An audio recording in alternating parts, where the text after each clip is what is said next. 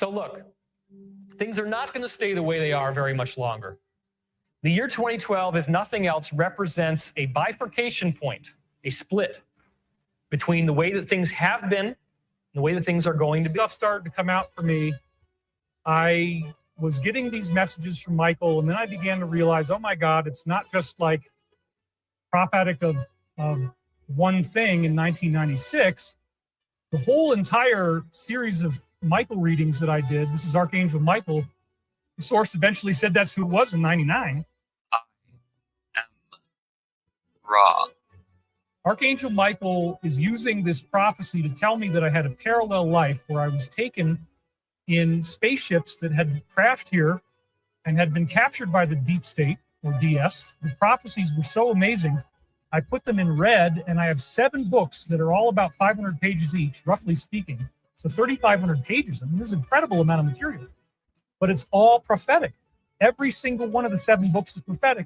Yes, you have to buy the book. It's only $30 retail. You can get it for like $18 on Amazon. Michael Prophecies, again, 7 for $70. I'm doing a great deal right now for limited time. So I want you to be able to get this affordably. And, you know, it also helps me greatly because I only have like $9,000 in the bank right now. And if any emergency hits me, I'm done. People thinking, oh my God, David's making all this money. No, you know, we make about $10,000 a month on YouTube. David Wilcock was making $4 or $5 million off of his.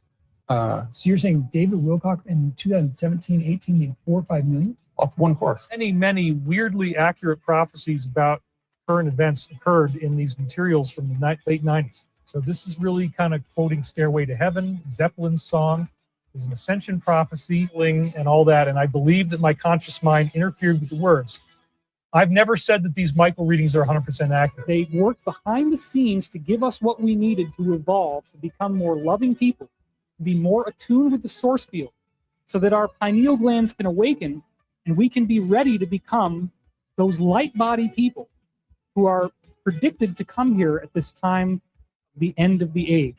Regarding anybody that does type out negative stuff, it's like, this is an art form. You know, what I'm doing is art. And so art is subjective to the viewer. And that's one of the things I always want to remind people of.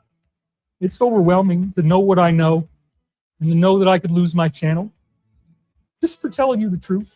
The truth as it was told to me. I can't prove some of this stuff. Some of it I can. I am Ra.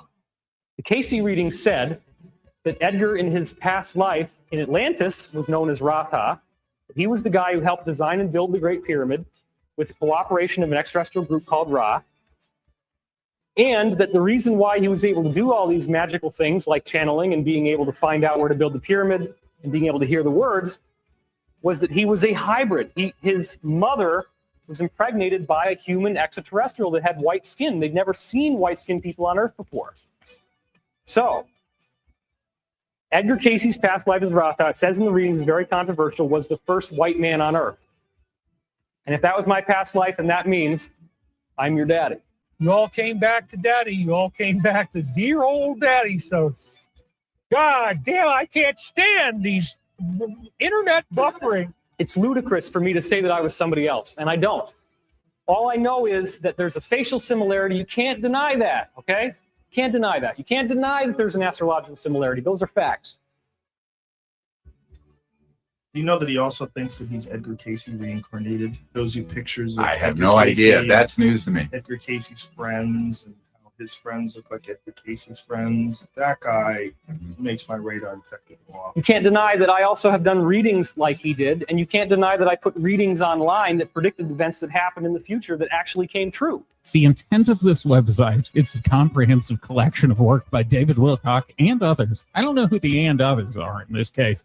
To provide hard-hitting, factual, scientific information about the nature and structure of the multi-dimensional universe and how this complex energetic system will bring about the oft-cited ascension or fourth dimensional shift on Earth. This information is tantamount to the holy grail of New Age teachings. Sound familiar? Does that sound kind of like what he's still fucking yammering on about 25 years later? Things were done to me against my will. The people who molested me did so against my will. They did it on stage. They did it in front of large audiences. And they were making fun of me because I had special abilities in this ultimate personality that they created. I had telekinesis. So the telekinesis bath is one of the things that Archangel Michael has been making me do. I have to take a bath. I cannot take a shower. I am forbidden to take a regular shower. I am supposed to bathe, and I'm supposed to bathe every day, but only in a bathtub. And then another one of the really funny things is that you have to pee in the bathtub. Wilcock is doing urine therapy. No, I'm not doing any urine therapy. I haven't even had a bath in a really long time. This is a bunch of BS. Somebody says, well, look, this is a very interesting thing. It is a science fiction story. At the age of 16 and 17 years old, I was transported to the moon. After 20 years, I was age regressed back in time and then returned to civilian life. Did I ever go to space? Yes. In my physical body? Yes. I don't believe so. I don't believe so. Do the Taoist cucumber cleanse. So this is where the cucumber really gets its reputation. Well, what about Wilcock? I don't talk about that stuff. I'm just genuinely curious as a radio host who has talked to these folks, and considering the level of lie that Corey Good sold, would you like me to send you the copy so that you can see it? It's like 6 hours of video, but it's on YouTube. Yeah, it's okay. I'm not interested. And Corey Good's fake stories. Okay, no comments about the Corey Good saga. Don't talk about it. Why don't you talk about them? I don't. Well, I'm saying you talked about them and talked with them before. I'm just asking what changed. Why do you care? Because I'm in this field too. I've done this for 14 years. I'm a radio host. You're ready. I've done this for 14 years. So why does it interest you?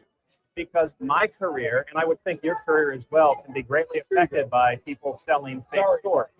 Well, okay, the thing is, look, Corey Good said he went to space. He never went to space. He admitted it at a deposition. listen. He made up stories. What's your That's name? all. Are you going to get me thrown out? Yeah. I don't do negativity. You do. No, I mean, fake you stories are negativity, Jimmy. So, as for me, right? It's told, my name is Bill. Yeah.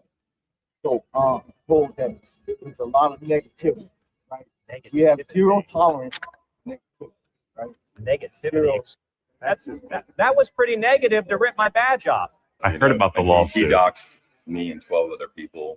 And Corey did. Corey yeah, did? Corey hired. Okay, people, so he doxed you. found it. That's what I was going to ask you, They found because they doxed a friend of mine, Joe from the Carolinas. Yeah, Joe too. Yeah. You know Joe too? Yeah. Yeah, so they doxed him, and So, then they and I'll- doxed. and I'll put C- So they doxed you. and Channer, yeah. So Corey Good doxed Emery Smith. Yeah.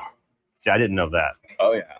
I mean, he had a group of 12 people that he hired, and he had, like, I don't know, 17 alias names, 20, 30 email accounts.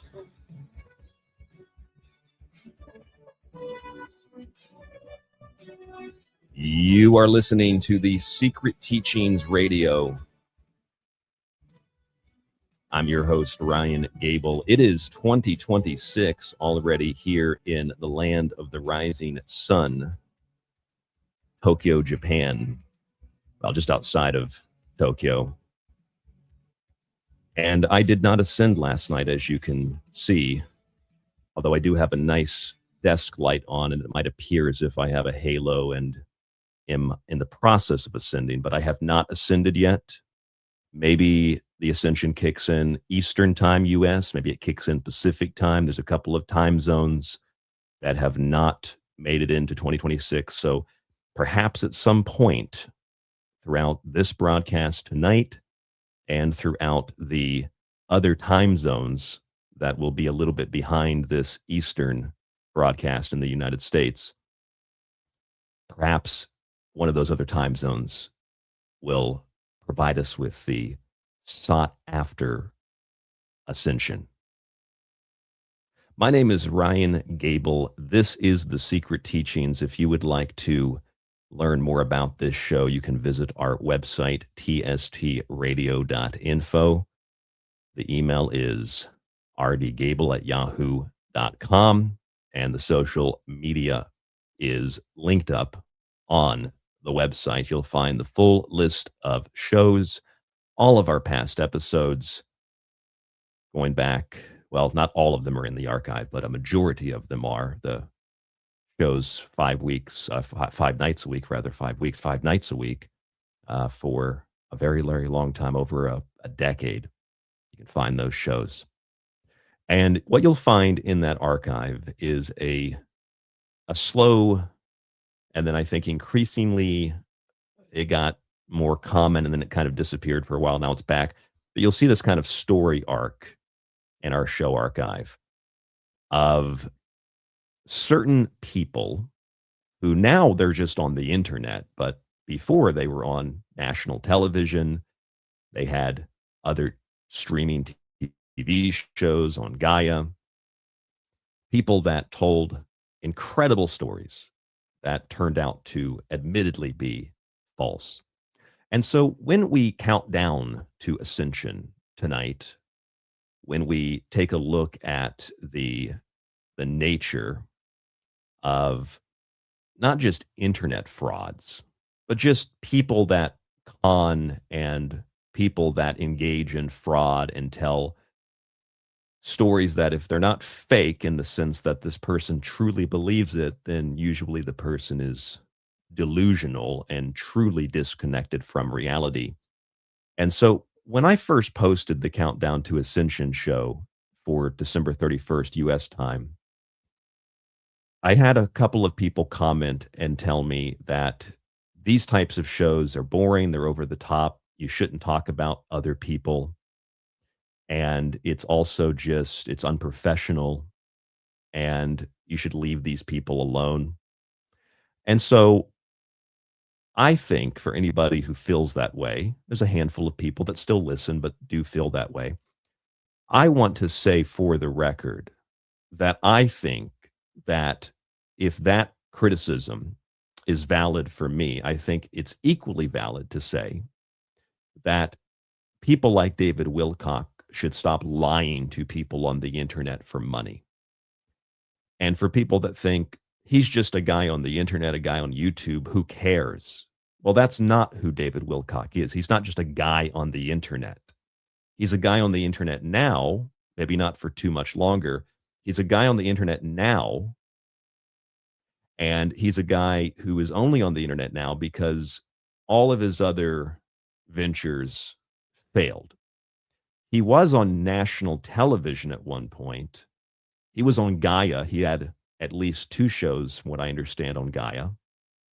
He brought the world Corey Goode, the lying con artist. And before that, he was on the lecture circuit. He was on the lecture circuit in the middle of all of this as well. But he was on the lecture circuit before that. In fact, I'll tell you a quick story, and then we'll go to the chat room and welcome everybody. It was about 15 years ago, 14 and a half, something like that. I took a trip from the state of Florida, where I'm from and where I lived. I took a trip to Texas. I'd never been to Texas. I took a trip to Texas.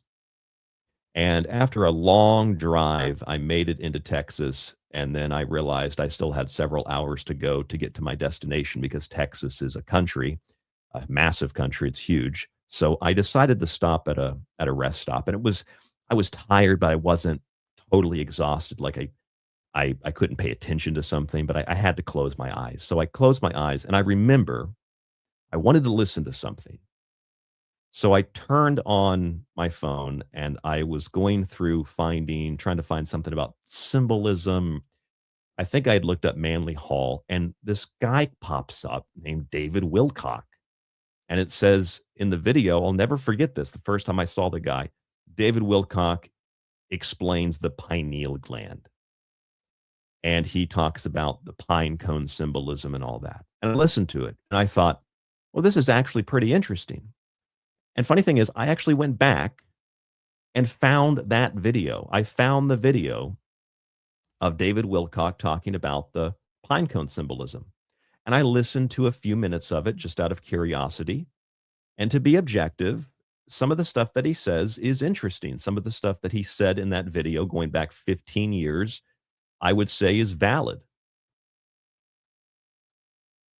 But now, knowing what I know about David Wilcock and putting bookends on that video, just because there is pine cone quote symbolism doesn't mean that I am going to ascend, or it doesn't mean that prior to him making that video, what would it have been? I watched that 15 years ago, and I believe that was from a conference he had done, and that would have been a solid 10 plus years after his Y2K prediction was proven false, and just a few years before his 2012 prediction was proven false. And, well, as tonight's show is titled Countdown to Ascension, we are counting down U.S. Eastern Time. We are counting down to Ascension because we might ascend in the next couple of hours. We don't know. We might ascend.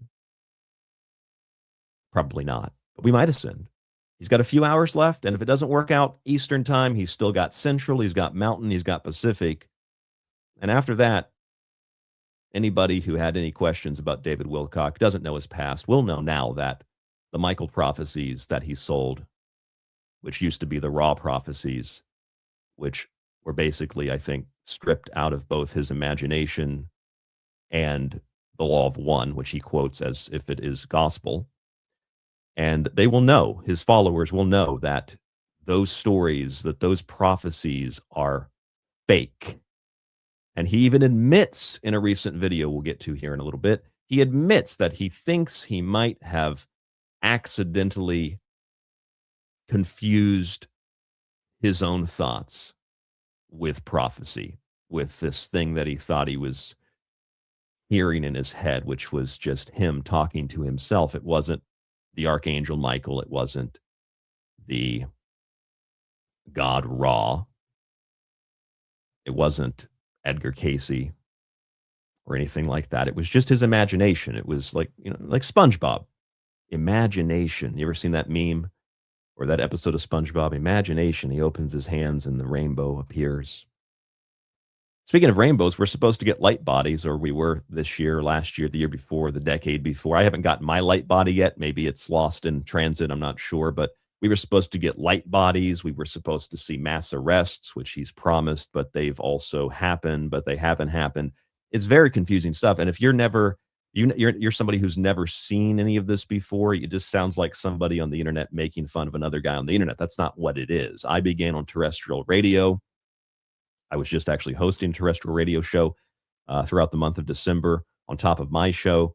This guy was on national television. This is a long history that you need to know. So I'll tell you another quick story before we go to the chat. And also I should tell you that we have some special guests lined up tonight, and hopefully some special co-host pop-ins as well. We'll see how the show goes tonight. But I had to sit down, and I got a piece of paper here, and I wrote down my background with David Wilcock. I just wanted to share with you how it all started for me. It was with that pine cone video, which I can actually show you 15 years ago. This video here, I'll show it to you on the screen so that you can actually see it. But the pine cone thing was like the first thing that I had seen. I didn't know or think or care much about this guy at all. He wasn't on my mind. I didn't think about him until I went to a conference approximately nine and a half years ago. This video on your screen right now, this is the Prophecies and Science of a Golden Age. This is where I believe this is the one he talks about the pine cone at some point here. This is what I had seen when I was sitting in my car at a rest stop a long time ago.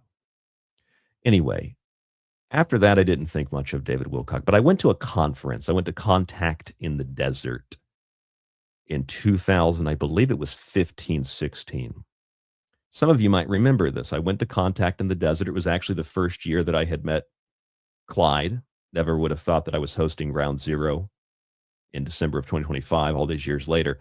But I met Clyde that year. I spent some time with some people that I'd already known. I was in the VIP lounge. I was there with Laura Eisenhower. I was there with Brad Olson, Jim Mars. I was there with, who else showed up? Mike Barra. He gives me some creepy vibes just naturally without having anything to do with what he's saying. And well, Laura Eisenhower does too. She was there with her friend Jack Daniels. And then I think Jimmy Church might have popped in. He don't like me too much because I've questioned him since the days on Dark Matter Radio when we were the two of the top 3 shows on that network.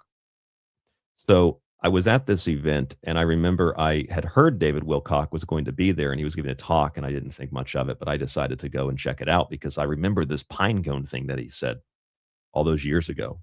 So I went to the talk. And when I was at the talk, he's on stage. And it wasn't his fault per se, but some woman in yoga pants and some yoga type shirt, probably Lululemon stuff, she goes up to the stage and she goes down in the front row and she starts doing yoga. You know, she's doing like the warrior pose and the downward doggy, which is pretty sexually explicit when there's a guy on stage right above you. I'm not sure who does yoga during a presentation, unless it's a yoga presentation. And she's doing all these yoga poses. And David's standing there and he's, you know, it's like a common thing, I guess, because if I was giving a talk and someone started doing yoga in front of me, I'd find that to be pretty strange. I'd say, ma'am, can you please stop? Can you please go sit back in your seat? And then it started to get even weirder because, you know, there were a few people in there taking pictures like they had. This was 10 years ago, so people didn't have the kind of smartphones they have today. So some people still had some flip phones. I remember this guy took out a flip phone and he goes like, snapped a picture. And David, like a Jekyll and Hyde, I mean, he just flipped. It was like all love and light and there's science and magic. And then I said, turn your phones off, like really, really angry. And I was in the back just like, whoa. And I get it. I mean, you know, if it's your product, you want to sell it, you don't want people stealing it. You know, you go see Dave Chappelle. Dave Chappelle doesn't let you have phones if you're watching him do stand-up. So I get that. I can respect that. But it was his attitude toward the audience the whole time. And he kept referring to himself as being this brilliant guy and a high IQ and a prophet and all this stuff. And I was in there for maybe, I don't know, a half hour or something. And I left. And I just kind of moved around from talk to talk. I knew a lot of the people giving talks and I had interviewed them. So it wasn't like I wanted to go sit down and learn something new. I've already interacted with most of these people. So I walked out and I went and did something else. Didn't think much about it. And I went back to radio a couple of days later when I got home. And I remember doing a show.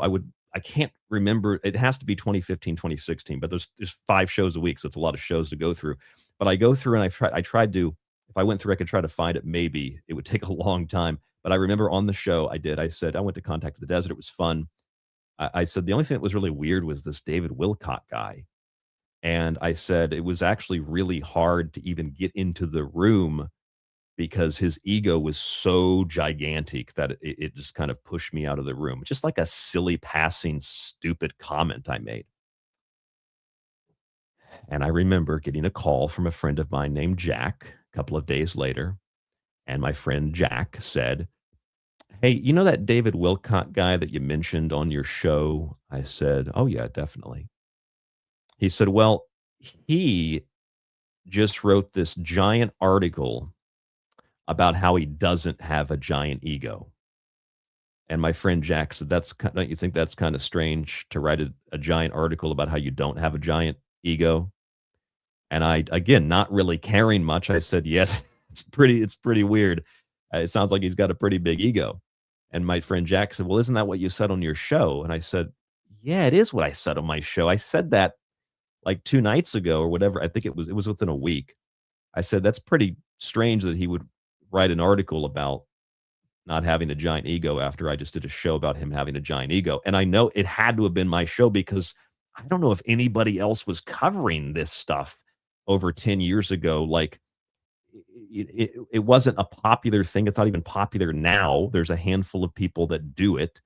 The few people that might have been covering this back then. I mean, I don't think that there was any way that it could have been anybody else. I don't think there was anybody else except just random people in that room. So I started thinking, maybe it's my ego, but I'm pretty sure that he's responding to that.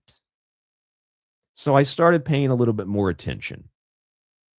I started paying a little bit more attention, and I started to notice and realize, okay, just in the off chance that he did write that article because I said he had a big ego. This sounds fun. What else is this guy saying and doing? So I started paying attention. And that's when I started learning a lot of behind the scenes details. And I did some shows on this guy. One of the shows I remember, I don't think it's even in the archive because it was so long ago, but one of the shows I did was it was about his resignation letter to Gaia. And it was called Resignation Letters from Iwo Gaia. So, wordplay. I've got shows I've done on him called Lord of the Lies, Mystery Scam Theater. I think there's like 6 parts to that. We've done Fraudian Slips. We've done, my goodness, there's so many shows over the years. One show was just called David Wilcock's Teeth when he got veneers because the cabal attacked him. Just stuff like that. And over the years, more and more people, I just checked and that show's not in the archive because it's so old. More and more people started to ask questions about this guy. And over time, his viewership and audience went downhill. I remember when he was married to a woman named Elizabeth and they were doing live streams and he was yelling at her. Not that crystal, Elizabeth. Get the other crystal, the other Merkaba from the porch. Like really angry, the same stuff that I saw in person years before. I thought, well, if he does this to an audience who he wants to buy a book that he wrote, and he does this to his wife on a live stream, you're going to abuse your wife, do it off air. I thought this guy's got to be a monster behind the scenes. And then over time, when I was doing mystery scam theaters, and I see in the chat, we'll go to the chat in a second, but Noka in the chat said David Wilcock blocking. Yes, that's a fun show. We've done a couple parts of that. And then I started to become friends or become acquaintances and start to talk to people who were also covering this. I don't know him well. I met Darcy. We are one time at Contact in the Desert, more relatively recently. And Jay Weidner, who, of course, worked with David and Corey at Gaia. And more recently, I met and became acquainted with Christian Spadavecchia, who's been on the show, who's been covering the court cases of Corey Good, who's just, I actually don't even have a word to describe Corey at this point. And spent some time at one point with Stephen Cambian at Truth Seekers. Started to get more familiar with the folks from Hidden in Plain Sight. They've got a funny show. They should actually be coming on the Secret Teachings. I wish they could come on tonight, but we've got them scheduled for January 9th. We're going to do a live show with the guys from Hidden in Plain Sight. That should be very fun. You actually saw them in the opening video montage, where they were looking at David's old website, Ascension 2000, where he was talking about ascending in 2000, and that didn't happen. And then, over time, I've watched, there's a handful of people online. Some people I have to thank for helping to make it easier to get videos and clips of David. I used to have to sit through the whole video, or my friend and old co-host Mike D would have to sit through the whole video. It was like sitting there. It was like pulling out your hair. It was torturous. It was like water torture. It was awful. Waterboarding, awful. To sit through 4 hours of just trash to get 4 or 5 or 6 really good clips of him saying some wild stuff. But now we got people on social media, people like Macario, who pulls a ton of clips. There are lots of people on X. There's like maybe it's like a small community of people who talk about David Wilcock, who are involved in this. Osiris, what is his handle? Osiris F. Jord on X, Macario on X, as I said, and a handful of other people, including Spooky, of course, who I met at Contact in the Desert a couple of years ago. So I'm kind of like the outlier, I think, of that group, but I appreciate and respect all the stuff that they do. I mean, even though Stephen Cambian and I really have not talked for a while, I respect him for what he's done in exposing these people. And whether or not there are certain political or religious or historical things that anybody listening might agree or disagree with me on, one thing I think we all can agree on is that at the very least, this stuff is funny. At the most, it's a scam that needs to be exposed, because when you listen to David's live streams now, and we know this was the case in the past because I saw people in person who were like this, but people now are like, David, I'm living in my van at McDonald's and I'm giving you my last $5. Please do something good with it. Literally, there's like people living in their car giving this guy money because he's their last hope. Help me, Obi-Wan Kenobi. You're my only hope.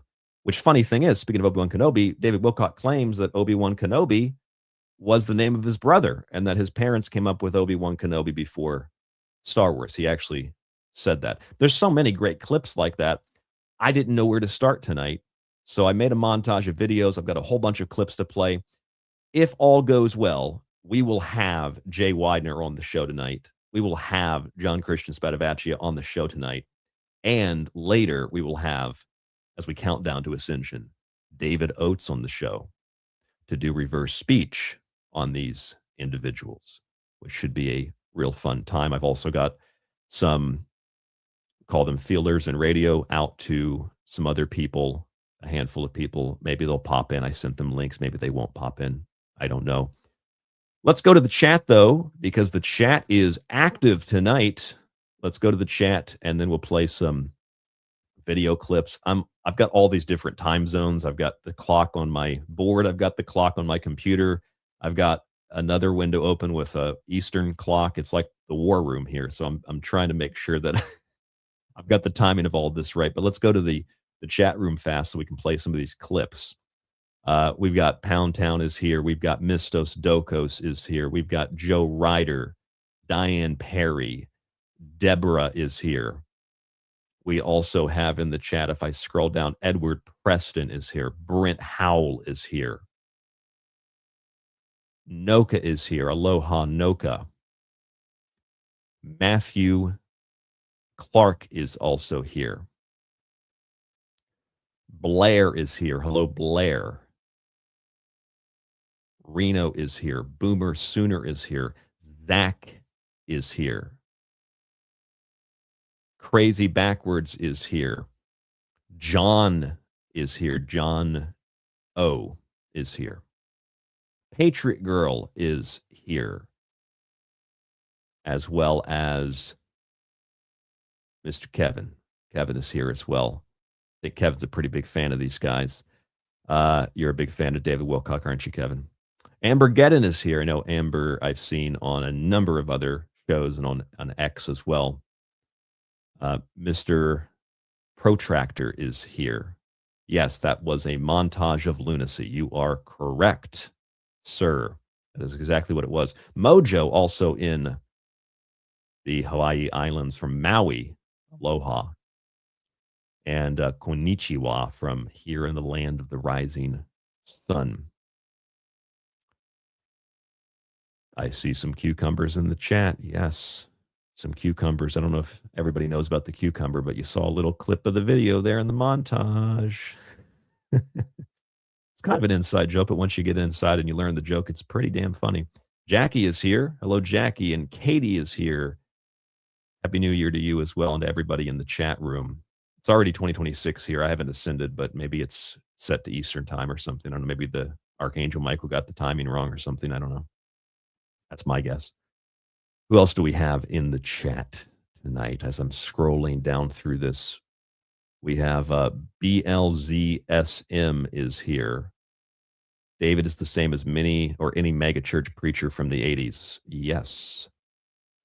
We also have Nope. Nopa is here in the chat from Portland. Hello from the other side of the Pacific. Rita is also here. I believe Rita's on Facebook. I don't know if she can respond back, but hello, Rita. Rita's I know is a big fan. Thank you for joining us, Rita. And if I scroll down through the rest of this to save some time here, Scott Larson is here. Eric, was that Naboski is here as well. My good friend Teresa, who I met at Contact in the Desert all those years ago when I first saw David Wilcock's ego in person. MR3 is here. Hello. And I think that's all of the newer chats that are in here. Oh, Ryan Telberg is here. Howdy, South Dakota. That's right, South Dakota. Hello from Tokyo to South Dakota. Rodriguez is also here. WRP is here. It's like my old radio call number, WPRK 91.5 FM. Clay Davis is here. Hello, Clay. All right, so what we're going to do now is I want to show you something very quickly based on what a listener said, and then we're going to play some clips. I believe Mike D is also here as well. So a listener messaged me on X, and this is Marion May, said that if you go to Listen Notes and you type in David Wilcock, TST Radio can be found exposing this fraud when searching for the fraud. And I thought this was really interesting. If you go to Listen Notes and you type in David Wilcock, you search for David Wilcock, we are the first show that comes up from November of this year. David Wilcock blocking with John Spadavecchia. And then right underneath of us is hidden in plain sight. David Wilcock's fans are turning on him. That episode, I don't know if those guys are listening tonight, but that episode is absolutely hysterical. I almost choked to death watching that episode. I was laughing so hard watching that. It was one of the funniest things I've seen in a very long time. So we're at the top of the list for exposing David Wilcock. Also, I have a listener here, Bill Carroll, who said, Happy New Year, Ryan. Love your show. I wish you continued success, and don't let up on people like David Wilcock, kicking right where it hurts with steel toe boots. Well, that is what we're doing tonight as we count down to ascension here on The Secret Teachings, and we wait for Jay Weidner, John Christian Spadavecchia, and David Oates. I should have actually started the show even earlier because there's so many clips to go through that I don't think we're going to have time for all of them. I'm going to try to push, if not before, then after the midnight hour. We've got Mike D with us. We'll bring him here in just one moment before I bring, Mike, if you want to unmute and you want to come on here, I'm going to play this clip. While most people do things for the holidays, maybe they give to charity, maybe they help with charity, maybe they do things like they make sure that they work hard all year and they get something nice for their family, something like that. Well, David Wilcock's also been donating to charity. Let's see. This is a real video. You got to be careful with the AI now, but this is a real video. Here's David Wilcock asked about donating to charity for the holidays, and here's what he had to say. Are you making any donations this season, David? Yes, I'm donating my time right now, donating my soul to be able to, to be present with you. And certainly, if I had more money, if I could donate to other causes, I would, but I do have a 501c3 and we do make donations through that as well. Yes. If only you wouldn't have given your money away to Chris Beskar of Stavati Aerospace. Mike, welcome to The Secret Teachings. Yeah, I'm donating my soul right now too. So we're in the same boat. I beat you to it. I donated my soul already. That's a ridiculous thing to say, but this guy is known for that talk. Did you give money to charity? No, I donated my time and my soul. His soul, yes. What an absolute piece of garbage. Well, Mike, we've got somewhat limited time because we have Jay Weidner coming up here in a little bit. So let's play through some of these clips. We'll just play the clip and then we'll provide a brief commentary or a snarky remark, and then we'll move on. Does that sound good to you? Sure, yeah. Okay, so let's see what we have here. It looks like we've got, this one's good. This is called Source Field. Hold on a second. We've got commercial advertisements. They want me to donate money to help poor kids in Gaza. Hold on a second. Okay, so 149.50 is the time. I did this old school. 149.50 is the time stamp.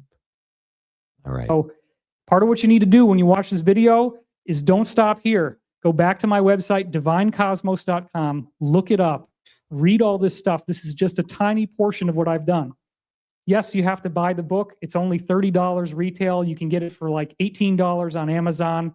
This is where he's selling his source field investigation book. He's talking about the processes that are unfolding. We're going to get light bodies, etc. The problem is this was 14 years ago, and that did not happen.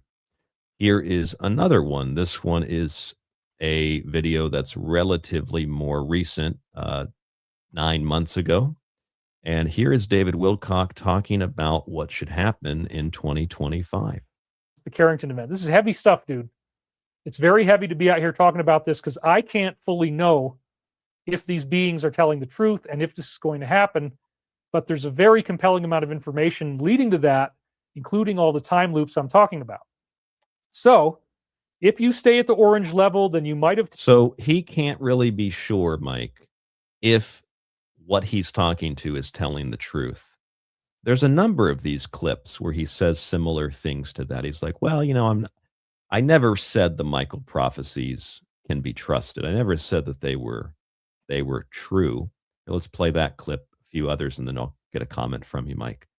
Here's David Wilcock saying something similar. For me, I was getting these messages from Michael, and then I began to realize, oh my God, it's not just like prophetic of one thing in 1996.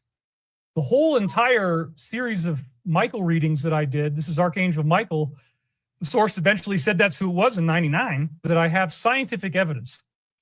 Archangel Michael is using this prophecy to tell me that I had a parallel life where I was taken in spaceships that had crashed here and had been captured by the deep state, or DS, and that they then were apparently working through General Electric. We had the General Electric main plant right across the street from me in Schenectady. So it was only.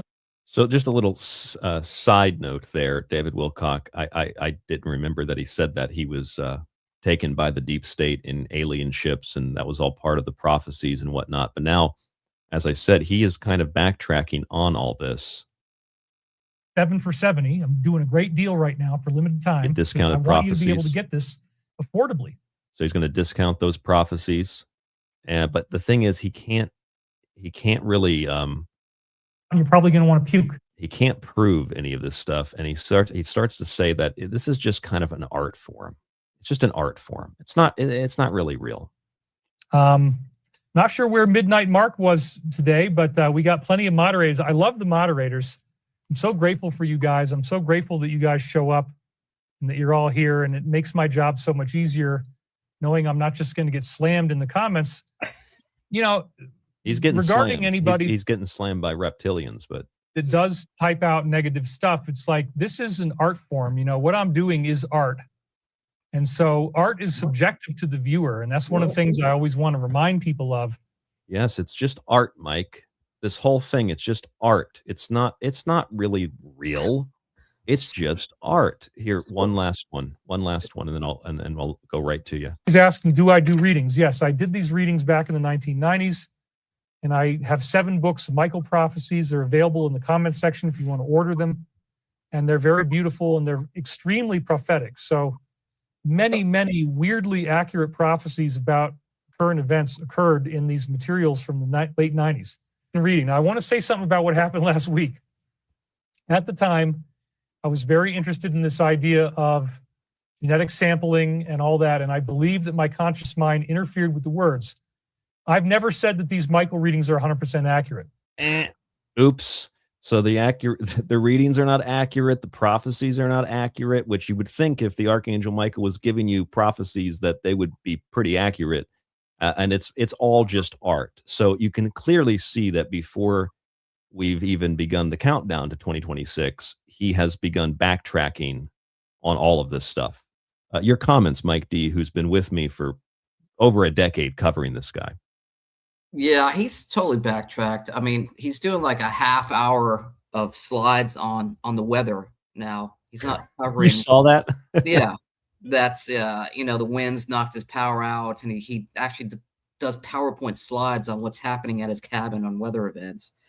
It's just he's totally not covering any of the things that he used to, because the prophecies, now that more people, like you said, have come on board and the data is there. Of course, we've known the data for a long time. None of his prophecies have come true, and he's totally just backtracking and reverting. And it's kind of sad to see it, honestly. But like we said before, like frauds that take money from people, they get what they deserve. So Yeah, you get a receding hairline. Your wife leaves you. yeah, and, he does a lot of weird stuff too. If you've noticed his videos for the past year, he's always like touching his hair. He'll like pat the side of his hair, and Yes. he'll rub his left eye. It's a Buffalo Bill thing. It's will you fuck me? Yeah, I don't know if his handler's in his room or those are just hand signals to his handler. Like, okay, I'll put out another weather slide. Let's Maybe listen that's- to another one. This is an older one. This is a 2012 prediction. So look, things are not going to stay the way they are very much longer. The year 2012, if nothing else, represents a bifurcation point, a split between the way that things have been and the way that things are going to be. Yeah, they just pretty much remain the same way. That prophecy didn't come true either. He pushed that prophecy for years. 2012, he pushed the Y2K prophecy. I had in my video montage a clip of the guys from Hidden in Plain Sight going through his old Ascension website, where he was claiming ascension in the 1990s, and it did not happen. People should know this, especially if this guy was on national. This isn't just like a YouTube guy, Mike. This guy was on national television. He had a TV show in Gaia on top of Ancient Aliens. Like, this guy was making millions of dollars selling people these stories. Oh, It's yeah. important to point this out. Yeah, I mean, this guy was, a semi, star of, the History Channel for a little bit. But it goes to show you that these programs will have anybody on. Apparently so. And in fact, look at this. I found this on David Wilcock's own page. It's a Russian conspiracy documentary from 11 years ago, where they're quoting David Wilcock in this Russian. He's even in Russian conspiracy videos. Watch this. Еще 7 кораблей, груженных драгоценным металлом. Позже, примеру Китая, последуют другие азиатские страны. Что же они получат взамен? The Federal Reserve Федеральный резерв хранил все золото у себя на счету, а этим странам выдавал ничего не стоящие купюры. Иногда одна облигация обладала номинальной стоимостью в $1 миллиард или $1 миллион за облигацию. So he's even on Russian conspiracy documentaries. International, this guy was. Now Yeah, he can I mean, get a few people that's like fake Russian propaganda, because they know the guy's a total fraud. So put it out there.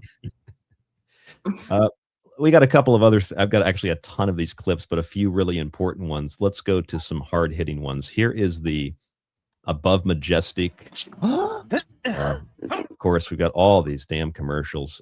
I apologize for that. Let's go to. Yeah, okay. This is. I'm not going to play the whole thing, but this is the Above Majestic documentary. This is on David Wilcock's page still. And let's fast forward to a very interesting clip here of Mr. Corey Good. This was posted 7 years ago. Between the age of 16 and 17 years old, I was transported to the moon. For 20 years, I was age regressed back in time and then returned to civilian life. Extraterrestrial spacecraft have appeared over nuclear missile installations and have completely powered them down. All right, so Corey Good 7 years ago, he was taken to the moon, which makes this next clip really awkward. Did you ever go to space? Did I ever go to space? Yes. I In my physical body? Yes. I don't believe so. I don't believe so. Yeah, so he didn't go to space. He doesn't believe so, which means he's not really sure if he's ever been to space. I don't believe so. No, I mean, you'd think that you would remember that. He could have just said they age regressed me, they wiped my memory or something, but Exactly. Not a very good liar. Not a very good liar under testimony. no, not in a multi-hour deposition where you're getting trashed by a really good attorney. This is, I thought this was interesting. I found this, I was trying to find the clip again, and I found this on the Tokyo ET contact group. So that's why you see the Japanese there. And I can confirm, because I can read the script, that the text is correct, and that this is like a legitimate video from the Tokyo ET contact group, where even over here in Japan, like David Wilcock in Russia, Corey Goode is known in Japan in the UFO community as being a fraud too. So to be an international fraud, that is something to accomplish. That is wow. I didn't know he was known internationally for being a fraud, so that's funny. International fraud. I bet you these guys in the early 2000s, when they were on top, never thought what would be happening to them in 2025, 2024, 2023. I mean, they totally just fell off hard. Yes. I mean, Wilcock will never. You would think these get-together and conferences. I mean, has he been invited lately? I don't think so. I think they just don't want anything to do with the guy. He's banned, I believe, from Contact in the Desert, and I think that he might have went to one or two small ones. I think Corey Goode might have had a small conference, but they're doing their own thing now. And those guys are separate anyway. Wilcock almost pretends like he doesn't even know Corey Goode. Yeah. Which he should just come out and say, like, look, Corey Goode is a con artist. He scammed me. He should say the same thing about Stavati. He might find some type of redemption if he were to do that, but I think his ego prevents him from doing that. Let's listen to a few other really good clips here. This is more of the deposition for people who haven't heard it. Here's a great clip that was posted by Macario. Right. So if someone your question was, did I disparage anyone? So my question is now, if you were not the only one there, why couldn't someone else talk about their experience in a secret space program? As long as they don't talk about the stuff that I created based on my real IP here. It says I created a lot of the stuff. I created Dark Fleet. Dark Fleet didn't exist before I talked about it. Now all these people are popping up. I was on Dark Fleet. It's part of my all sorts story. of fleets that are darker in color throughout. But they're using every bit of my IP. It's his IP. They use 100% of it. So they base all of their story on my IP. He invented the secret space program, Mike. He's got his bowling glove on. Yeah, the Michael Jackson glove or the bowling glove. Here's another one. Trek is real. No. Okay, no. So Star Trek's not real. Anshar is not real either. Correct? Correct. Okay. It's all a part of this intellectual property, and it's content that's created by you. Yes. Okay. And all of the delusional people in the community who take this information, it is what you call fan fiction. Okay. So it is now.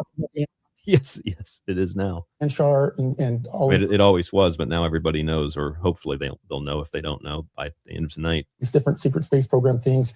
It's fan fiction based on my real life experience that I dramatized to create and so people are delusional if they believe it.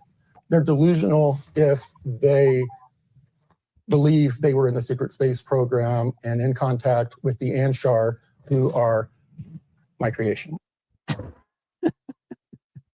I think he's holding this book up. He shows this lawyer this book. I mean, it has to be hundreds of times in the deposition. Like, I think he wants him to buy a copy. I've only sold 5. Will you buy one? Yeah, he pulls out a pen, like autographs it. Yeah, so it's all fan fiction. It's all made up. And hey, if you believe any other secret space program stuff, you're delusional. What an utter joke. It's amazing that some people apparently, by the look of the chat, have not actually seen this before, which is great that we're able to provide this content tonight. on the secret teachings. I'm so happy that you all tuned in. The show is just going to get better as it goes on tonight. Let's see what else we have here in our. Oh, we have to mention this. Corey Good and David Wilcock. One of their hype men was our good friend Jimmy Church. Can you guys feel this? No longer are we the strange group, man. It's the rest of the world that's tripping. Am I right? Yeah, bro. This is at one of those conscious life expos. News, my good friend, to you, Mr. Corey Good. Corey, get it up here. Yeah, but see, the thing is, Mike, when I asked him about this in Vegas when I saw him, he said he didn't have any comment and wasn't even really sure about this Corey Good guy. I don't know this guy. I don't know who Corey who? What I are you don't know talking who that about? is. And then as the more I pressed him, you heard it in the opening video montage. I pressed him and he's like, well, why do you even care? Why do you care? And he got really upset when I said, okay, so you don't have a comment on Corey Good's fake stories. And that's when he had his security assault me at the event, which I know I've shown you the end result of that before, but it's so funny. I have to show it to you again. If I have it right here on my desktop. Let me show you what happened. So just proof that I was there. There's me at the stairway to the stars. And here's what happened after I got assaulted.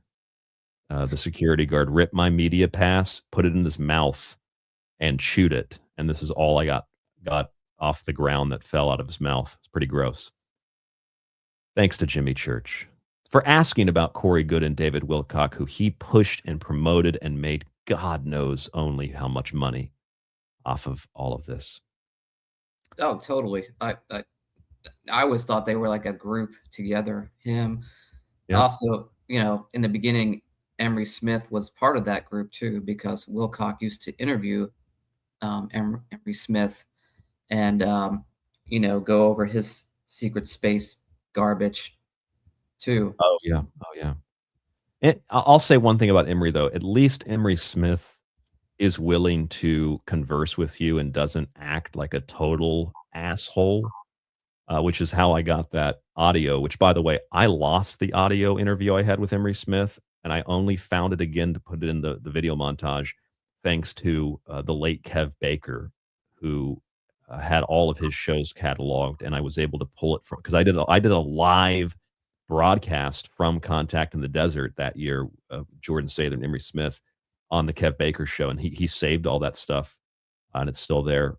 After I mean, what I'd say to Emery Smith would be like, I wouldn't be dissing the guy, but I'd be like, can you just tell me what's in your sex potion? I just kind of want to know the ingredients. Hey, the guys from Hidden in Plain Sight finally found his website.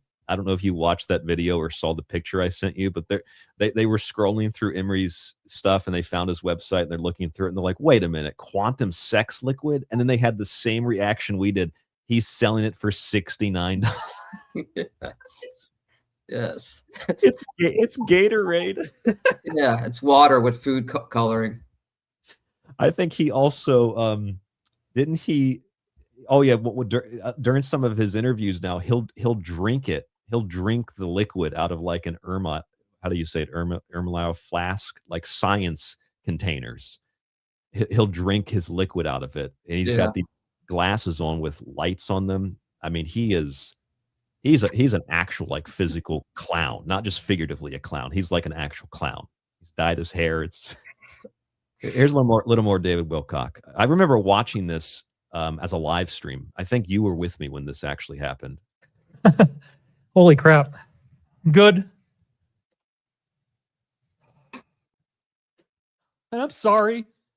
I didn't want it to be like this, and I thought we could work hard enough that it would be quick and easy, that 3 Days of Darkness would come really, really soon. I always thought that he was talking about his wife leaving him and just projecting that onto the cabal. Yeah. Is that the one where he's like crying about like Obama or something? Yeah. This is Macario cut this up, so I'm not sure where that part is, but yeah, it's the same one. And honestly, if you're a spiritual person and you understand that we're all one and that the teaching is forgiveness and love, It's overwhelming to know what I know and to know that I could lose my channel just for telling you the truth. The truth as it was told to me. I can't prove some of this stuff. Some of it I can. Some of it, yeah. I can't prove this stuff. Some, Yeah. I mean, some of it maybe. You can't prove anything. You can't even prove the correct, the wind mitigation that was. Oh, yeah, the wind on supposedly- this property. Yeah, Yeah, supposedly destroying his cabin. it's 37 miles an hour. I can't do a live stream. So, again, for the background, my background with David Wilcock going back 11 years, you, Mike, and I, we've covered this. We talked to Joe from the Carolinas before he was doxxed and removed from the internet, before he went basically into hiding. We got the Emery Smith audio that exposed the doxing as well, confronted Jordan Sather at Contact in the Desert. That went super viral. He claimed he didn't know who I was, which is the same thing Jimmy Church claims. He's like, I don't know who you are. Well, we were colleagues for years on Dark Matter. I don't know how you would forget that, or forget that I've interviewed you multiple times and that we've had these discussions before, or the fact that people like Emery Smith have, that audio clip has been out there for so long, and that was one of the spears that helped to bring this beast down. Not a giant one, but it was at least one thing that helped to bring this beast down. And I'm happy to be a wrench in the system. We also have with us tonight Jay Weidner. I've never had Jay on the show. I've met Jay, I think, twice at a conference. I know Jay was aware of my coverage of Wilcock in the past.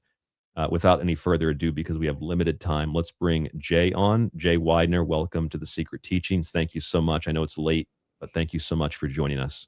It's not late here. It's only 7:20. So, Oh, it's not too bad. yeah. Thanks for having me on. Yeah, you're welcome. We were trying to figure out if Ascension kicks in Eastern time, or if we have to wait to Central or Mountain or Pacific. I don't know. But for people that, go ahead. No, go ahead. Well, I was going to ask you, for people who don't know, who are you and what is your connection to David Wilcock and Corey Good and all these people?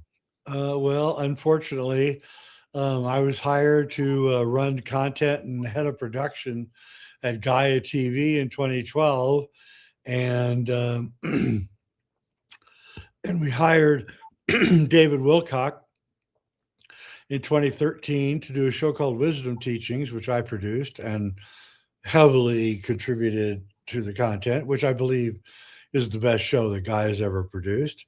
And I kept him in line. It was it hard from 2013 to 2018. And we weren't friends. We were acquaintances and kind of intellectual rivals and that kind of thing. And then, of course, he wanted to do a second show to get more money, and I agreed. And we tried several different shows, which really didn't work. And then finally, he came up with the idea of doing this series with Corey Good. I never really bought Corey's story very well, but I was hired by Gaia. I had a family to feed. And so, I did the show with Corey Good, even though I thought most of it was BS. And So you thought that from the beginning? Yeah, I did know really from the beginning. I feigned like I understood just because I didn't understand what was going on, right? I didn't understand how someone could lie for hours and hours in front of a camera. It seemed inconceivable to me. Now I know that it can happen. So, David and I, we would talk a long time on the telephone, and we went out to dinner a few times and everything, but it pretty much, it ended when he met Beth. And so when Beth came in, like typical relationship, the woman will frequently, remove a lot of the friends of the guy so that she has more control.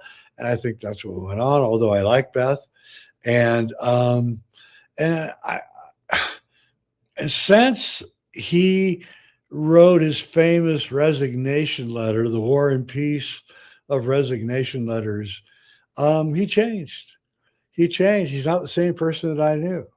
So I don't know what happened to him. I don't know if it was Corey, if it was Beth, or it's the isolation of living up in 8,000 feet above sea level in freezing cold Netherlands, which, by the way, I used to live in. I spent 3 years in Netherlands, and it blows all the time. There's a 14,000 foot mountain, right? And the winds come from the west to the east. They slam into the mountain. They go up over the mountain. They turn really cold when they hit 14,000 feet. And then they zoom down to the heat because it draws it down. So, I actually had a candle go out in my house in Netherlands with all the windows and doors closed. That's how windy it is. Well, that sounds like a deep state attack. It sounds like weather weapons trying to prevent you from going on YouTube. Yeah, they were trying to prevent me for sure. And, I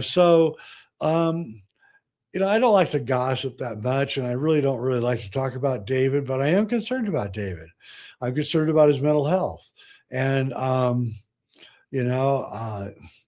years ago, I personally had not that long ago, maybe 10 years ago, I personally had an episode where, a voice in my head was telling me that someone close to me was betraying me, right? And I started believing it because he kept repeating it to me. And finally, I decided to do something about this betrayal that this voice was telling me was happening. And then right before I was going to do something about it, I started thinking about it. I said, wait a minute, this person's always been kind to me, has always been loyal to me, never lied to me, never tried to steal anything from me. I don't think this is true. And it ended up not being true. And so we're all easily can succumb to these outside forces which are trying to make us do bad things. And I think David has succumbed to this, to a voice in his head that doesn't like him. I did a show years ago on my show on Reality Check on YouTube called The Voices in My Head Don't Like Me. And with, I can't remember the guy's name. He's a psychologist who worked in a mental institution. And he began believing when the patient said that there's an entity inside me, which is making me do things. And he actually talked to one of these entities who was making jokes and saying, yeah, this guy believes everything I say. He's a big joke, so I just tell him anything I want. And I believe that David is infected with one of these entities.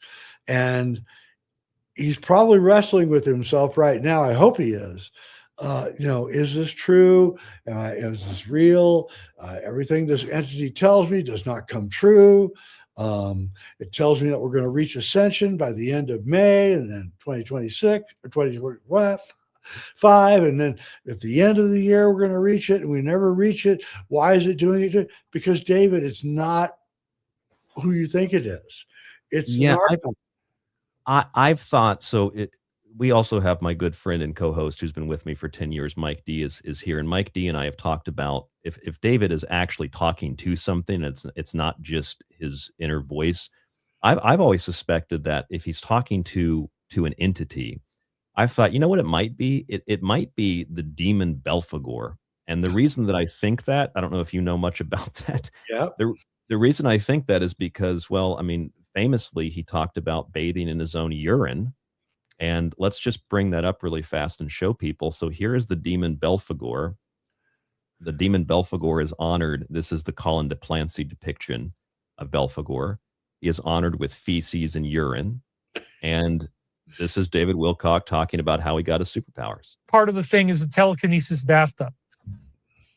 So the telekinesis bath is one of the things that Archangel Michael has been making me do. I have to take a bath. I cannot take a shower.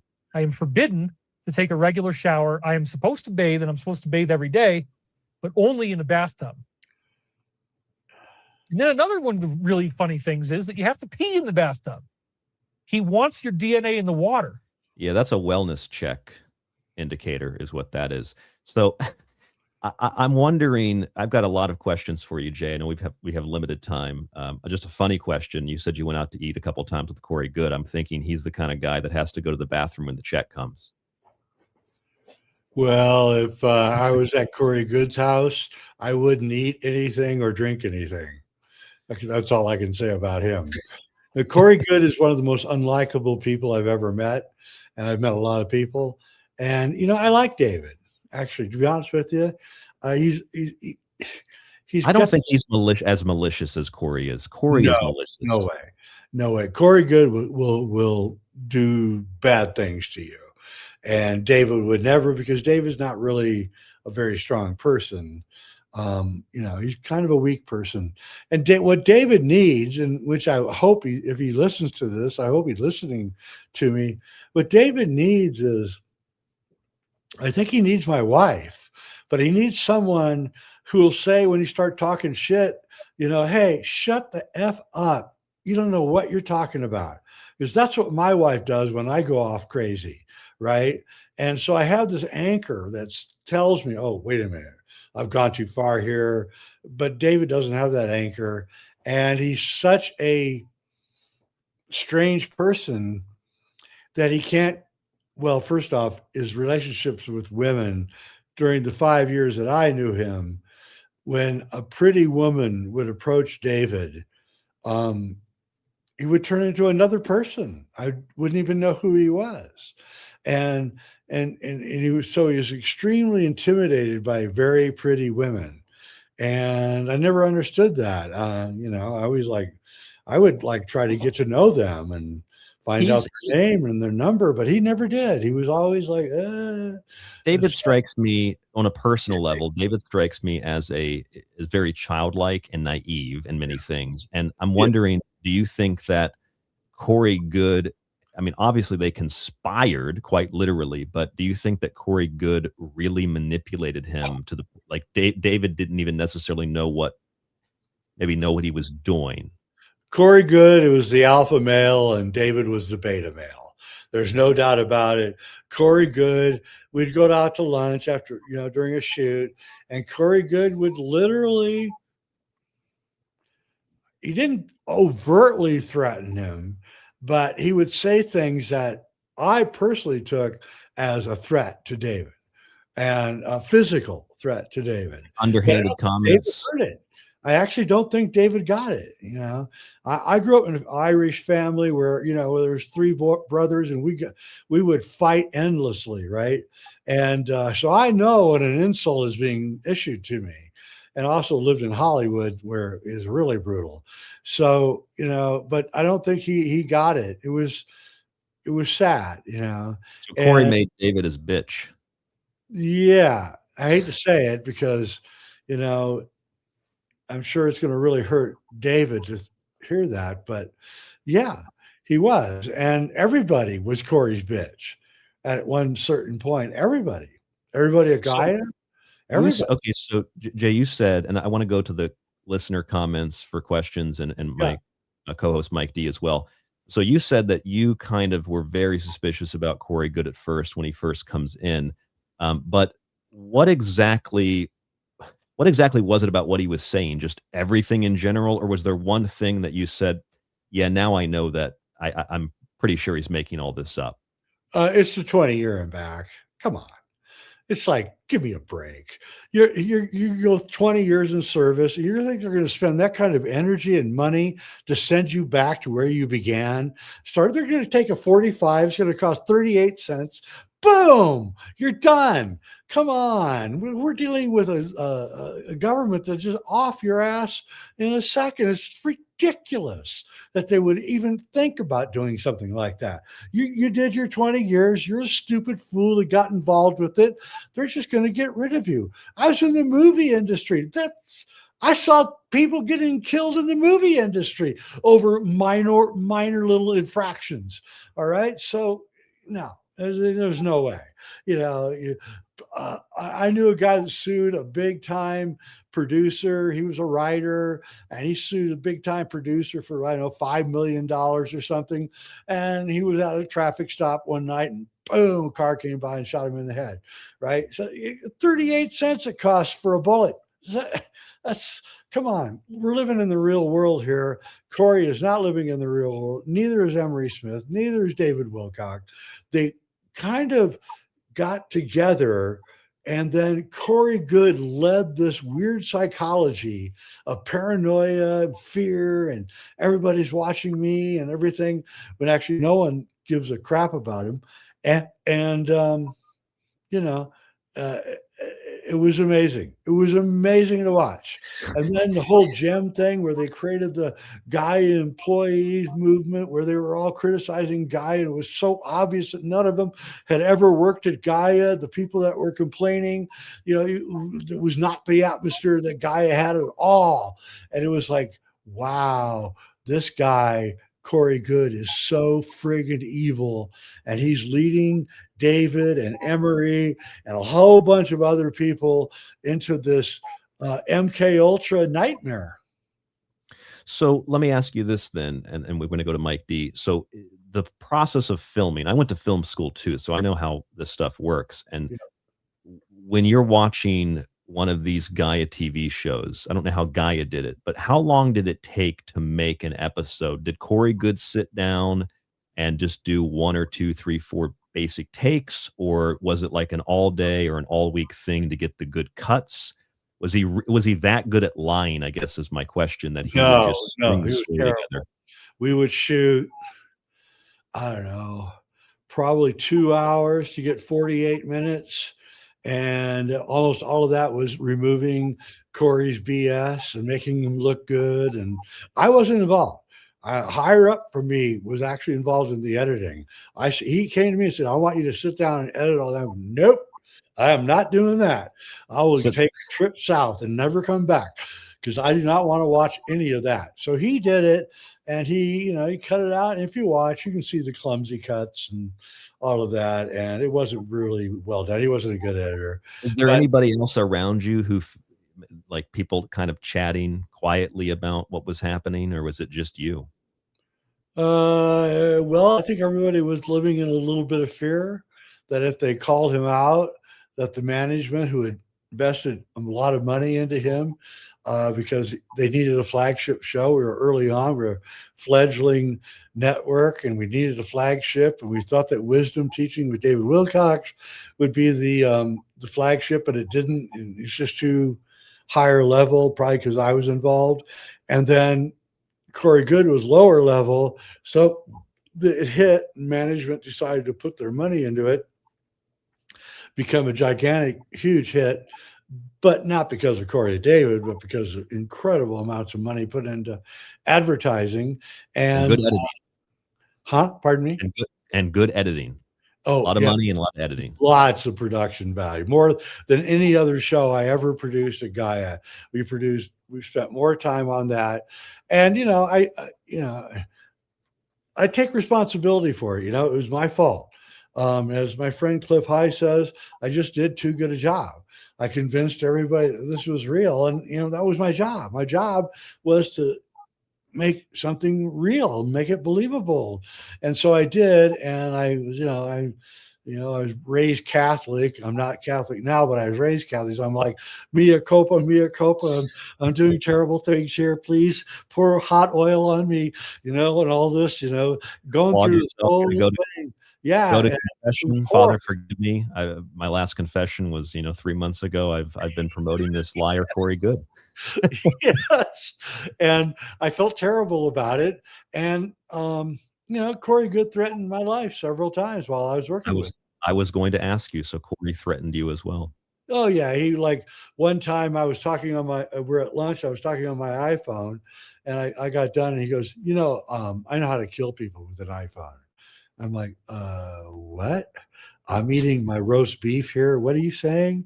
And he's like, yeah, I'll show you how to do it. And then he actually demonstrated. And I've kept it in my mind, because if I ever get in trouble, and I have an iPhone on me, I'm going to definitely use the technique. With that iPhone.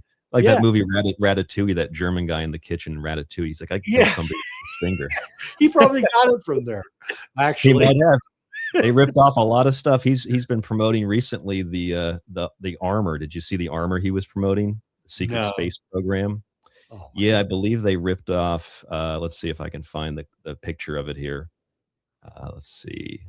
There's one of them. Here's the other one.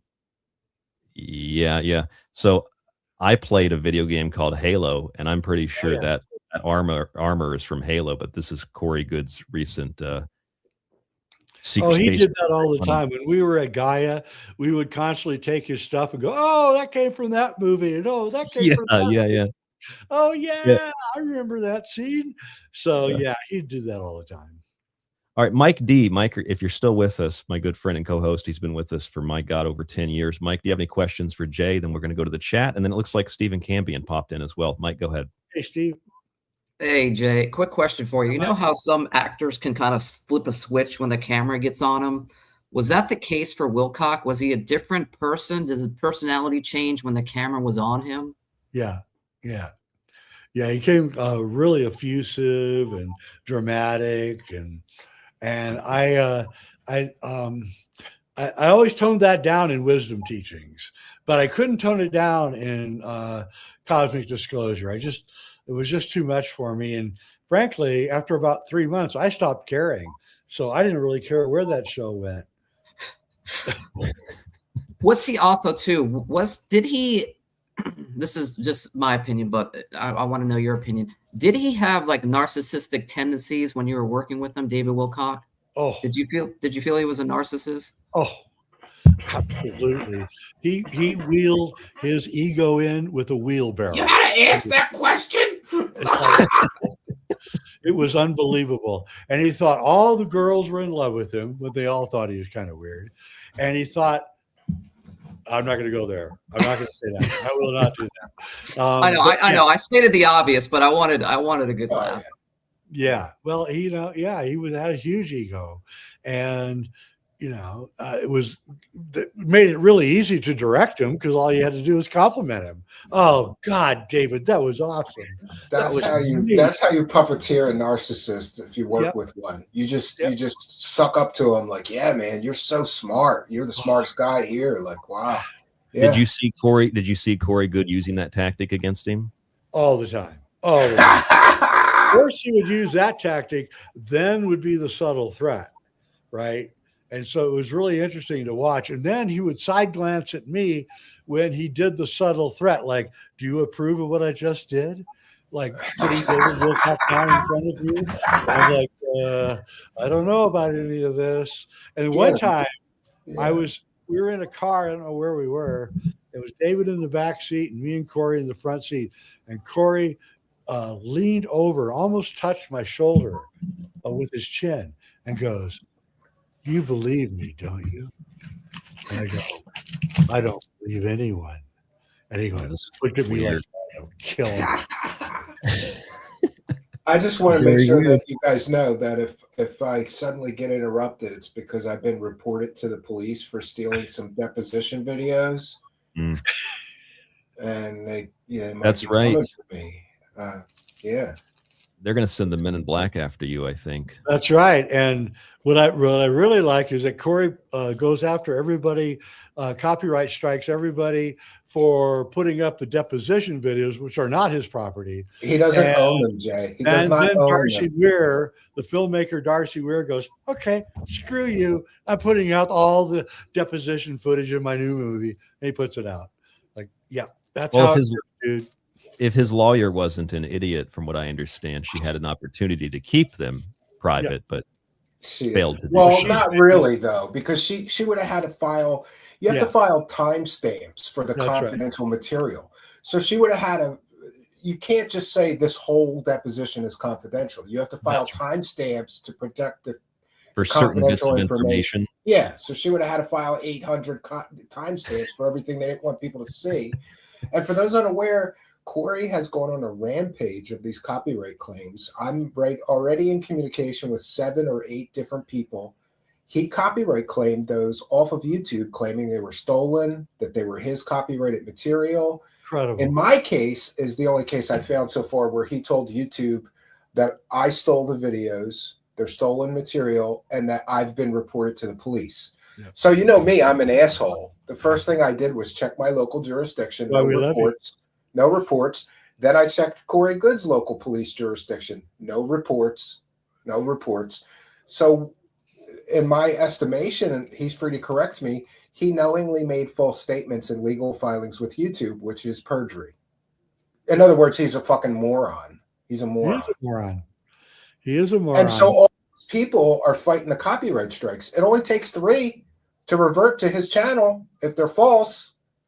So everybody is kind of people are speculating, like, did he do this on purpose so that his channel gets nuked so that he could say he's under deep state attack or something, get some sympathy? He needs more money, more donations. As stupid as he is, every YouTuber knows you can't file false claims because then they'll appeal and then the strike goes to your channel.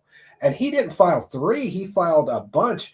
He even filed copyright claims on still images used in a thumbnail where somebody took a still image of him from the deposition videos and put it in a thumbnail. Yep. Nobody files a hard takedown strike for a still image or a thumbnail.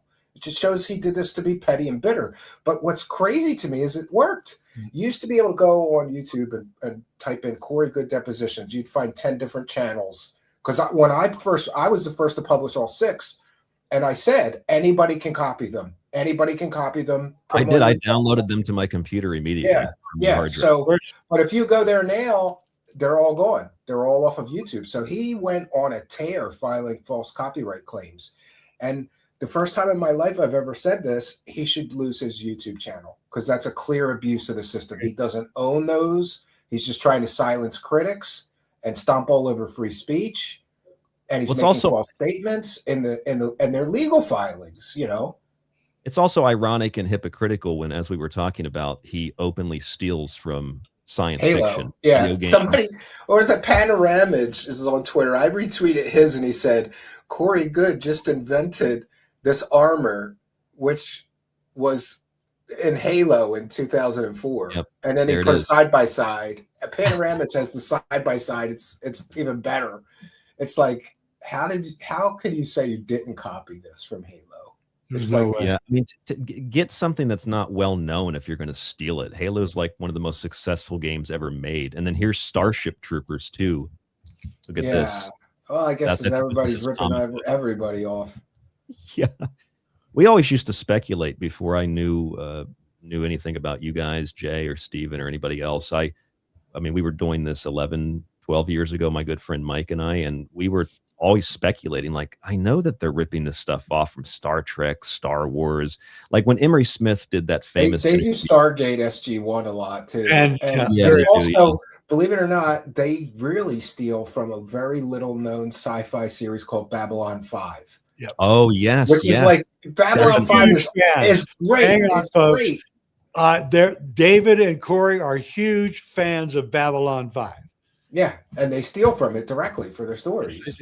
I believe they did. Yeah, it's just one of those just stuff like things, you know. Emery Smith in one of those interviews on one of the Gaia episodes. I remember Mike, I know you remember this. He talked about the dogs that would sniff you in the underground base, and he said they had these incredible doors that would just go. Yeah. He also talked about a food replicator. And that's meatloaf. He used it. Was his favorite food replicator meal. Yeah, he used, out of all the foods you can do a food replicator, he chose meatloaf. Not French cuisine or anything. Yeah, not lobster tails and steak, but he's replicating meatloaf for his Star Trek replicator. He's the human form of a meatloaf, so that makes sense. I don't get. I think he's crashing out right now because he's figured out that he's fucked.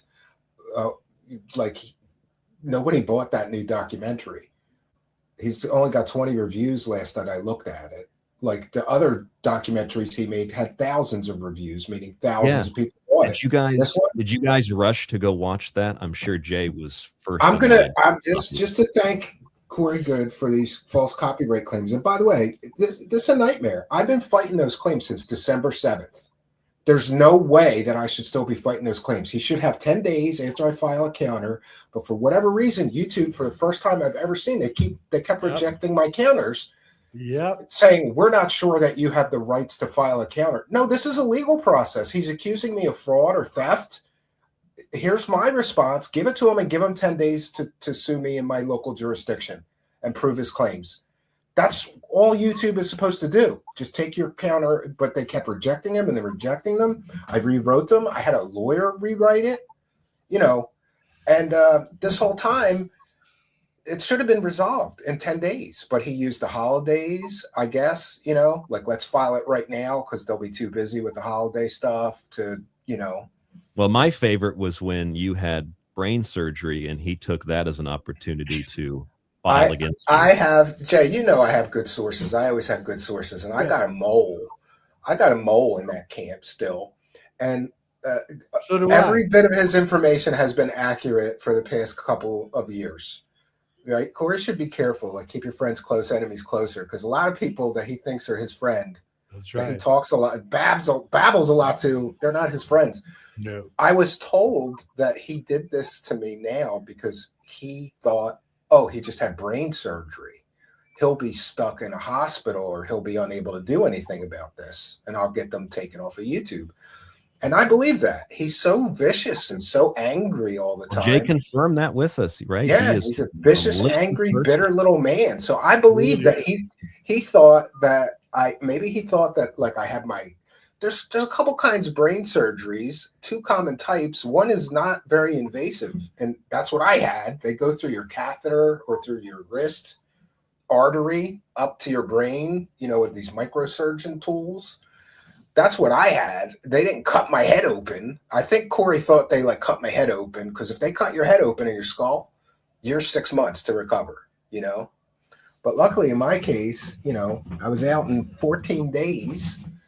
But just the thought that he did that because of my situation, and I'm allowed to speculate. I believe that he would do something like that. Oh, yes, he would. Yeah.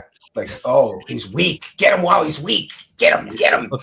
And I know for a fact he has a pathological hatred of me because I was the one to release all 6 of those depositions. And that really wrecked his secret scam, like secret space scam. Well, the fact that he maliciously goes after anybody randomly who posts it, of course he has that view on you. He filed copyright claims against somebody who took his saying stuff from the depositions and made a song out of it.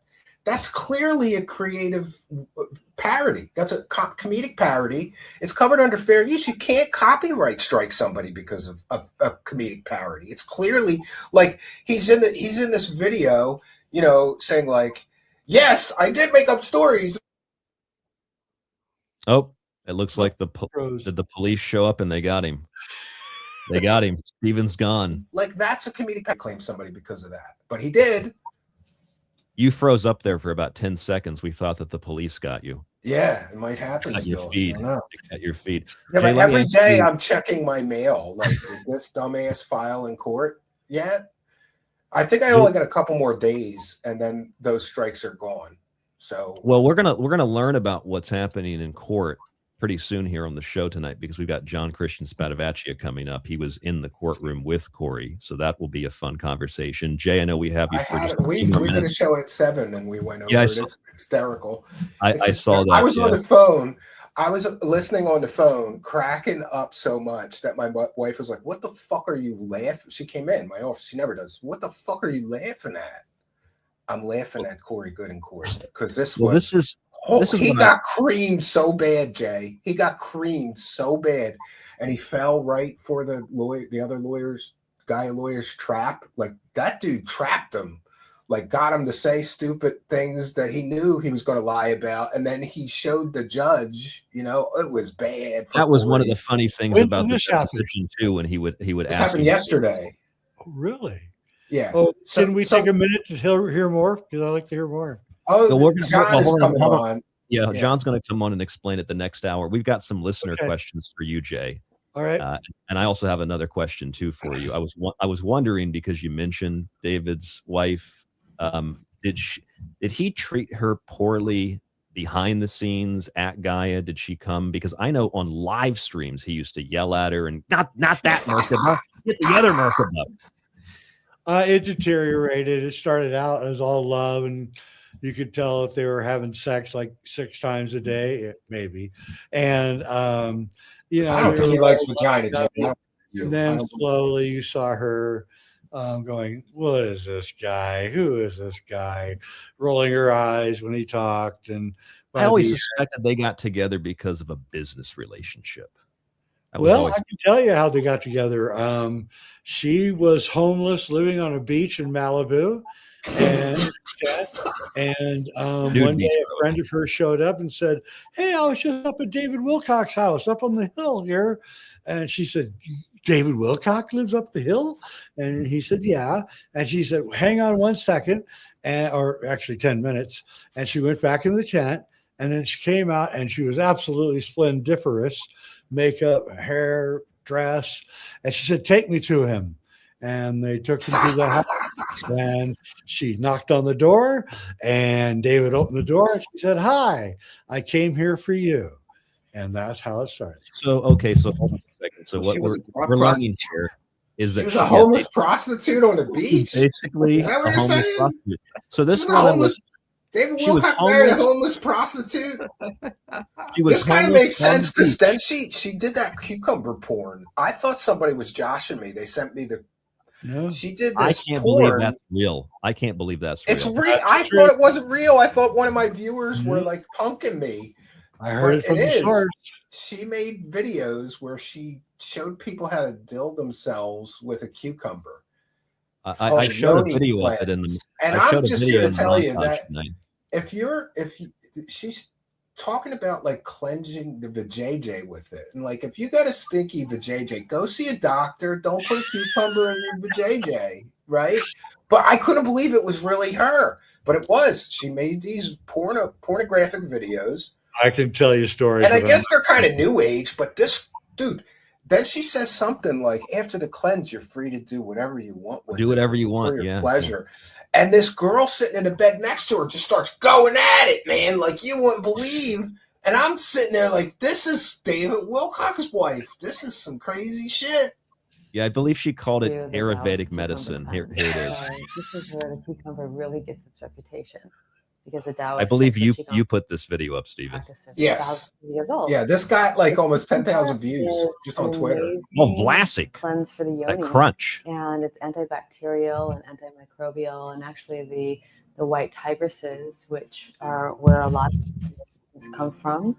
She better teach them the We white. had to cover almost the whole video because she's naked. The girl next to her with the Taoist tradition. is naked. It's wild. Used cucumbers as their form of cleansing the lingam and the yoni before You sex. can put it in your asshole too, apparently. Yeah, that's probably where David likes it.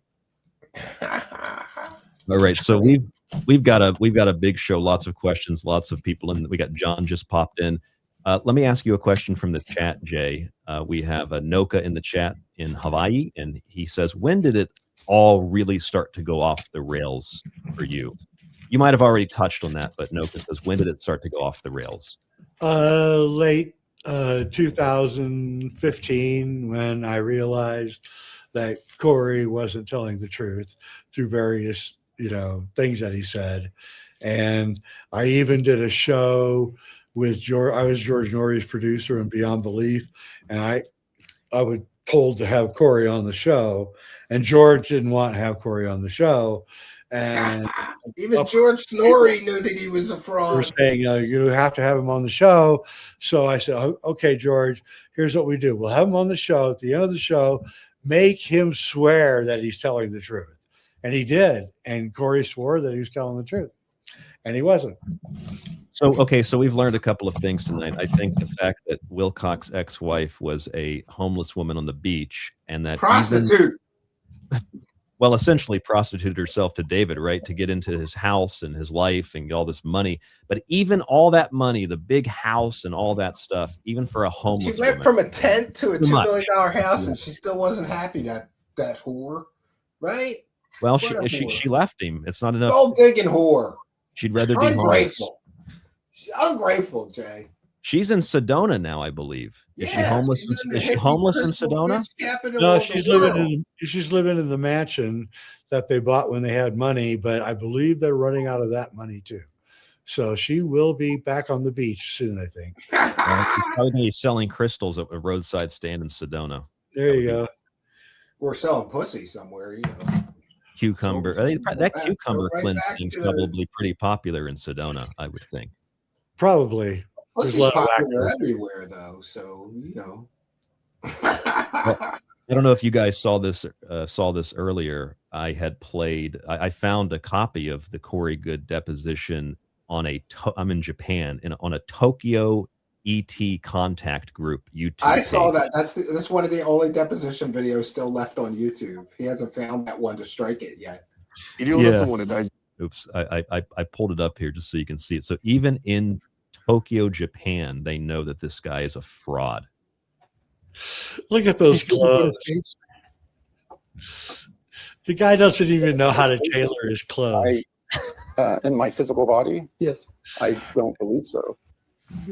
I don't believe so.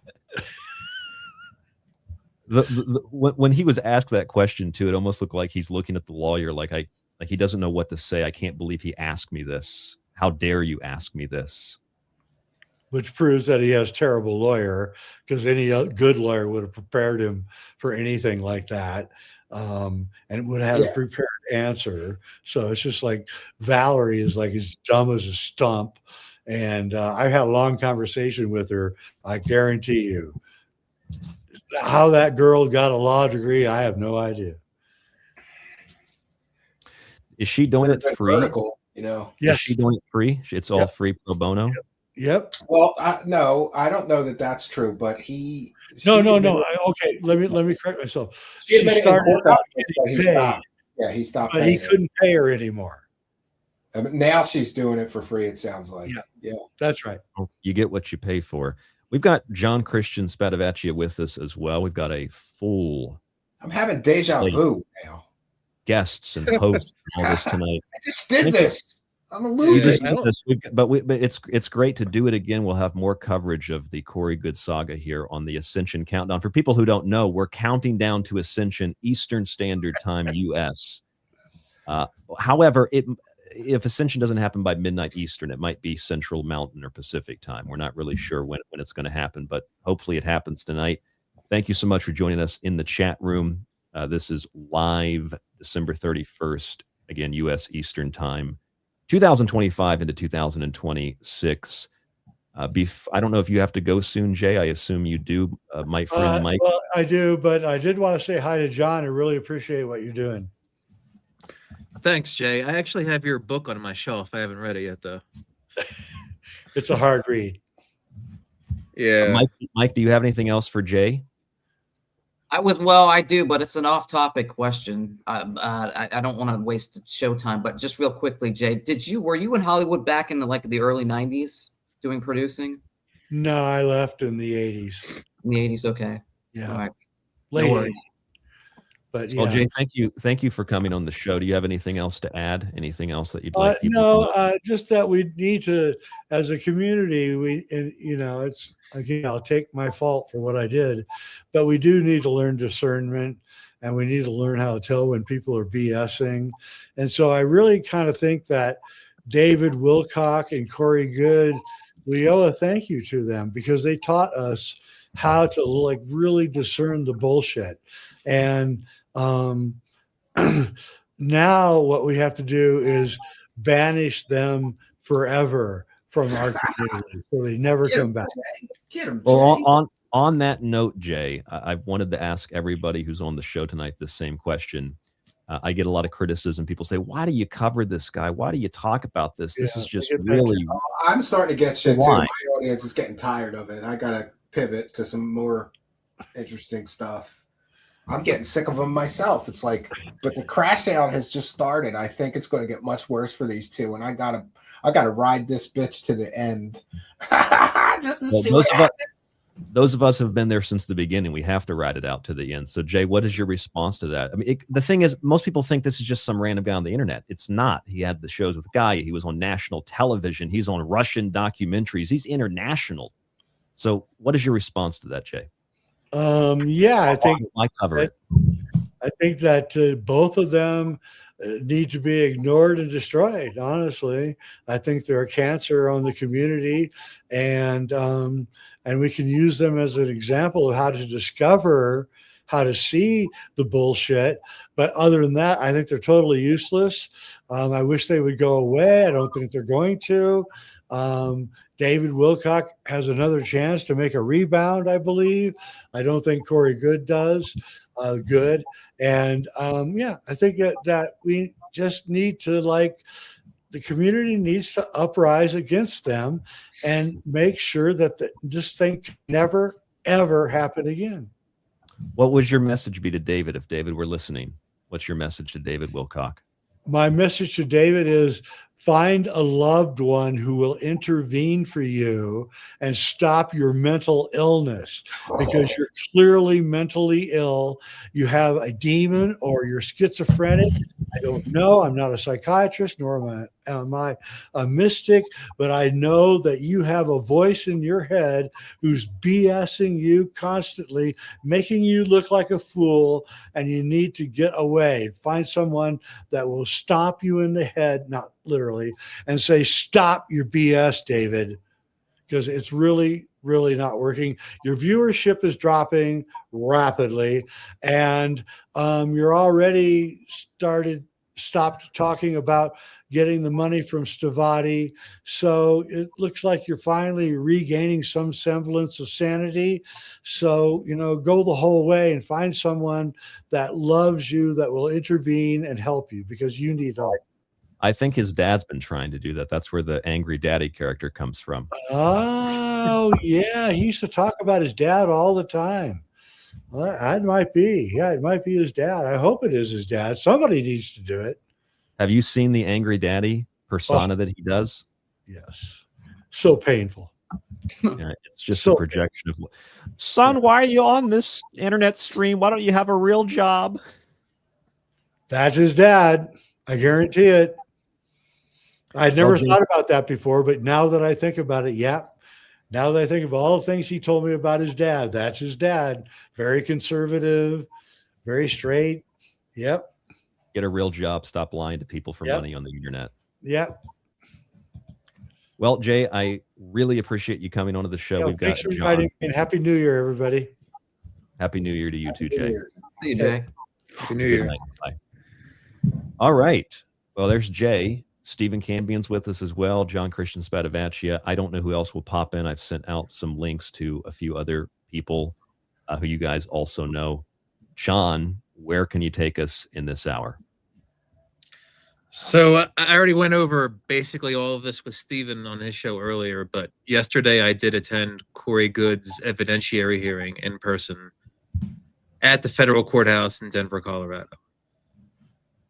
I have to say, watching Corey in person, it's an enlightening experience. And when he was in, did you feel slimy when he sat next to you? Dude, man, so Ryan, I went into the court maybe 6-7 minutes before the hearing started. His lawyer remoted in maybe 4 minutes before the hearing started. And then maybe like 90 seconds before the clock was going to strike on the hearing, Corey walks in. He looks like he has heat exhaustion because he has a piece of paper and he's fanning himself constantly. And he walks in and he looks around, and I don't know if he's ever been in this courtroom before because it looks like he doesn't know what he's doing. So he comes over and sits in the public section 3 feet from me. Does he know who you are? Is he aware of who you are? That's a good question, and it's an open question. I don't know if he knows who I am. Oh, I would assume. I would assume that he should, but he never once made eye contact with me at all in the courtroom, and he had plenty of chances to do it because I was constantly looking at him. He never once made contact, didn't glance at me, didn't acknowledge my existence.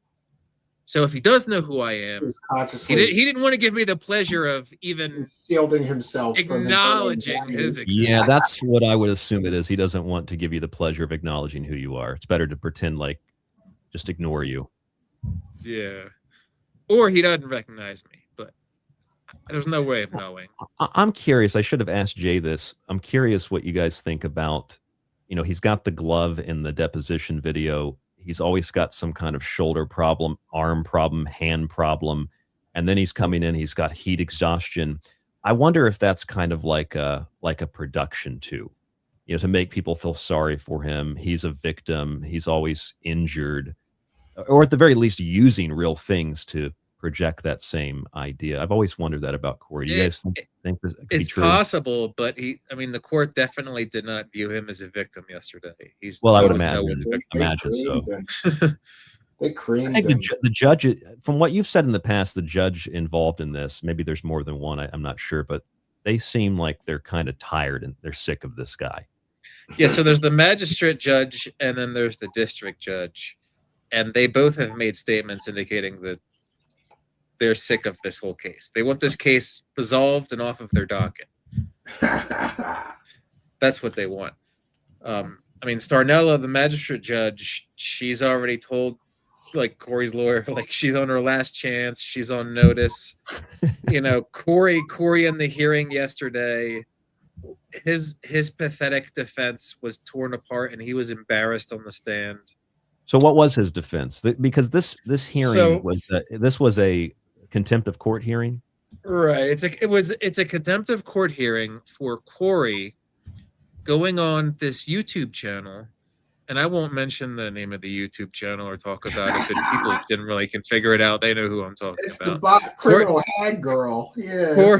Corey went on this woman's YouTube channel. What was it, October 23rd or something? I think it was October 23rd. He went on her YouTube channel, and there were some of us in the chat of this video. I was one of those people. And I guess Corey saw that he was getting mean comments or questions, and he got frazzled, and he disclosed information that he obtained in the private settlement talks that he has had with Gaia and their attorneys. When you're in a lawsuit, the court stipulates settlement conferences to some extent. And so you have to go and meet in person in the courthouse, and the judge, they don't really act as like a mediator, but they kind of act as like a go-between, and they have to settle. They try to settle the case. They try to settle their differences and make offers to see if they can resolve everything before it goes to trial or before it goes to summary judgment or anything like that. And they had the settlement conference back, I think, in April or May, and Corey, and they agreed to keep everything confidential. What was said in that conference stays in that conference, and Corey broke that rule. And so that's why this evidentiary hearing was held yesterday. So Corey came in, sat next to me for like 30 seconds, and then he figured out he wasn't supposed to be sitting near me, and he moved to where he was supposed to be. And then the judge... What was his defense in all of this? I'm getting there. So the judge was 15 minutes late, and then there were technology issues, and that delayed us like another 15 to 20 minutes. That was the cable attacking, I think. Something like that. I think it was like some kind of camera or Cisco thing. A ball. Yeah, it was the deep state. Yes. So anyway, when we all finally got settled, the judge basically told the court, we're here at this evidentiary hearing. Gaia is making this oral motion to hold Corey in contempt of court. And since Gaia was making the motion, they did the examination first, and they called Corey to the stand, and he got sworn in and put on the witness stand. It was a great thing to watch in person. Yeah, I imagine it was. And then it's got to feel good. It's got to feel good to watch. Gaia's attorney started really grilling him. And they grilled him about this YouTube channel and him disclosing this private settlement information. And Corey put forward a defense. And this defense that he put forward, first of all, what he said was he didn't know that he was violating any confidentiality when he said it. And if he did, he forgot about it. He said he was shocked and horrified. Those were his exact words. He was shocked and horrified when his lawyer told him, hey, you just violated confidentiality. But anyway, Corey put forward a defense, and here is his defense, Ryan. So listen very carefully. Corey claimed that his defense is that he didn't divulge private information from the settlement conference because the information that he blabbed about on this YouTube live stream didn't come from the settlement conference. Corey put forward the claim or the allegation that he got the information from this hearsay rumor network involving Emery Smith and David Wilcock. He claims that Emery Smith was gathering intel or recon on Gaia and what they were doing with PR firms. And Emery would then go and tell David, ostensibly in person, about what he was hearing, what his findings were. And then David, when he was having these conversations with Emery, David Wilcock was electronically recording Emery Smith. And then David would take these electronic recordings, listen to them, and finally he would relay some of the findings verbally to Corey. He wouldn't actually share, David wouldn't share the Emery recordings with Corey. Corey didn't have direct access. Corey only got bits and pieces of information from these tapes. And Corey claims he got the information that he disclosed about a Gaia PR firm from this David Wilcock, Emery from this Smith. hearsay, from this hearsay, third or fourth hand rumor mill, lawyer creamed them. where David is allegedly electronically recording somebody, and we don't know if Emery knows. I mean, it's probably not true to begin with. The story, this I would defense that Corey. assume the lawyer would have asked, like, what evidence do you have of that? What proof do you have Well, of it, that? it didn't even get to that, because when Corey gave this defense and explained it, and Dingerson, Gaia's counsel, heard it, Dingerson quickly moved and asked the judge to strike what Corey said in all this hearsay from the record, because Dingerson claimed it was hearsay, which it clearly is by Corey's own description. Yeah. The judge actually declined to strike it because Corey put forward this hearsay as a defense. But then this whole defense later gets picked apart. Oh, the lawyer creamed him, because essentially Corey is saying, I didn't disclose information from the discovery or the settlement.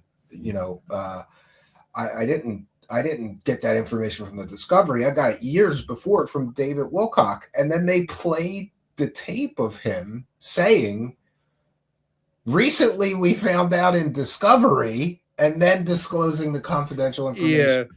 So he got creamed. I think the lawyer set him up, or felt like the lawyer swooped in. Like, the lawyer definitely did. Tape. But you clearly say you got it in the discovery. You didn't say, I got this from a friend who recorded a phone call. Is this the same lawyer from the deposition? No. Yes, it's Daniel. Oh, it is. No, It's you're the right. same. It's different. Stephen's right. It's different. Yeah, that was a totally different lawsuit. That was the lawsuit with Roger Ramsor and Adrian Youngblood and C.W. Chanter and Cliff High. That was a different lawsuit. This Gaia lawsuit has different lawyers. But anyway, damn, what was I gonna say? I forgot what I was gonna say. I was on the top of my head. Well, the lawyers get this information from the discovery. Right. And then the lawyer played the tape of him on this podcast where he said, Right. Well, they played the clip from the podcast. We just found out in discovery. So he clearly got that information from the discovery process, which was protected and confidential, and he shouldn't have been talking about anything. If John, you don't want to say it, that's fine. But Stephen, is this the woman that interviewed Corey? She's got like 50 followers or 100 followers or something, like the Blue Yeti mic. She's the one with the botted out. She's a botted out, with a giant arrest record. Let's not give her too much exposure. She's already got a federal judge watching her show. Yeah, her show had 3 clips played in federal court. She got way more exposure than she should. So they played 3 clips, right? Apparently, so the live stream, when Corey found out from his lawyer that he had disclosed this stuff, like a day or two later, he went back to the live stream host and she agreed to remove those portions from the YouTube. Of course, this has been uploaded to other platforms. It wasn't scrubbed there. And then she if you go anybody that was doing commentary over Right. it, because he had the confidential information and Corey was losing his mind. So if you go and if anybody goes and watches the show on YouTube right now, those portions have been removed. Apparently, and this was revealed in the hearing yesterday, Gaia has people on the payroll. I think Dingerson said their name was Scott Shepard or Sam Shepard. Do you remember that, Stephen? Do you remember hearing that name? They're paying somebody to go and Gaia grab has everything somebody on Corey said. payroll, Yeah. basically surveilling Corey, pulling all of his social media output, basically seeing like what he does and says to give Gaia ammunition in the lawsuit here. And they're so using- Gaia is not just paying for legal assistance or legal representation in this case. They actually have people on payroll who are observing and surveilling Corey. I mean, you could argue spying on Corey.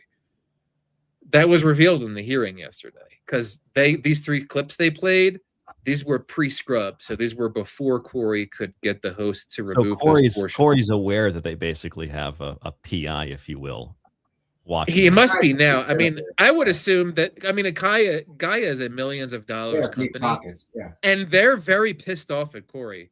I mean, if I was Corey, I would assume that they probably have an arrangement like that anyway. But definitely at the hearing yesterday, Corey now knows that somebody named Sam Shepard or Scott Shepard at Gaia is watching everything he does. Like Phil Well, that's going to Collins. feed back into his. That's going to come up again because that's going to feed into his delusion that he's always being monitored and tracked, and they're coming after him. It'll probably just feed into his delusion and make it even easier.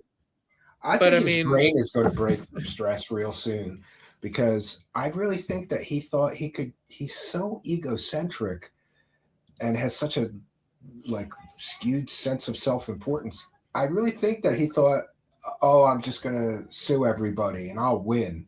Like, you really think you're taking on $100 million company and winning? Like, well, the irony of it is that a lot of that money was made on his stories, I think, too, and that the guy is basically, I mean, they're having to deal with this as part of their own creation. Like Jay said, like, he's responsible with the editing and with all the money they dumped into Corey. They're responsible for creating this monster. It's only fair that they have to slay it with the money that he made. Yeah, they put the sword with his money. I've heard Corey's strategy was never to take this lawsuit all the way in the first place. I've heard his strategy was to wear Gaia down and get them to capitulate. He was trying to do a Vietnam with Gaia, which, you know what that reminds me of? That reminds me of Billy Carson going to somebody's house with legal papers at 3 in the morning. Oh, that was great. Don't remind me about that. I don't think Billy ever sued those guys, right? Wes Huff and the other guy. He never sued those guys. You know, I had somebody pull that on me once. That gay porn producer guy, and he was involved with the Anjali story. He gave me a letter you didn't get my express written permission to use my name and likeness. And I was like, eat a bag of dicks. You came on the show. I didn't hold a gun to your head. I'm not taking anything down, you know? Did you guys see what I know that you both have probably seen a lot about Billy Carson. I know you have, Stephen. You've done a show on it before, maybe 2 or 3 in the past. But when you look at his arrest records, did you guys note what his license plate was in 2013? No, I didn't notice. No, what was it? It's so good. Here, I'll pull it up on the screen here. Just 1 second. Are you talking about when the cops searched the center console and found fake IDs and stolen credit cards and stuff? You talking about that arrest? Because I think that was in 2013. My favorite Billy Carson moment is when his lawyer accused me of being racist because I correctly reported that a black man got arrested. I'm not racist. I showed the fucking court record. He did get arrested. It didn't have anything to do with him being black. But so this is all public record, as you guys know, and I thought this was so hilarious. Look at his license plate, Anunnaki. So even back then, his license plate was Anunnaki. All those years ago, before he got involved in this stuff. And just for people that are wondering, if you want to search for Billy Carson stuff, you can go to the clerk of the courts in the Florida Department of Broward County. That's a good place for his legal stuff. But Ryan, if you go to the SEC's website, you can look at the filings for Billy Carson's companies, and there are some.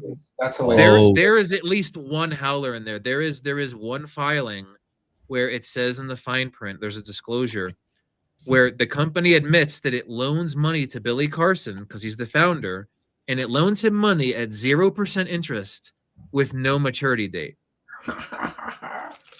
Yeah, and it's obvious. Go ahead. It's obvious why he's doing it, because by the company loaning him money, it's not considered income, and so he pays no taxes on it. Yep. And we did a whole show on this. We went through 4 hours of it. His 501c3 first-class space agency, his old website. All of his clients are himself. Most of his clients are himself. You know, he tried to copy Stavati with the first-class space agency. Forbidden knowledge. Anyway, back to, Billy Carson's a part of this too, but back to Wilcock and back to Corey Good's hearing.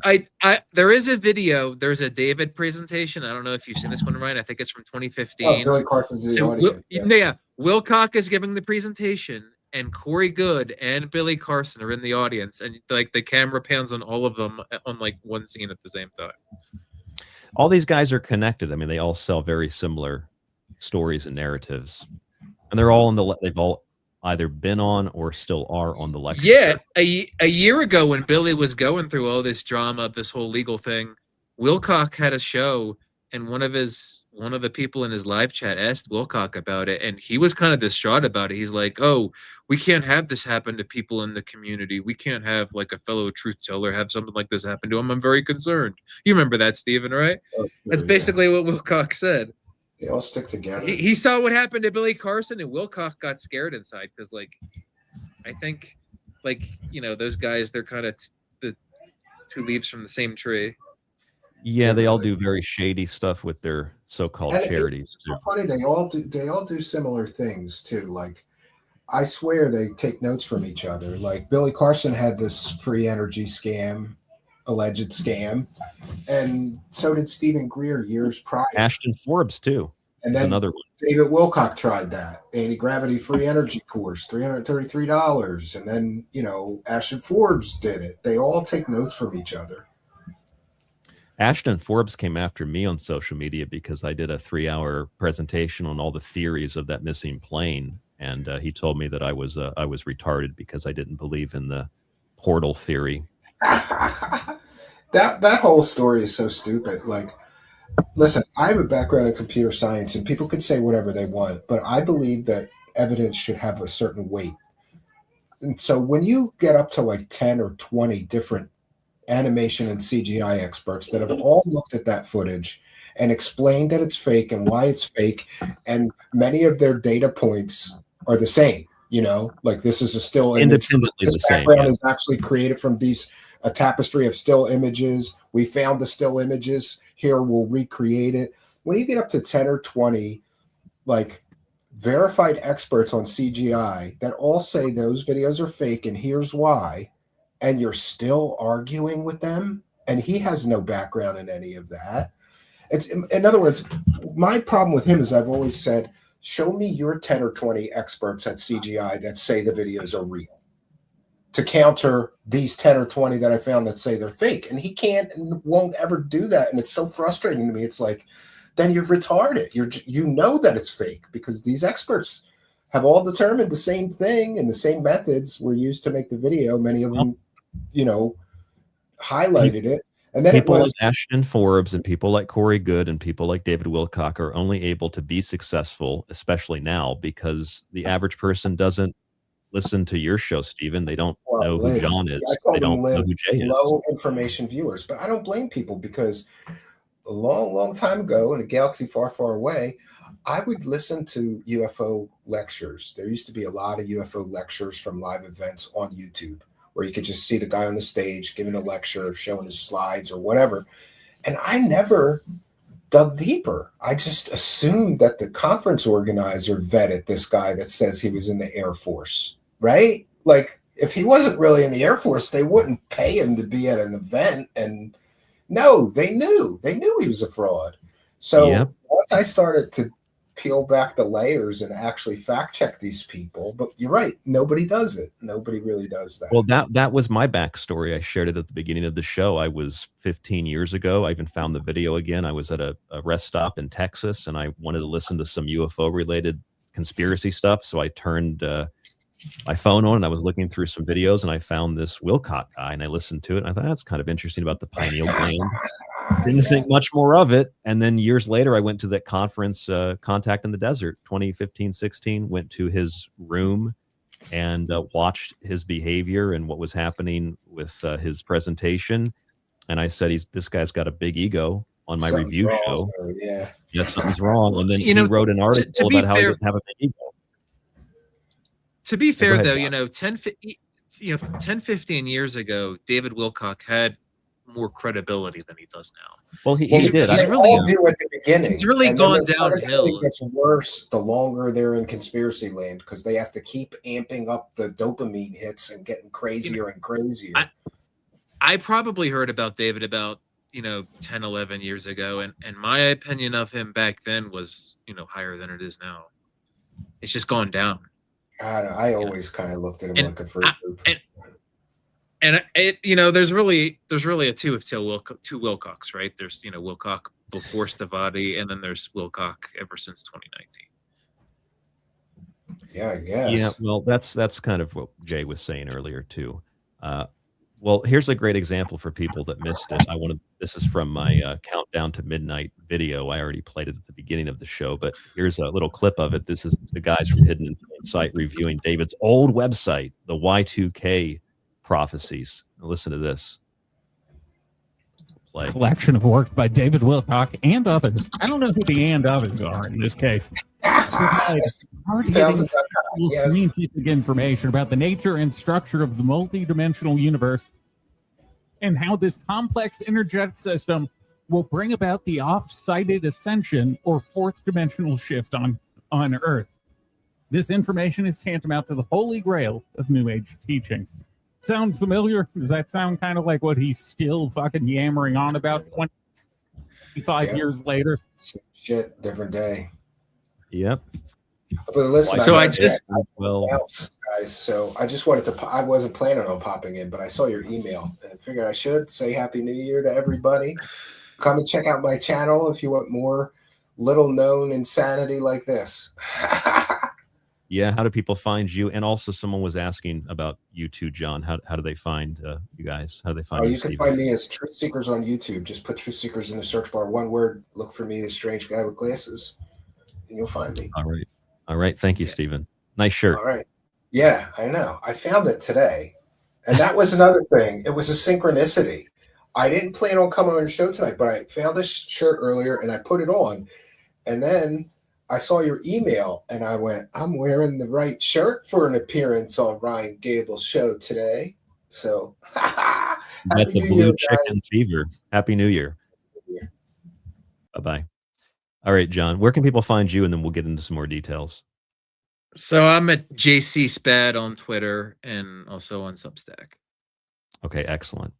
So, John, we've got 30 minutes or so, and then I've got another guest on. If you can do 20, 30, that's fantastic. What can you share with us that we haven't looked at yet? Do you have any documents we can look at, anything like that?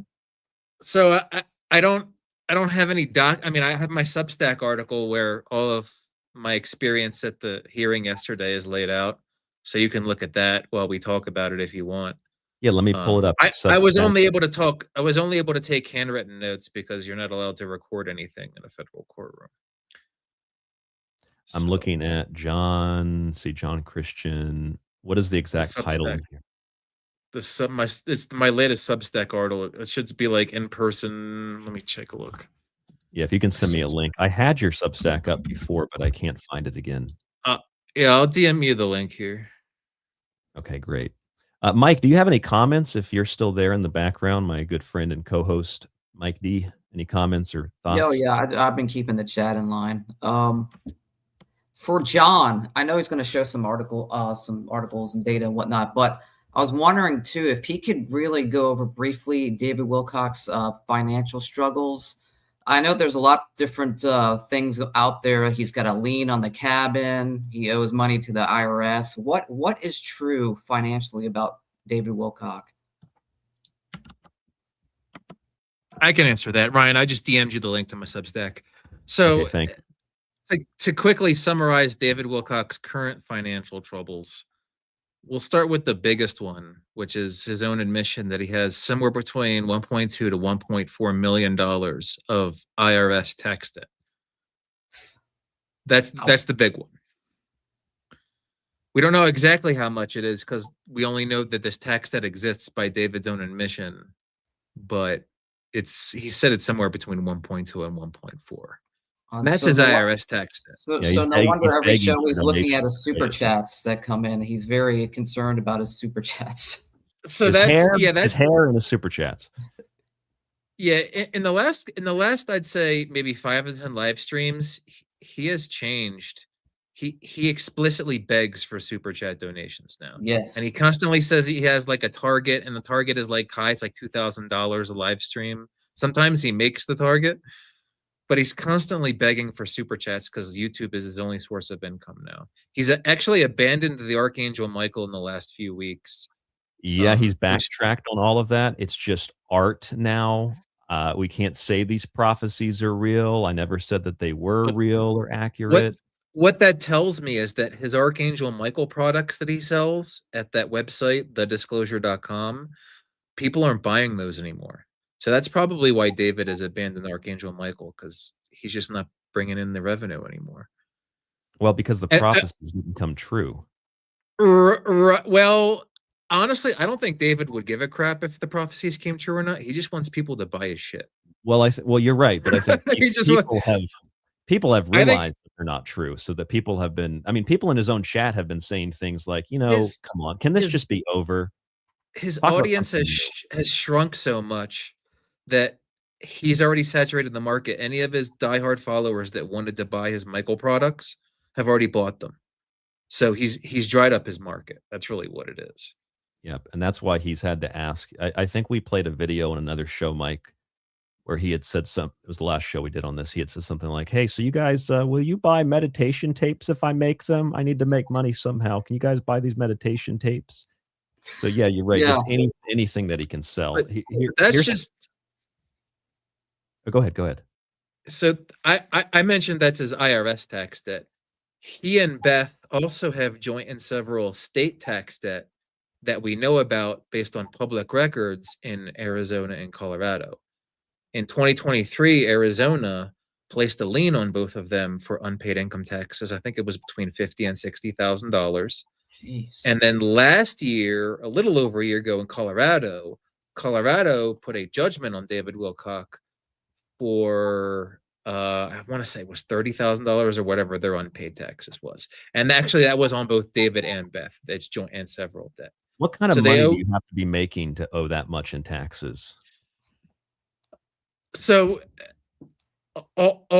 I mean, from what I've been able to gather, and again, this goes back to what Corey said in the deposition. If you remember what Corey said in the deposition, that David Wilcock makes like over $1 million in one of his courses that he used to sell online. It was $5 million or something like that. So David Wilcock was allegedly making, millions of dollars on multiple courses, allegedly, according to Corey. And so, if you make millions of dollars of a couple online courses, yeah, the IRS is going to want their cut. But here's the other thing. Here, can I? It's only play this. 5 seconds. Let me play this for the listeners. Make about $10,000 a month on YouTube. David Wilcock was making $4 or $5 million off of his. So you're saying David Wilcock in 2017, 18 made $4 or $5 million off one course? Off one course. Yeah. So what was I going to say? Jeez, I lost my train of thought again. I apologize. I wanted to show the audience that again. But you were talking about the amount of money in taxes and state taxes, the amount of money that they owed in. Right. So, yeah. Now, it's not just the courses that he was making millions of dollars on that he owes taxes. David Wilcock, the evidence is he has been evading taxes for many years. And we have this evidence in the public domain because in 2019, before David Wilcock transferred ownership of his Netherlands property to a shell company, he owned it straight up in his own name. And that he had back taxes back in 2019. And it got so bad that the IRS placed 2 liens on his Netherlands house back in 2019. One of the liens says that it was placed there because David has unpaid taxes from 2012. That's a long time ago. This goes back almost 15 years. This isn't a recent. Right. David's tax evasion is a multi-decade operation. It's not something that he just started doing after he left Gaia. Yeah, and this goes back to Ancient Aliens money. So we're talking probably millions and millions and millions of dollars on top of everything else. I almost feel bad for him now. Almost. Yeah, do you ever get that feeling? It's obvious why he owes taxes from 2012, right? Because he thought the world was going to end. So he didn't. At the end of 2012. So he just went exempt and stopped paying his taxes. He's like, if the world's going to end, F the IRS. Who gives a crap? Yeah, well, that didn't work out. That's why he did that. Man, Well, it no didn't work wonder, out no in wonder he looks. Y2K 2012. It's not going to work out this year either. It's almost midnight Eastern that- time. And That's no, it's just the tax aspect of David's financial situation. We've also gone over his charity because he has a nonprofit, the Wilcock Spiritual Healing and Empowerment Foundation, and as a charity in the United States, it has to file a 990 form every year. And on Cambian show a couple weeks ago, we actually just went over Wilcock's latest 990 for his charity, and it's ugly. The Wilcock's for-profit company, which is Divine Cosmos, is loaning money, or in 2024, or I should say in 2023, it loaned money to Wilcock's nonprofit to the tune of $50,000. And then Wilcock took his nonprofit and spent that money and gave it to some other nonprofit or nonprofits, and we don't know where the money went. And the question That is, sounds like what why Billy is Carson was doing? it's probably very similar. Maybe it's even the same exact thing. I don't know. I mean, a lot of people do questionable things with charities and whatnot in this manner. And the open question is, why is David Wilcock's for-profit company loaning money to the nonprofit when it knows the nonprofit has zero donations coming in? And ostensibly, it has no way to get that money repaid. So why is this for-profit company loaning money to the charity? And then what's the charity doing with the money? Where are they spending? I know also in the case of Billy Carson, he was asking for donations for his nonprofit after it had lost in 2017 tax exemption status. He Are you talking about the space agency that the had first class nonprofits? space agency. That's so Yeah. ridiculous. He had an aerospace company that was nonprofit. Give me a break. I'm Show me a surprised- nonprofit aerospace company that makes any money. It Yeah. doesn't exist. Well, I'm didn't surprised David David Wilcock doesn't have a daycare center that he owns. Well, he always had they would make those videos. Him and Elizabeth would make those videos anytime anything would happen in the news, like if there was a wildfire. I remember one video stream they did where they said, "Donate to the Wilcock Foundation. We're going to help the animals that died in the died or were injured in the wildfire." Just like little things like that. It's so shady and so questionable. Yeah, and Wilcock, I mean, we're not done talking about Wilcock's financial problems. Proceed. Wilcock, I'll get the simple stuff out of the way, right? Wilcock used to have a silver stash of silver bullion at his house because in his detached garage actually has a big safe built into the foundation. He used to keep silver bullion in there. Allegedly, he had to sell his hoard of silver bullion right around when silver was $40 an ounce. And now, of course, it's like $70-some an ounce. So he obviously sold too early. Right. But he claims he had to sell that because he's in financial distress. He's already said that the cost for his house, his mortgage, his property insurance, and his property taxes is over $6,000 a month. His YouTube income is dwindling because he's not getting the views anymore, and his audience has shrunk. He has taken out a line of credit for his business. I don't know what the status of that is or what the terms are, but he claims to have done that. He did recently sell his New York property. Yes. So I'm sure he got some money from that. How much, I don't know, but I'm sure he got some. Well, he said, didn't he purchase a new car with that money? I'm not sure. That's what I believe David did say. I think it was to a commenter on YouTube or on X that he did get a new car allegedly. Right. So, needless to say, the IRS is most likely looking at him, right? Well, they're not looking at him. They are actively prosecuting him. And David has made statements earlier this year basically saying that they've threatened to go after his house in 2026. Right. So they're not looking into him. He is part of an active recovery effort, let's say. It also shows you that you can get away with tax evasion on that level for a long time, apparently, over a decade. I don't know. I mean, like I said, the IRS placed liens back on his house in 2019. So the IRS was going after David for back taxes in one form or another as all the way far back, as least as far back as 2019 and probably earlier. If they're placing liens in 2019, they were probably going after him in 2018 or 2017 or 2016. I mean, they said he had back taxes unpaid from 2012. So, Well, again, the IRS, going to end. I don't know how long David got away with anything. Well, okay, so a couple of other things. He was also using the money that he got for his nonprofit to buy equipment, if I remember this correctly, to buy equipment to make for-profit streams. Right. That sounds pretty shady. Stephen has gone over this a lot, but there are streams mostly from 2020, back when Wilcock would get like 1 million views on his YouTube channel. There are videos from 2020 where David, like at the end of the video or whatnot, he will say he has a nonprofit now and he's taking donations. And he also says that the donations to the nonprofit allows the nonprofit to buy things like the equipment that's being used to make the video that you're seeing now. These are like David's exact words almost. So David says in the video that he has a nonprofit that owns equipment that is being used to produce another for-profit company's productions. And that's probably illegal. Yeah, it's probably illegal. You're not supposed to do.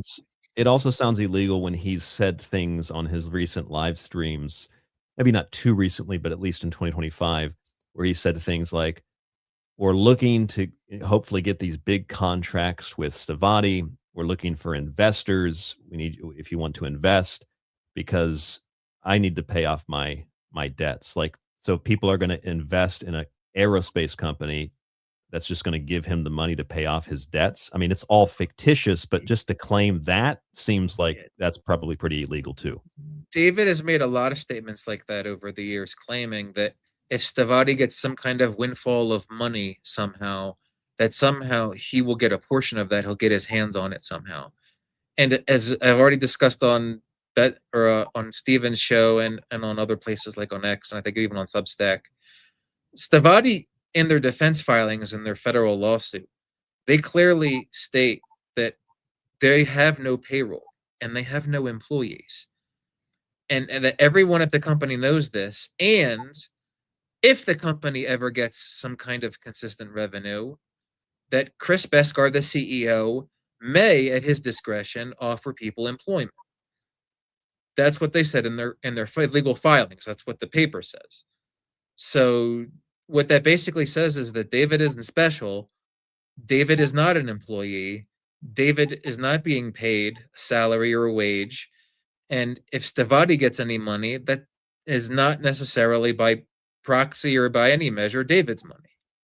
But David is so desperate, and Stavati is so desperate, that he wants Stavati to get any money somehow, some way, get some good news to give him like even a sliver of hope of getting some kind of money from them, because he's gotten nothing from them. Do we know?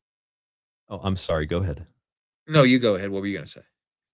Do we know for sure, or is it just speculation that he gave away a substantial amount of money to Stavati?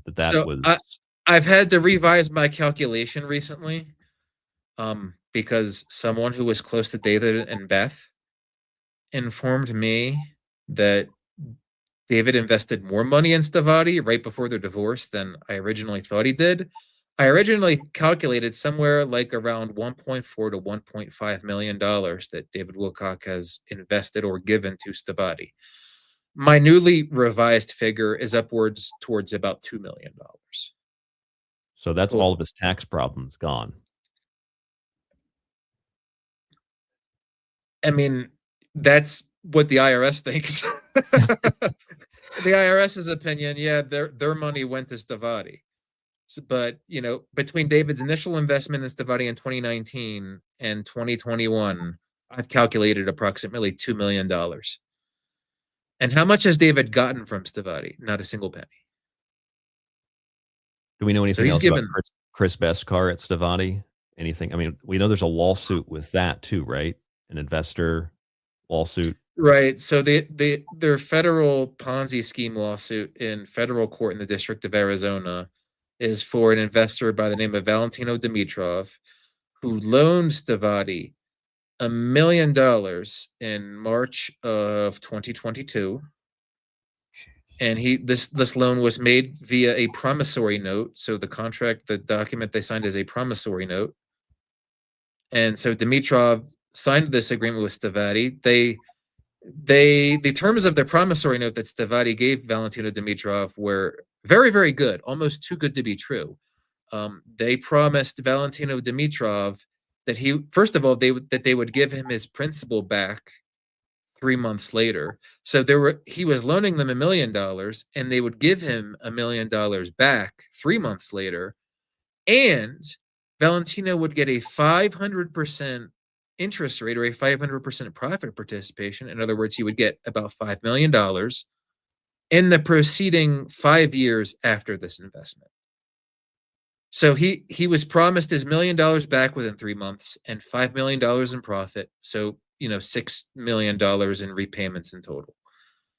And today, Valentino Dimitrov has gotten nothing back from Stavati, and he has had to sue them because they didn't give him his principal back 3 months later, and he questioned them for about another year, and Stavati kept digging him around, saying, in emails that they didn't have any money to repay him with. And then they told him in email that they didn't have any money from any other investors to pay him back with, which is the evidence of a Ponzi scheme. They put this in email. And actually, when Dimitrov retained lawyers who sent a demand letter to Chris Beskar and Stavati in October of 2022, Beskar wrote a demand letter response letter that I've gone over, which is a real howler, where Beskar again puts in writing that Stavati does not have any other investor's money in order to pay back Dimitrov. So they told Dimitrov not once in writing, but twice, that they are essentially a Ponzi scheme that repays investors with other investors' money. How much do we know about Chris Beskar? I mean, we know what David Wilcock and what Chris Beskar themselves have said. I have some sources who have told me some things. What we know is that he grew up in Minnesota. Apparently, he was interested in aerospace as a kid, which is nothing special. Allegedly, the CIA recruited him while he was a teenager into the CIA. Right around the same time, he was also allegedly working with aliens at Area 51. These are all things that either he or David Wilcock have said, or a source with Stavati has told me. I have that clip. We have to play that clip right now. In 1994, he founded Stavati with his father. His father died, I think, within a couple years after that. So right out of the mid-90s, Stavati was mostly Chris Beskar's baby.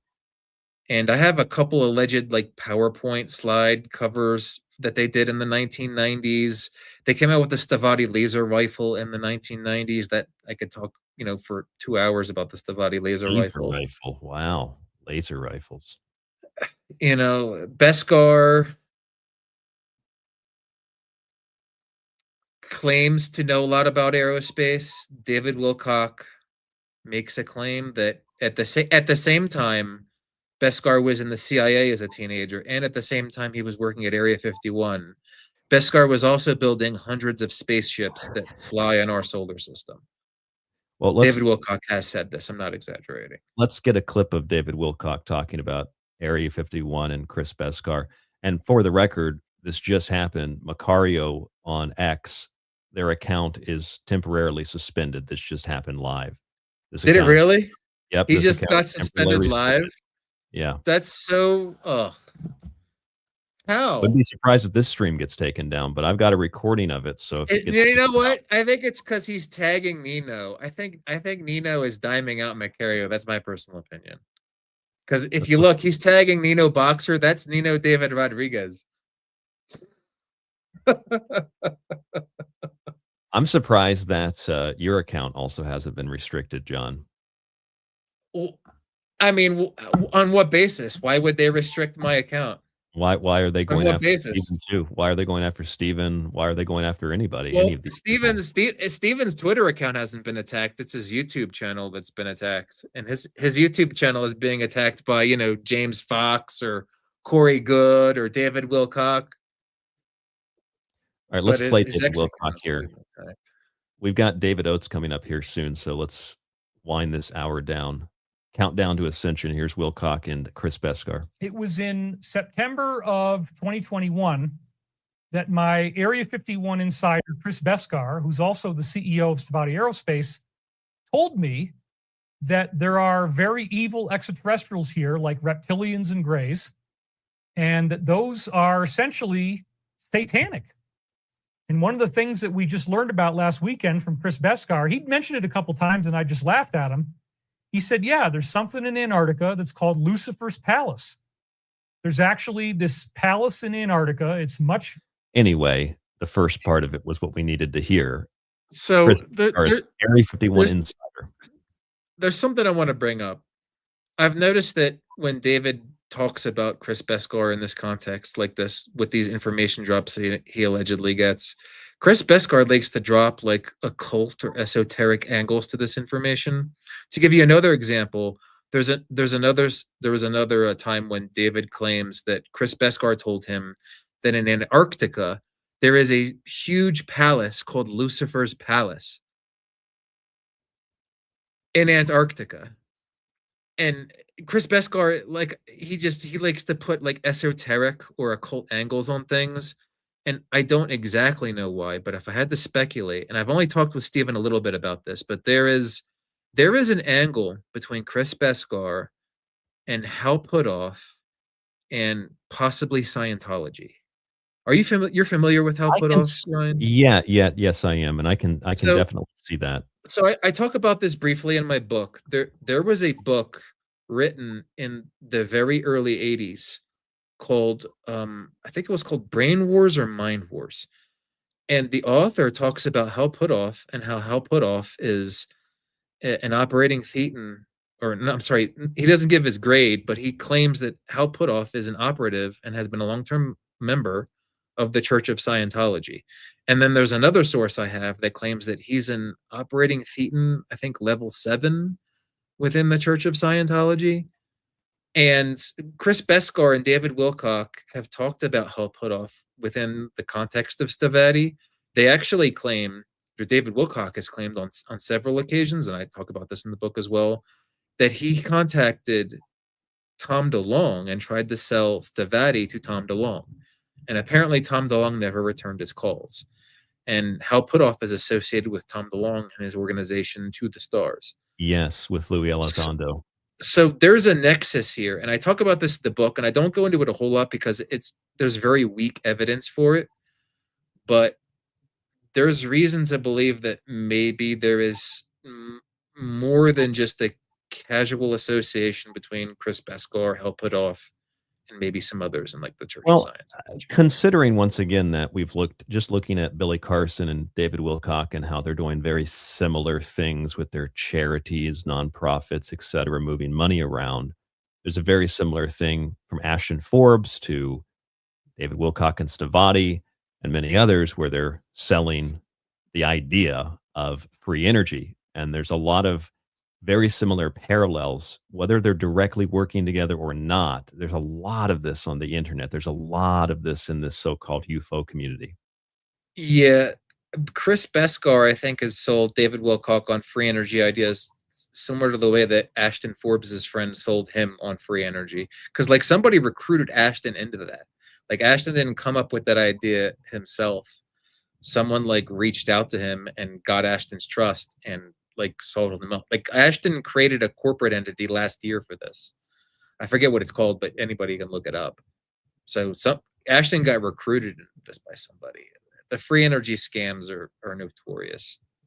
Yes, they are. Mike, do you have anything else for John? No, I appreciate the financial background and setting some records straight there. Yeah, and I only touched lightly on it. I mean, we didn't like talk about the fact that, you know, last year Wilcock had an episode that he blamed. Apparently last year Wilcock had money being stolen out of his account every month, and it went undetected for months because David is a terrible at personal finance. I thought it was the IRS taking their cut. And no, it was some like the charges with another like data, like some Georgia data center or something. He was obviously involved in like some scam or something, but it went undetected for months. And when David found out about it, he blamed it on Stephen Cambian. He claimed that Stephen was stealing his Right out of his account. Wow. money. But I mean, we could spend a whole show talking about Wilcock's finances. They're Ugh. bad. Well, we have David Oates with us. I don't know if you're familiar with David Oates, John. David Oates has been doing reverse speech for a very, very long time, going back to the old Art Bell days. And he's very objective about reverse speech. We just had him on Ground Zero when I hosted the other day, which, by the way, I hosted another Ground Zero show where we talked about To the Stars Academy, 250 networks across terrestrial radio in the U.S., and we went through a lot of this stuff. We went through and exposed To the Stars Academy. They also tried to sell they're going to build a spaceship and they're going to have all this advanced technology. Then that kind of died out after they made a bunch of money off of it. And then Elizondo lied about how he never made any money, even though he was one of the top people at that organization. But anyway, we had David Oates on that show, and he's with us now to do some reverse speech. If you want to stick around and listen to it, John, it's the stuff that I've heard is pretty funny. If you have to go, I totally understand. I can stick around for a few minutes. I'm not familiar with David, so.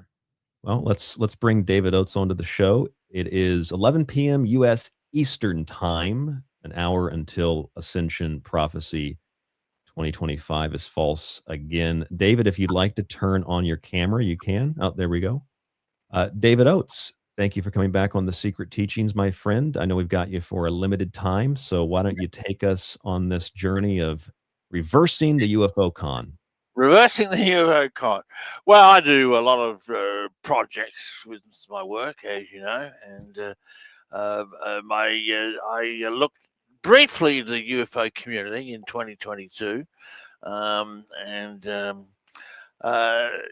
yeah. Well, anyway, let's just play you some of what I found. Can you take 30 seconds and explain what reverse speech is for people that don't know? Yes, of course. Well, most people have heard of reverse speech as those satanic messages in rock and roll. If you play rock and roll backwards, that's sort of like the foundation back in the 70s and the 80s. Reverse speech takes this a whole lot further. And my research shows that these reverse messages appear in regular human speech about once every 20 or 30 seconds, depending on the conversation. My theory is that language is bilevel, forwards as well as backwards. As the brain is putting the sounds of speech together, it's doing it in such a way that we're saying two things at once, one forwards from the conscious and the other in reverse from the unconscious. So reverse speech is the study of these unconscious messages that I claim are embedded backwards into human speech. And I've been doing this for 40... Sorry, go ahead. Oh, I'm sorry. There's a little bit of this too, just in normal language with palindromes as well. Yeah, same forward, same backwards. Yeah. Yeah, well, I've been doing this for 42 years now. It's my full-time career. I've written 25 books on the topic. And yeah, so there we go. You also told me that you were interested in this UFO stuff, but maybe you've lost a little interest after doing some reversals on these guys. I became very disillusioned looking at the whole UFO scene. I spent about 2 years looking at it. I looked at, I don't know, 20 of the top figures. Most of them were outright liars. The rest were either delusional. There were a couple of genuine ones, which are like Travis Walton. He was a genuine one, for example, and there were a couple of others, but most of them were, but just scams. What can I say? And when you say genuine too, I mean, whatever happened to Travis Walton, genuine in the sense that he clearly believes it and is not necessarily making up the story. Correct. Yes, he's a genuine guy. Yeah, and he clearly believes what he's saying. So look, for the audience, you may agree, you may not agree. You have an opinion, put it in the chat. David, take us into the reverse speech world. Okay, let's look at. We'll start off with David Wilcock. He's the first one you asked for. So here is. I wonder if I can share the screen on this. Can I do that without losing you? You should be able to. I can put it up on my screen. Yes. Yeah. Okay. Let's have a look. Okay, that'll make it more interesting. All And right. let's play as many David Oh, Wilcock no, videos as we you're can. not seeing that, are you? Yeah, there it is. Oh, there it is. Okay, here we go. So that's a very fascinating concept, and the idea that gravity, of course, sticks to matter as it goes along because it's pushing on us, right? Gravity is sticky. It has a stickiness to matter. Okay, never heard of that. And backwards he says, but I'm a silly kid. I'm a silly kid. I'm a silly kid. Remember, David is director of advanced technology for an aerospace company. And he said Oh, that is it? gravity is sticky. Okay. Yeah. Fair enough. Whatever. Okay. Here's another one here. So that if there was a nuclear war, and if you wanted to be living in our underground base, we're going to build it. Okay, we probably will end up doing that for the customers who would like that kind of facility, and we're going to do it where I'm near the Lucifer. near the Lucifer. Yeah, that's not as clear as some of the others. He's down there at that Lucifer Antarctica base, right, John? So you found this reverse speech in this Wilcock clip where he says, "I'm near the Lucifer." Yes, I did. Yeah, that Oh was. man. Tell me the significance of that.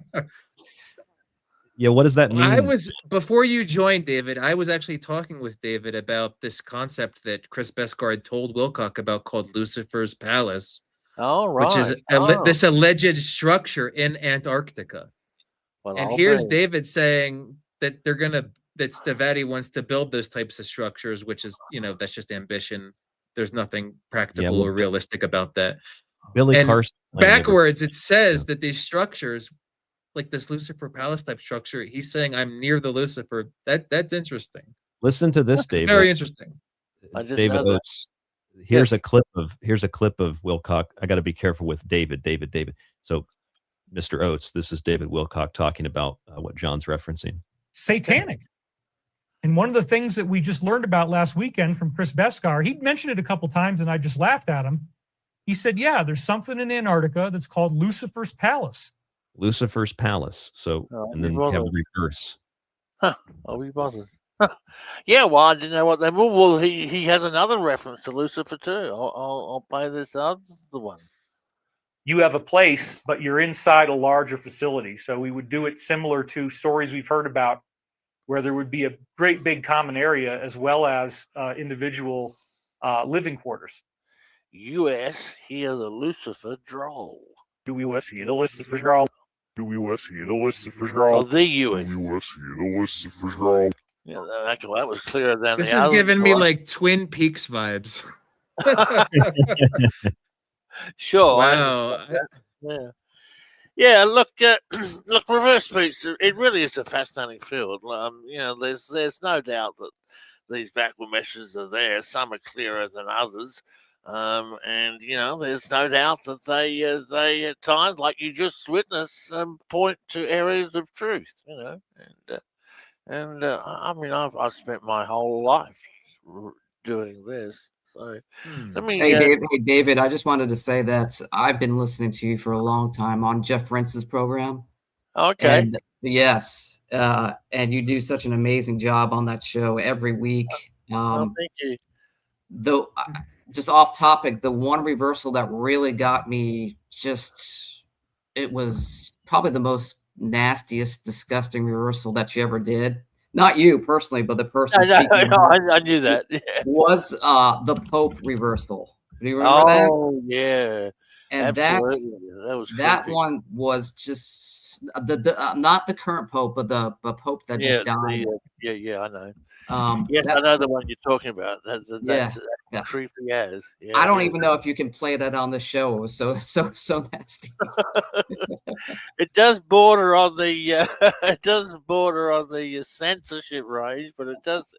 I've never been kicked off playing it yet. You can play it on here if you'd like to. We can get back to Wilcock after you play that.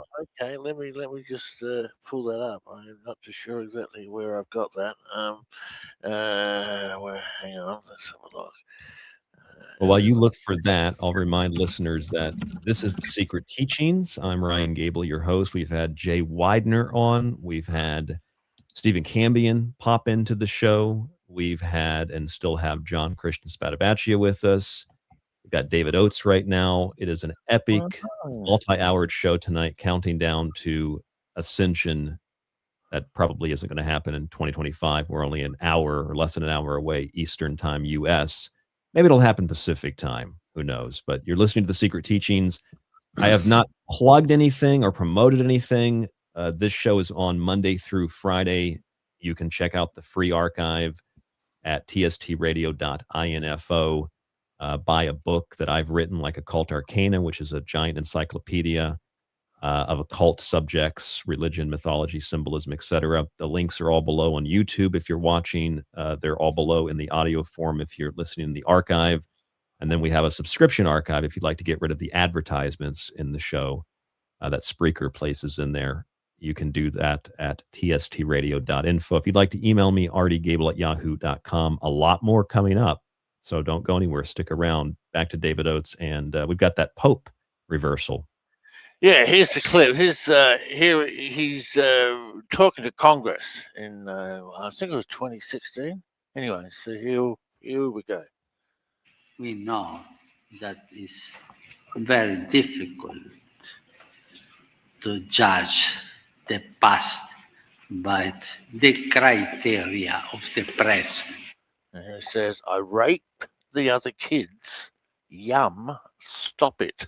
Which is like, yum, I enjoy it, but stop it. That's like an inner struggle. A really clear reversal, too. Here we go. I rape the other kids. Stop it.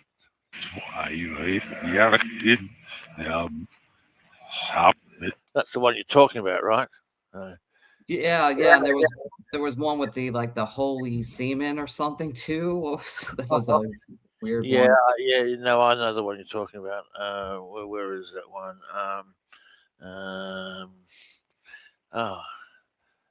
Where is that one? I know the one you're talking about. Well, if you want to find that later, we can play some more. Yeah, we can find that later. Yeah, I didn't want to back that. Yeah, no, I can't see it at the top of my head. That's strange. No, all right. Anyway, let's go back to. I was going to look at Corey Good next. So let me. Do you have any more Wilcock clips first? Yes, I do. Can we exhaust those and then Corey Good, and we'll do the rest? Sure. Yep. Okay. Just going back to David Wilcock. Okay, here we go. And there is a substrate material that we're putting in that's based on graphene, and this allows us to make something called nanoconcrete. And nanoconcrete only requires sand. In mock, it must scam it. In mock, it must scam it. In mock, it must scam it.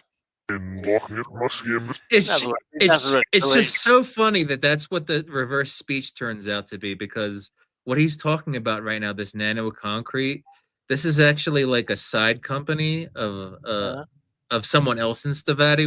Without giving too much details, it's all a scam. Yeah, well, that's what the reverse is. Right? So it's so crazy. Like it's almost like that can't be a coincidence. Yeah. Independent researchers, independent investigators meeting up here tonight on The Secret Teachings and confirming that David Wilcock is a con artist. Yeah, well, there you go. Oh, otherwise I got on. Okay, well, we're on a podcast. We can play these. Okay. All right. This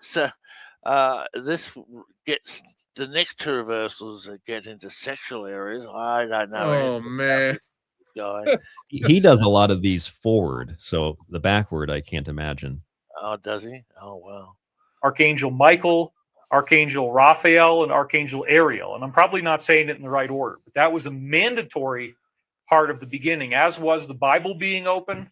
The woman who brought it in, Carla, was a dedicated Christian. She had, went to church, sang in choir. I mean, this is They took the dick you led. I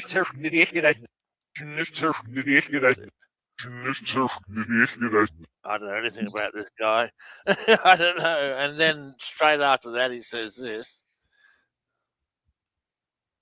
And they're all essentially in the Christ consciousness, or they will have to go through that Christ awakening at some point. You know, in the Law of One, they talk very specifically about that our galaxy has a pattern of what they call archetypes. Jerk off, you know. Jerk off, you know. Oh. Jerk off, you know. I don't know. Has he got a reputation of being a ladies' man, or is this... No, That's he not definitely much a does not lady. have a reputation for being a ladies' man. But he does make a tremendous amount of sexual comments to his audience, even live in person at conferences. He does. David likes to pretend that he's ambiguously gay. Yes, In he'll my say opinion. he'll say things like, "You guys, I told you to put your phones away, but since you're pulling them out anyway, I'm just going to kind of anonymously finger you to the audience." Yeah, Weird stuff like that. He uses innuendos and Oh, okay. you know. Well, He's they're in his reversals as well. So there you go. Yeah, well, as Mark H in the chat says, forward or backward, they're all a bunch of frauds. That is correct, sir. Thank you Yeah. for the comment. Yes, unfortunately, that's been my overall conclusion with the couple of years I spent looking at ufology. I wanted to write a book on it. I don't have enough material yet. I've got to get back and do more work, and I will release a book on all of this. I'm curious, David. I should have asked you this. There is a clip of David Wilcock. It's super famous now, where he claims that he can obtain the power of telekinesis by urinating in a bathtub and sitting in it, sitting in his own pee, that the Archangel Michael told him to do it. I wonder if you reversed that, if you could get anything out of that. I can send it. Probably could. Yeah, you sent me the clip. That sounds really out there. But yeah, send me the clip. I'll have a look at it. All right, sounds good. I'll send it Look, over. I'm convinced that it was a demon that told that to David Wilcock. Because I mean, there's no way that an archangel would tell someone to bathe in their own urine. It It's was the against demon. It was the demon Belphegor, I think. The demon that requires Isn't fecal and there urine. like a tradition of demons telling people to bathe in their own urine and like bathe in their own excrement? I'm pretty sure there's it's like a demonology thing. Well, I wouldn't say Satanism per se, but people that worship the unclean, that's generally speaking, yes. But Belphegor in particular, in Colin de Plancy's Dictionary Infernal, explicitly says that Belphegor requires urine and fecal sacrifices. In fact, the demon himself is sitting on a toilet in the depiction. So that's where a lot of that comes from. David, I'm wondering is there a way for you to record this if I play it? It's a relatively short clip. Can I play it and you can record it live or no? Do it live. Sure. How long's the clip? It's a minute, but I can cut it in half. Okay. No, it's okay. You play it. Go on. Go for it. Let me know when you're ready. All right. Let's see. Yeah, here we go. Part of the thing is the telekinesis bathtub. So the telekinesis bath is one of the things that Archangel Michael has been making me do. I have to take a bath. I cannot take a shower. I am forbidden to take a regular shower. I am supposed to bathe, and I'm supposed to bathe every day, but only in a bathtub.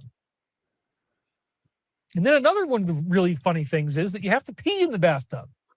He wants your DNA in the water. That's the full clip. I wonder if we can get anything out of that. Let's have a look. Hang on. You never know your luck, do you? You can hear me, see me do this live. Actually, why don't I share the screen so you can see what I'm doing? How do I do that? Stop screen. You can see me do this live on the spot. Right here. Share screen. There we go. Part of the thing is the telekinesis bathtub. Part of the thing is the telekinesis bathtub. The telekinesis bathtub. Well, it's a tap to see, but that doesn't. Telekinesis bathtub. Yeah, it's not very I clear. don't hear anything clear in there. I know, I agree with you. Yep. Angel Michael has been making me do. I have to take a bath. I cannot take a shower. With the bath, I cannot take a Oh, that was clear. I should get honest. Cannot take a shower. You hear that? I should get honest. I should get honest. That was clear as day. Didn't know that one's there. Cannot take a shower. Do you hear that? Which tells me he's telling a load of rubbish. Forbidden to take a regular shower. I am supposed to bathe, and I'm supposed to bathe every day.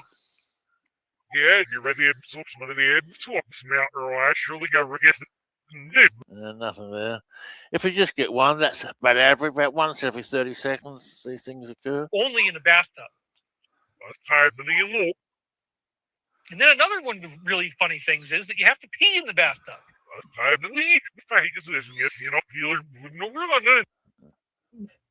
He wants your DNA in the water. Oh, there was DNA backwards. DNA backwards. DNA in the water. Wants your DNA in the DNA to slow. That's weird that you get it backwards. Yeah. So 2 reversals. I should get honest, and DNA to slow, whatever that means. So there you go. You just saw me do it live on the spot. No manipulation, no tricks.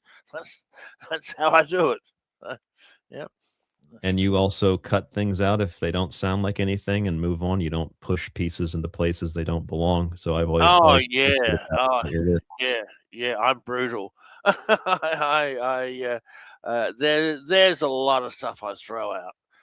Somebody in the chat, Jackie in the chat, said she heard DNA has a great smell. Ah, Is that what it was? Hang on, let's play it again. Oh, that's Yeah, that's close, very close. Yeah. Oh yeah, I hear what you're hearing. Yeah, right. Yeah. It's a trip, reverse speech. I love it. Hey, David, didn't you were going to use AI, some programs for AI, and they blocked you from using the AI? Yes, yes. I haven't gone back in to see if my access has been restored, but yeah, I was training AI to find reversals. I was having success too. It wasn't very good to start off with. It was very interesting. It was like training a new student on how to get good at reverse speech, and the first few tries it was shocking. It just found gibberish. But after a while, it was getting good genuine reversals, and then my access to audio got cut off on ChatGPT. So, now, for the record, for listeners, there is audio pareidolia, which David talks about. That's a recognizable thing, obviously. Sure. And we talked on Ground Zero the other night when we did our end of the year, reversing the year show, about how whatever you hear is one thing, but how you interpret it is another thing. So there's many different interpretations from what Jackie heard to what we might have heard or what you might have heard as a listener elsewhere and wherever you're listening. So just to put that into the show on the record, to be objective about all of this. Yeah. Look, I'm very much aware. You can imagine anything you like into gibberish. It's a big issue in training new students. A lot of what David speaking forward is usually gibberish, so it's kind of the same both ways. Yeah, right. So here's a verse on David where he actually talks about DNA. Where is it? Here. So, for example, they talk about the idea that DNA itself can be transformed at the molecular level. Well, we force DNA dead.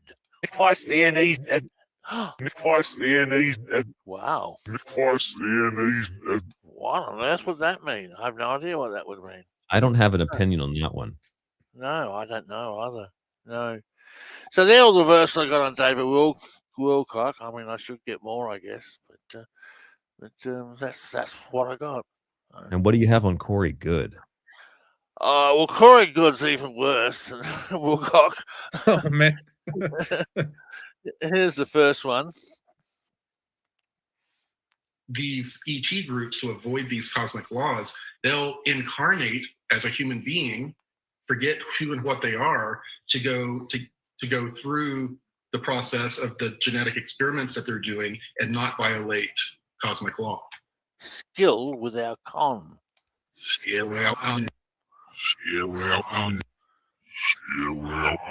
Could be steel without con. I was going to say steel or skill. Yeah. Yeah. With the con is it clear. Could be either. Yeah, without con is clear as day. Yeah. Here's the next one. Yes, the kids either from gifted programs or a lot of the kids that have intuitive empath abilities, they like to pull people out of families. We better fake it. Oh, no doubt over that one. That's as clear as day. Yeah. Well, they appear to have taken that advice. They did fake it. They did? Yeah. Oh yeah, they did. Yeah, that's crazy that it shows. It's just crazy because it's not like the reverse speech is like out of context or irrelevant. Right. It's eerily relevant to these guys. Yeah. That's a great point. That's a great point, John. I had David on the show 2-3 years ago. We did a Reversing the Con show when he first played some of these. And I remember saying the same exact thing. If it was just random, okay. But if it's congruent with what they're saying forward, then there's something there. It's one thing to play like a Led Zeppelin album backwards and hear, satanic chants or something. But this is whole different ball game altogether. Yeah. Yeah. This is the congruency that you always talk about, David, right? That's right. Yeah. I started off doing rock and roll records, Led Zeppelin and all of them. But when I came across it in human speech, I go, "Whoa, this is wild!" I never thought it could occur in speech. I came across it in speech quite by accident. And speaking of Zeppelin, I'm pretty sure that David Wilcock said. In fact, I have it. I can pull it up. David Wilcock said that Led Zeppelin makes ascension music. Listen to this. We'll discover that the tune is about to change. Yeah. So this is really kind of quoting Stairway to Heaven. Zeppelin's song is an ascension prophecy, and it's whispered that soon, if we all call the tune, then the piper will lead us to reason. Yeah, this is what he says. The archangel Michael, which used to be the god of Egypt, Ra, told him back in 1999 that Led Zeppelin's Stairway to Heaven is an ascension song. Okay. Whatever that's supposed to mean. Okay. Sorry if I sound skeptical, but You're all right. What else do you have? Okay, very good. Here we go. It's like They had to put safeguards actually on virtual reality because kids, they would immerse you and then you would just all of a sudden be in a situation and not really have a memory or even be thinking about where you came from or how you got there. That healer con, and it shows this. Wow. Oh, wow. Healer con. Now he's Healer pretending he con. protects people. Yeah. Look, I should point out, this is back from, I found this, that this is dated November 2020. I knew nothing who these guys were when I did this. I was just was pulled out some of the big names in ufology, so. Who was this in the video interviewing him? Mike, do you remember who that woman is, or John? Or... Jenny McCarthy? Yeah, it's Jenny McCarthy. That was Corey's big moment, man. He was on the Jenny McCarthy show with David. And in reverse speech, talked about how it was all a con. The healer con, yeah. Healer con. Now she sells makeup on TikTok. Oh, does she? Oh, Yeah. wow. She's got a TikTok channel where she sells her makeup line. Yeah, here's another one. Well, I'm told that I and members of my family had incarnated here from the Blue Avian group. I'm a freak. Blue Avian group. Lock it. Don't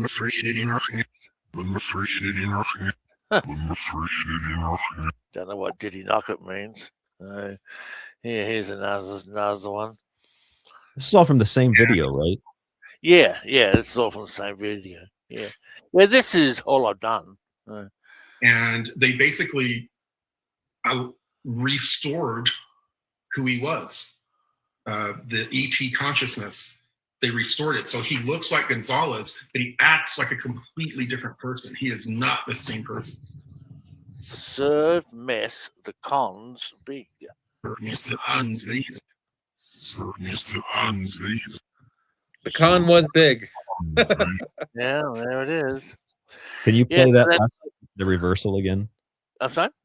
Can you play the reversal again, please? Yeah, Just sure. the reversal. Sure. A person. He is not the same person.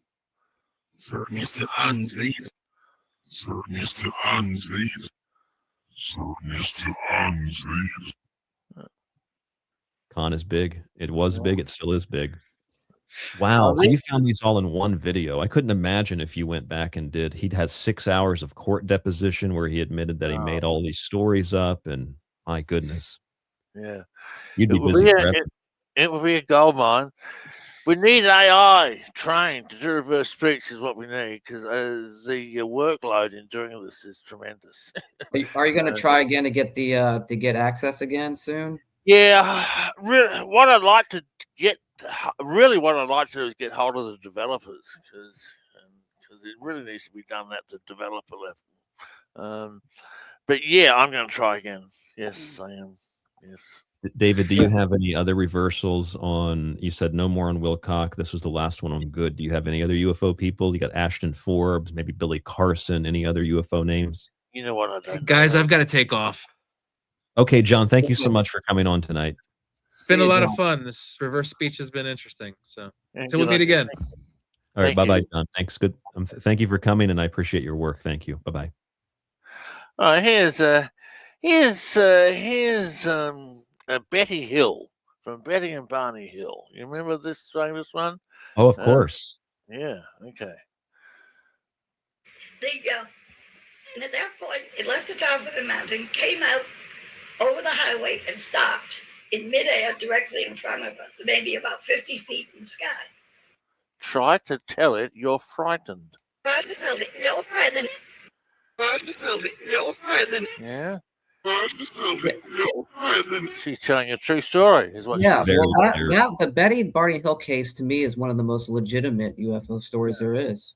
Yeah. Yeah, well, they're obviously a genuine reaction that she would have had if you're frightened. Try to tell her, hey, what the hell is this? You know? So she's going back to emotions of the day. Here's another one. We gave them different names to identify. Now, I don't know if he was a leader or the interpreter. Her deal was a big one. Already Elizabeth. Oh, wow. Wow. That was clear. That almost sounds like she's talking forward. Yeah, That's I know. crystal Some of clear. them. I know some reversals are just incredibly clear stuff. Oh, Billy Meyer, he's oh boy, I've got oodles of reversals. Oh, the Billy Meyer people, they used to harass and threaten me all the time. Oh, Let's hear I'm some not- Bill Meyer. Okay, here we go. Oh, this is audio, not video. Sorry. Oh, where's my video one? Other Earth human being, if man, if child, or if woman. There is just really nothing. You con in it, cash you get. Until just yet. Money. Money. Money. Eh? Cash The you first get. part that was hard for me to hear, but the cash, I could hear the cash part at the end. Yes. It was cash you get, right? At the end. That's right. That's what it says. Yeah. Maybe Here there's is UFO dollars. here's You another had one. contacts with anybody else while she was here? No. The single contact Senyasi had all the time she was on Earth was with me only. You all be the cult. They want me to help. They want me to help. Cult. Billy Meyer's here- people are here's a- definitely a cult. Yeah. Yes. Can you here- find that Pope one later after these? Oh yeah, sure. I've got another cult one too. There was two about a cult. Well, hang on, let me pull up the other one. Where's the other one? I just saw it. No, the Pope one. Oh, I got to hear the Pope one. Oh, you want a Pope one? What? Yeah, You want me I want to hear that nasty Pope one. Let's Oh, you can wanna we hear say it Can we save that for the end of David's segment? Let's go through the rest of the UFO people. We'll do the Pope one at the very end, please. All right. Okay. So here's another one, Billy Meyer. This is video. Where do they come from, Mr. Meyer? They shall be coming from the star picture of the Pleiades. I help the bullshit prosper. I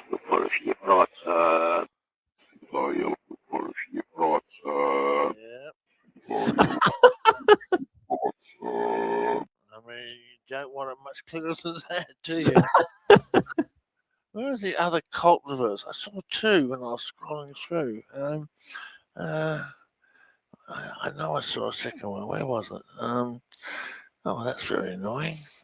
You have more UFO people too? You have Yeah, I Ashton do. Forbes, right? Sorry? Ashton Forbes, I know you have, right? Oh yes. Now where is that? Let me. Sorry, we're throwing all these different ones. Yeah, no, that's okay. No. Ashton Forbes. No, can't see it. I know the name, which means I've got it. You played it on Clyde's show the other night when we had the reversal Did I? show. Oh, was that from the UFO hearings? I don't know. I don't think he was involved in the hearings. No. Really? I don't know. I can't. No, I'm sorry. I just played on Clyde show. What was the reversal? Do you remember? Something about free energy, I believe, because you asked me if I knew who Ashton Forbes was, and I said, "Oh yeah, he doesn't like me," and you said, "Oh, it's probably." Oh, I remember that. I remember that. Yeah, I accidentally stumbled across that file. Didn't know I had it. I don't know where it is. I wouldn't know where I can find it. That's okay. So, what can you find on UFOs? All right, here's Elena Dunham. She's fairly big. Okay, Elena Dunham. You know who she is, don't you? Thorhan was there, and he was wearing a complete full environmental suit. It's equivalent of the astronaut Earth suits, with the helmet and the big stuff to be able to be in space. But you wanted Zeus. They wanted Zeus. Look, when I start getting metaphors, I start to get worried. We're getting into delusional territory. I can tell you she's delusional from looking at her. Yeah. It worries me when I start getting these type of stuff. Like this one here. This is really archetypal. Through the accounts of whistleblowers, such as, for instance, which I really highly recommend to read, the books of Radu Sinamar. He described this technology if you want to have a great idea of it. Oh, this is a crazy reversal. Which vision gets his dark city our money? Which vision gets his dark city our money? Which vision gets his dark city our money? Yeah. Which vision gets his dark city our money? That's probably a bit too long to hear that one. I can hear that one better than the last one. I could hear that one better. Right. We're getting into metaphors, and when I get into metaphors, I really get worried. Maybe this woman's possessed by something too. I mean, what story, what narrative is going to make enough money to feed this evil entity? Yeah, you're right. Here's another one. Well, we know why the dark side never wanted this history to be told, to be revealed, because they are losing power. It just destroys them. Little lie talking. Little lie talking. It's there. Well, that makes total sense. Yeah. Let me see. I'm just scrolling through my UFO stuff. James Gilliland. Oh, please play James. I'm banned from his ranch, so I really want to hear what he has to say. Yeah. Okay, all right. You're banned from his ranch. Yeah, I'm banned. Greeting. This is James Gillen with As You Wish Talk Radio, also simulcasting on ECETI, Stargate, Rumble, and a few others. So we're out there on VMO and YouTube and everywhere, basically. So stay tuned. We're a lot of changes happening here. I'm not even going to get into the news. I think we can talk about the news on the show. Probably have to be careful what we say. You're nauseating the public. Nauseating. Oh my. That sounds like a doesn't- self-deprecation because he's pretty nauseating. Is he? Oh, listen to this one. This is another sexual reversal. And I realized that around 5 years old, people have this transition where they realize they're not in Kansas anymore. You know, And penis is making honor. penis is making honor. Penis is making honor. Penis is making honor. I don't know. Is he a ladies' Well, woman? listen, when I was at ESETI, David and Mike, I don't know if I ever told you this story. I think it was James's brother and somebody else that worked there with him. They came into our room. It was like a multi-bedroom little house. And Clyde was actually there. Ron was there with us. And, they brought in this, quote, Rife machine. And they were letting people use it if you wanted to use it. So there were a couple women there. And when the women used the Rife machine, I think it, again, was James's brother, would touch them and say, can you feel the energy here? And, start moving his hand up her leg, really? touch them. Yeah. But when Clyde said, he's like, let me use it. They just kind of tossed it at him and didn't touch him. And there's a lot of, like, quite literally, it was just like, oh, yeah, you can use it. But they didn't touch Clyde. They didn't run their hands up his leg. But above where we were staying, there's like this, quote, meditation room where James and this people will take you and give you a meditation. And it's very shady, which is the reason that I'm banned, because I talked about this on my show. So, well, that, and also James got upset that people asked me questions after a panel and they didn't ask him questions. He got pissed off about that. But my point being, there's a lot of sexual innuendos at the ESETI Ranch. Yeah, well, that reversal it doesn't surprise me at all. Yeah. Yeah. Trying to look at here, I got a whole lot of stuff on Roswell here. Yeah, grab a few more of what you can for UFOs, Roswell, etc., and then you can grab that Pope clip, and then we're going to do our countdown to midnight in about 10 minutes. Okay. Here is Glenn Davis. He was a general, I think, who got parts or something from Roswell. Formaldehyde solution with water, and we put the bodies in them, let them stay there for 24 hours, and then take them out. I am a dead man. I am a yes man. Oh, I am a yes man. wow. That's interesting. That is interesting. He was the mortician, I believe, wasn't he? Wasn't Yes, he Glenn was. Davis Yeah, the that's right. He's the guy who saw all the bodies. Yeah, the Oh, mortuary. wow. Can you Oh, play that the man's end reversal again, David? Yeah, Oh, I'm he's sorry. scared, is what he is. That's why he says that. Them out. I am a yes man. I am a yes man. I am a yes man. Yeah, wow. And here's another one. I'm just pulling them out at random as I'm looking through them. A lot of my UFO stuff I've never played. I just found them and they've just gathered dust. And also that the nose, there was only 2 small orifices in the nose. There was really no nose that was convex. It was all. And this is full on. And this is full on. Wow. And this is full on. That's clear. And this is full on. He's telling a true story, this guy. He did see bodies. I mean, that's what I'm getting from these reversals. That's what they tell me. He saw something that he was afraid to divulge. I mean, he could have also seen something that was kind of maybe even equivalent to in Stranger Things, where the government makes this fake body. It's not real alien body, but they threaten to kill him anyway. I don't know, but that's very clear. Yeah. Here's Stephen Greer. Please play Stephen Greer. And I was raised a very devout atheist. We didn't believe in anything. I always say a devout atheist. My parents, if you couldn't put it in a test tube, it didn't exist. With that little fake. It'll make. Oh, sorry, that's a bit overload, isn't it? Sorry. That's a nail in the coffin for Mr. Greer. Yeah, here's another one. And so this is really beautiful. It's called epigenetics. And what's called epigenetics are not the main genes that are, that we think of, but they actually are. The con was the land. The Congress get in. Huh. The Congress get in. I'll be bothered. The Congress get in.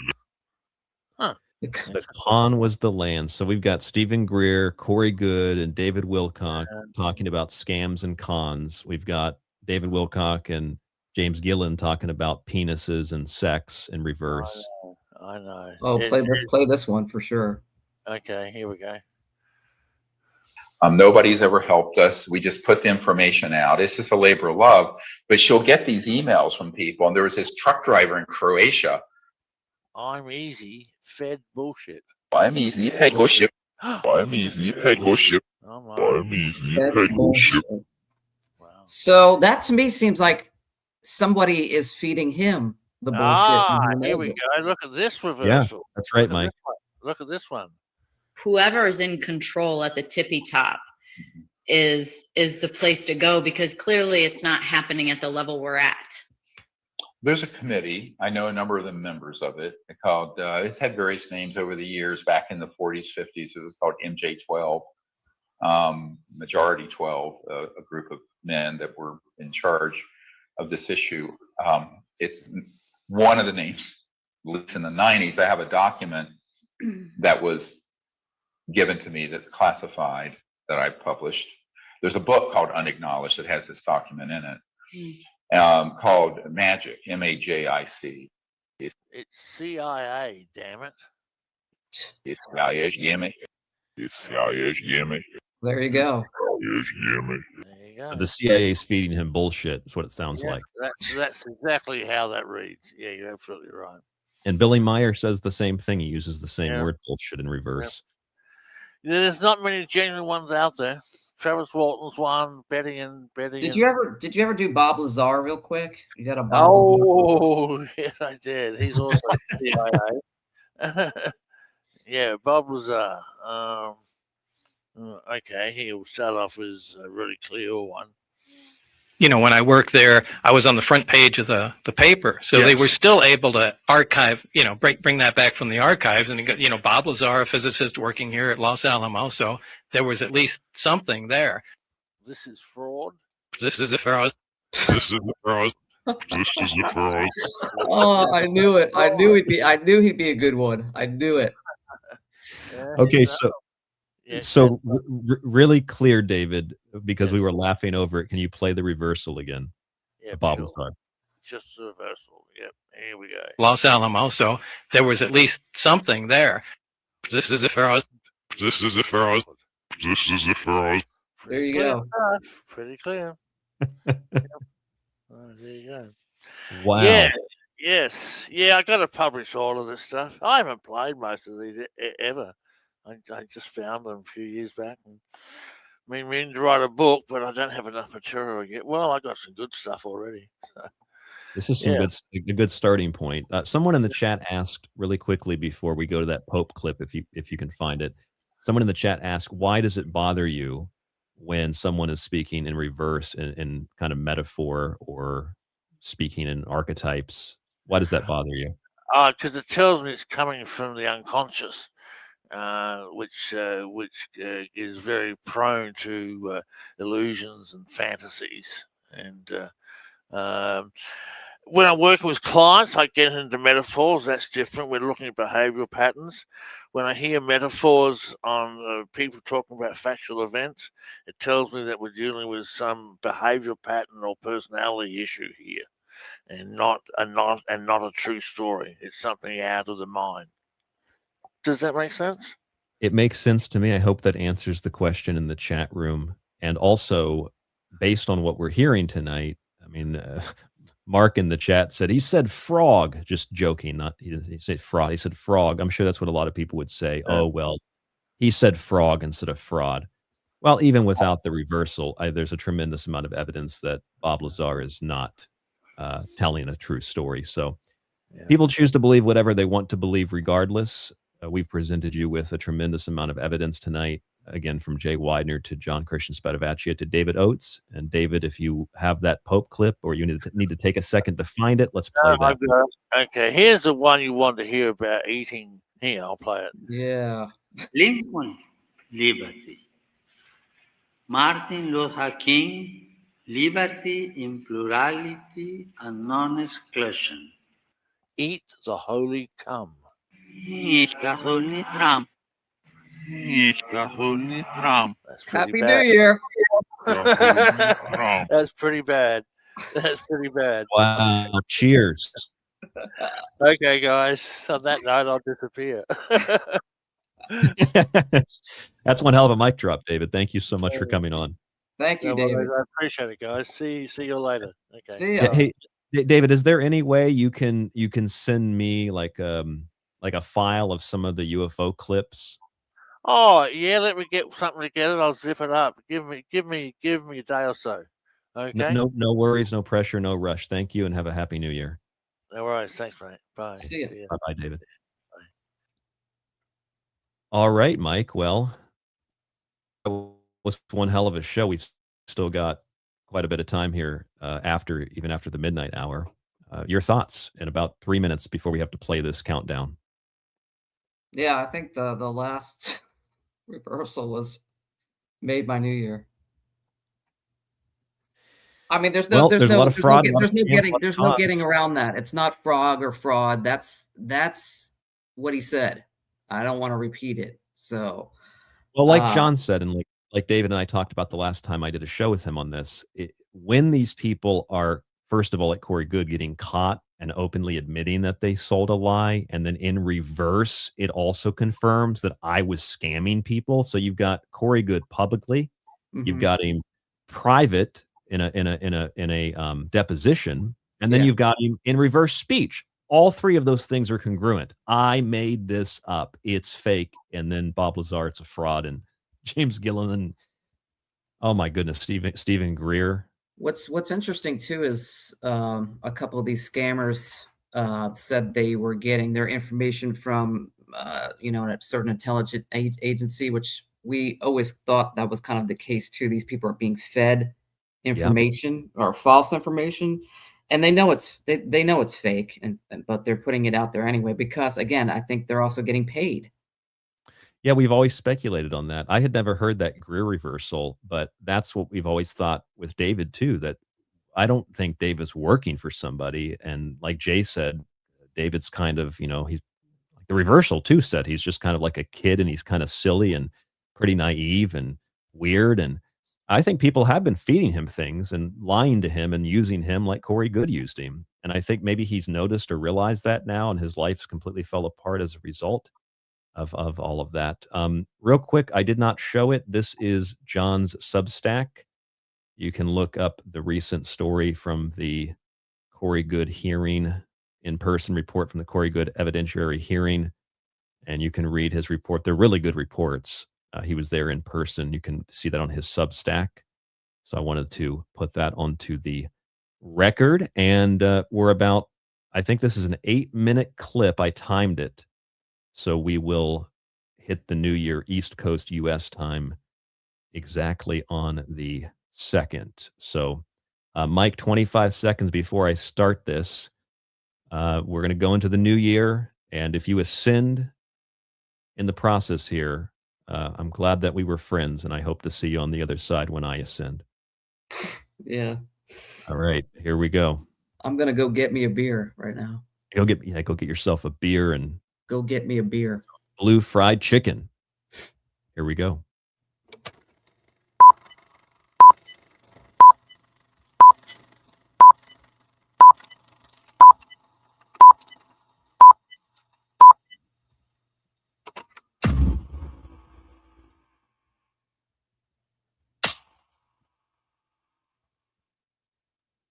So look, things are not going to stay the way they are very much longer.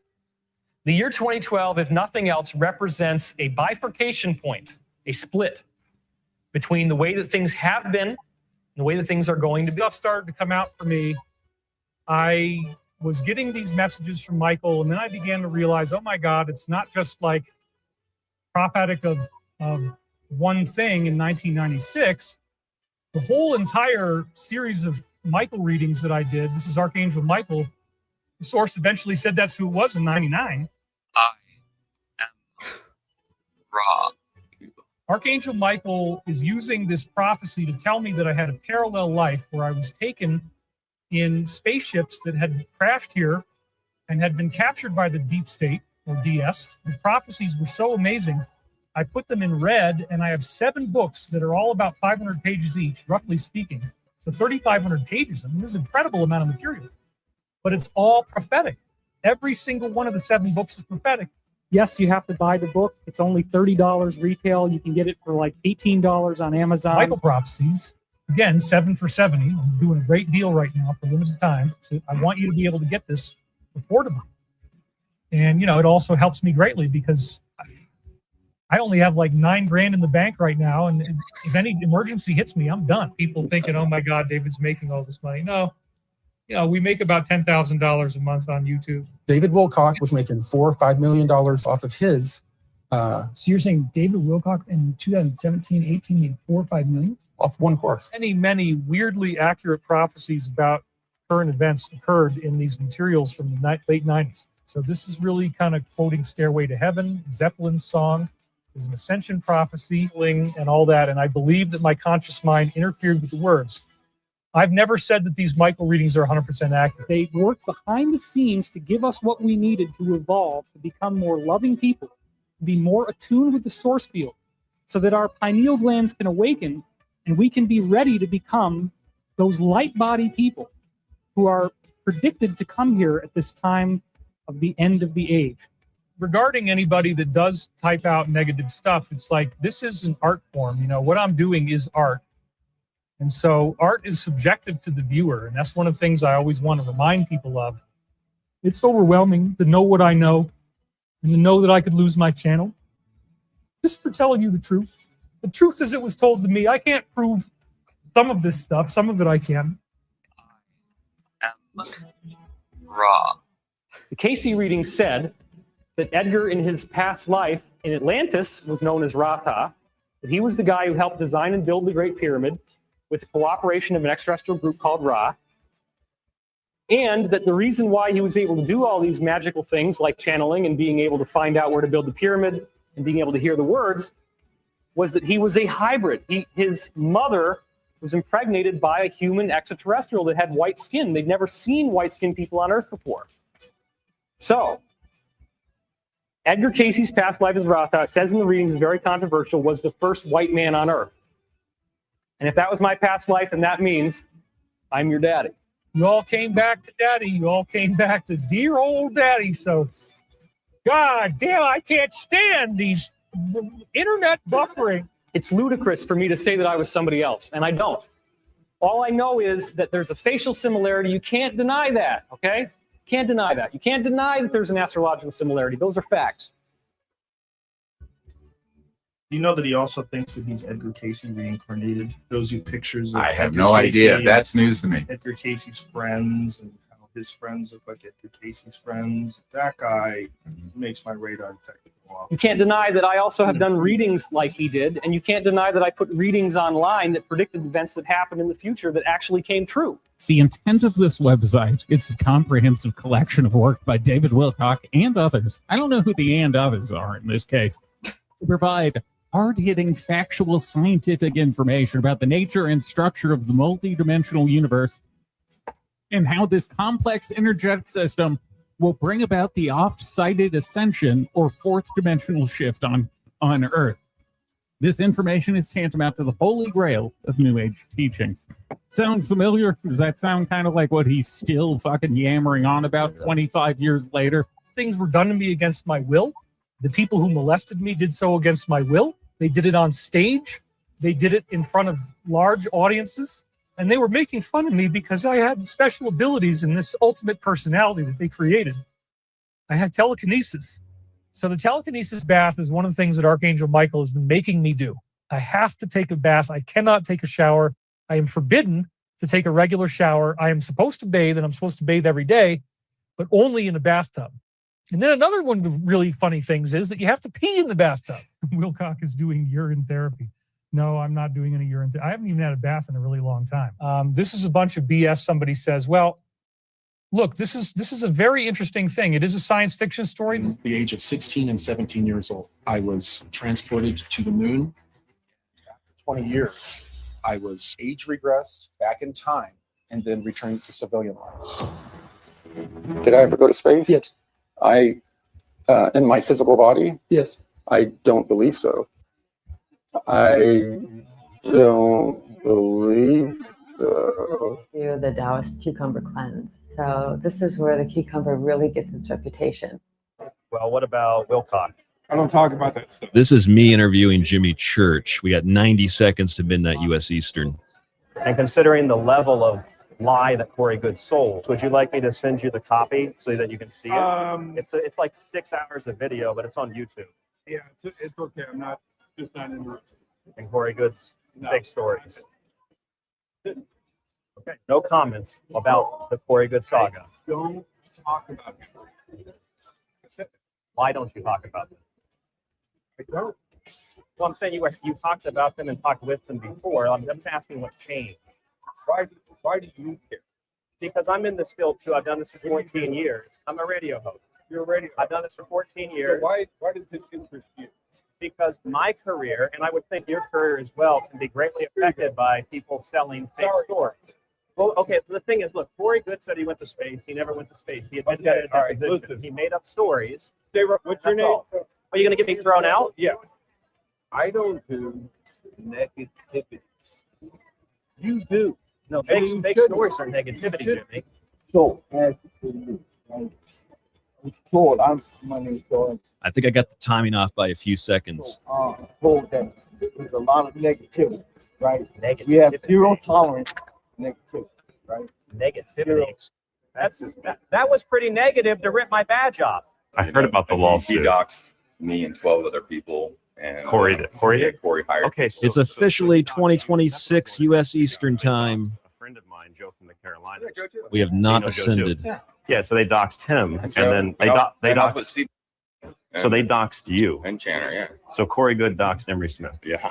See, I didn't know that. Oh, yeah. I mean, he had a group of 12 people that he hired, and he had, like, I don't know, 17 alias names, 20, 30 email accounts. Happy New Year 2026. I think I had the timing on the video off. I made 2 or 3 different versions of this thing last night trying to get it to look and sound good. There's my media pass that got ripped up for asking questions about Corey and David. Well, we haven't ascended, although it looks like Flux says that he's going through the roof right now. Some people said that their teeth were ascending in the chat. I know it's Central Time, Mountain Time. It's not 2026 yet. We could do this for every time zone, but we would be here all night. And I don't know what happened to Mike D. Mike D dropped off in the last 90 seconds there. He's been with us almost the whole show, and he dropped off. Maybe Mike ascended. I actually thought about doing that myself. I thought about at the 5, 4, 3, 2, 1, just, and then coming back and saying, you bet you thought I ascended, but no, I didn't. That'd be too silly, but maybe that's what Mike's doing. So, Mike, if you're listening, jump back on and say Happy New Year. And then it's pretty late where Mike is, so we wish him a good evening, a good night. If you would like to call in, this is live. If you would like to call in, I'm only going to say this one time in the new year. Send me a message. rdgable@yahoo.com. That's rdgable at yahoo.com. rdgable@yahoo.com. And I will send you a link to jump into the chat with us. rdgable@yahoo.com. Jump in the chat. Be the first person or maybe the second or third person to speak with us on air in 2026. Although for me, I've been in 2026 for almost a whole day. It's 2:02 in the afternoon here in Tokyo. Mike D is back with us. Mike, we thought you ascended. I did for a second, and then the internet and my yes. Oh, I'm sorry. Go ahead. There you go. No, it's like the internet and myself at the same time ascended. It's an incredible thing. So, which dimension are you in now? Some kind of black void, according to my avatar right now. Now, I'm going to take a shot in the void here. Are you going to do a facial review? No, not Reveal, until reveal? not maybe the Halloween show next year. So Next year Halloween show. Okay. yep, possibly. We'll see. There's going to be some Okay, stipulations to that, but you yeah, we know, need $1 million first. exactly. Yeah, need at least $5,000 for a face reveal. What did you think of our countdown video? A lot of that stuff, Y2K 2012 and 2025 Ascension, it didn't happen. So the bottom line is you should never give this guy another penny. David Wilcock, you are a con artist and a fraud. And hey, if you realize that you were defrauded by Chris Beskar and you were ripped off by Corey Good, you should come out against these people, and you probably would get a lot of support. Oh yeah. I would support you if you did that and told the truth. Yeah, I think he needs to do the professional wrestling route and take a total 180 backflip on his character and go from the heel to the face, and you know, first off, an apology to the people he's defrauded, right? And then you know, some type of statement that says, you know, I took some bad advice, I got caught up on this, I got caught up in the fame. I took some money, but I want to talk about how my life changed because of all this. You could do a 180 and just come out and be legit and honest about it. Yes, I mean, or there is the other angle, because he was on that Archangel Michael kind of Christ consciousness thing. He could just accept the salvation or get salvation from Jesus, accept the sacrifice of Christ, and he would have that built-in Jesus audience. That's always a great way to. He could, but if he's coming out as legit, he just should say, you know, I made some of this up, you know. I agree. I'm sorry, I can't refund you back because I spent the money. I need the money for. I'm having some legal troubles. Yeah, there's a way for him to come out of this and like you said, possibly do the 180 and, you know, come out better. Definitely. I think I know Wilcock is going to hear this if he's not listening now, but I assume he'll hear this at some point. David, in all seriousness, I bet you that I know I would, and I'm pretty sure Stephen would, because I've heard Stephen say this, and I'm pretty sure the guys from Hidden in Plain Sight, because I've heard them say this too, and I'm sure John probably would, and I'm sure maybe even Jay. We can do a roundtable video, multiple live stream simulcast of David Wilcock admitting all of this stuff and coming clean. And I bet you that would go so super viral, you would never have to worry about money or your reputation again. So it's an open door policy here, just like it is on Truth Seekers, just like it is on Hidden in Plain Sight. Just be honest. Just tell people the truth if you really want to save yourself. But I think he's so far in over his head and doesn't. I mean, this is a guy who has to call 911 in order to have his smoke detector batteries changed. So I'm not sure he's the brightest bulb. Yeah, you know what? Because of the amount of people that are still sending him money, even though it's not as much as he used to, I think he had a good Christmas show where he broke $3,000 or something like that. I don't even see that happening. I see him just riding this out until he's arrested and this channel's no longer on. Yeah, he's going to just kind of probably rough it until the end, until it's just all over. I mean, maybe he's trying to disappear. He used to disappear anyway and come back after a year or two. So maybe he's trying to do the same thing, and he'll just kind of disappear into the void. We also, I sent out a filler for some of the listeners here and see if anybody wants to call in tonight. We don't have a call-in number, but some people that I know are trustworthy, I've sent links to who are listeners. And we'll go to one of them now. We have Jackie. Jackie is with us on The Secret Teachings. You're the first caller, Jackie, we've had on the show for a long time. How are you? Jackie, are you there? I can see you, but I cannot hear you. You may have an audio setting, a mic setting that's messed up or something. Here, I'll take you off the screen there until we can get you back on. I've got a couple of other people that I think are going to come on the show here. Go ahead and play around with that, Jackie. See if you can get that to work. Anyway, Mike, any other comments or thoughts? I've got some videos to play if you want to play a few of these and have another laugh. I think it was very interesting, not to get personal, but he is a public figure. And the whole financial aspect of Wilcock and what's really going on behind the scenes and why he's so fixated on super chats and money. I mean, that's his whole show. I mean, he basically stares at the screen and says, oh, there's another one. Thanks, Judy, for the $300. Getting back to the weather, the weather here, and then nothing pertaining to anything out of his old books, no Michael prophecies. I think he's trying again to get away from all that stuff and just talk about like his day-to-day life activities. It's bizarre. Day-to-day life activities have even kind of, well, especially because he got in trouble for feeding the moose.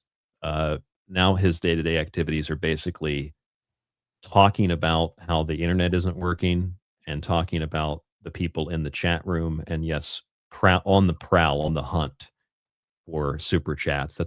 It's really the story of, it's an archetypical story. It's a guy that came from basically nowhere, got super famous and rich, and then just blew it all. And now he's struggling to get people to give him money on a live stream on YouTube. This was an ancient alien star. It's kind of like that Nickelodeon guy in the news, right? Someone found him on the street. He's dressed horribly, and Ryan, he's still making a decent $10,000 a month. He said decent amount of money. Yeah, even though YouTube takes 30%, he's still making decent money doing nothing. You're totally right. Could you imagine if you were making $7,000 a month working 1 day a week? Yeah, just talking about what's going outside my front door. Well, the weather here is great. There's the clouds in the sky, and I just saw a rainbow.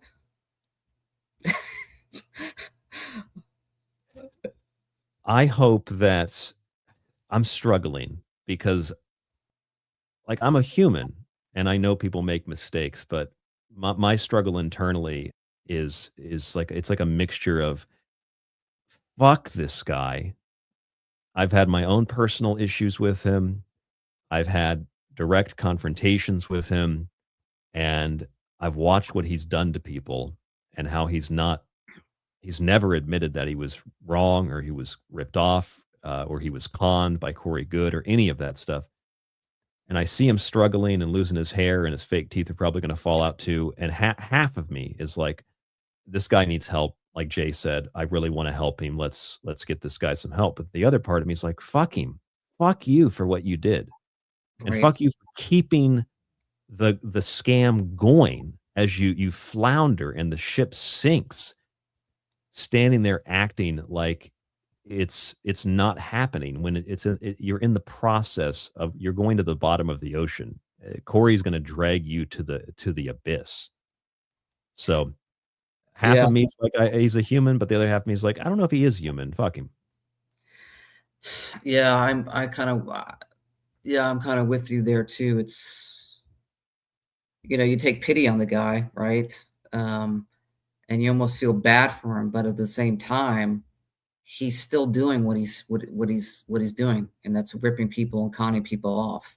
Remember the guy that messaged him and said, I said conning people off. Now I got me on reverse speech. Conning people off. There was a guy who messaged him and said, don't you understand what it's like to struggle, David? He said, what did he say? I'm in my van at McDonald's or something like that. Yeah, some guy at McDonald's that was probably hot spotting a Wi-Fi from the parking lot, gave him his last $5. David's like, I know the struggle, man. He's like, I can't get bison steaks anymore. Just totally disconnected from his audience. Hey, let's go back and play that clip, and then we've got some people in the chat who want to talk with us. Let's see if I can pull this up again. Okay, so we've got first of all, we got 3 people. We got Jackie. We'll go back to her in a second. I hope that your mic's working.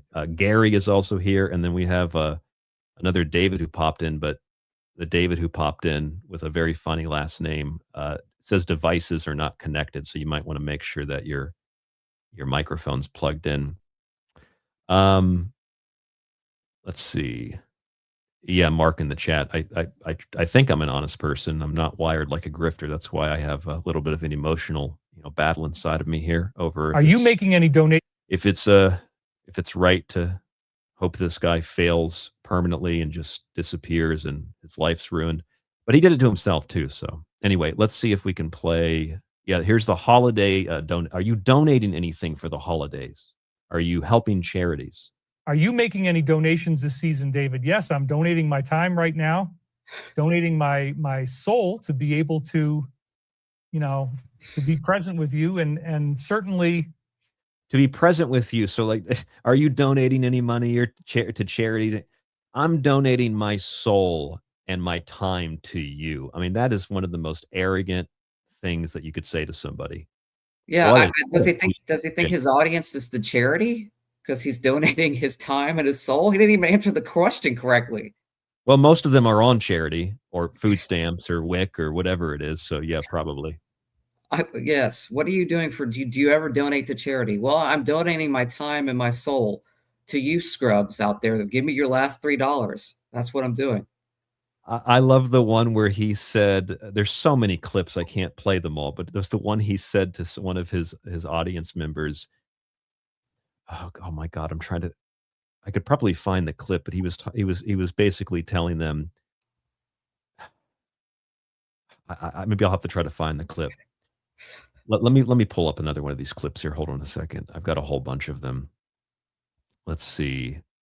Chat said donated his soul to the devil. That's probably correct on that. Yep. Okay, let's see if we haven't played one of these yet. This one just says David Stavati and Tom DeLong. Oh, yeah. Here's one. Oh, this is a good clip. John posted this.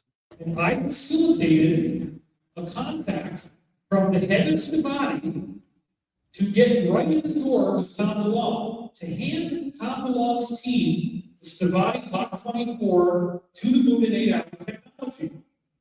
What do you think happened? They never wrote back. They never responded to him. Now this is important because remember, To the Stars Academy with Tom DeLong and Luis Elizondo and a handful of others, including ex-CIA people, they told the public they were going to build advanced craft. I forget the exact terminology they used, but advanced craft, basically running an aerospace scam. People gave them a lot of money, millions, and they never built anything. And that means that the Tom DeLong aerospace scam looked at the David Wilcock, Chris Beskar, Stavati scam, aerospace scam, and said, yeah, that's a scam. So one scam didn't want anything to do with the other scam because it was too big of a scam. I mean, that really puts it into perspective, I think. It's like a double scam. It's a double scam. You're right. It's a double scam. It's a double scam. All right, it's someone brought that. Who brought the comment up that someone in chat or I forgot who did, but saying that they could. I think Jay did that. You can look at the camera and look at people watching you and just continue to lie and lie and lie while even on camera. And there's millions of people watching you. And you just lie.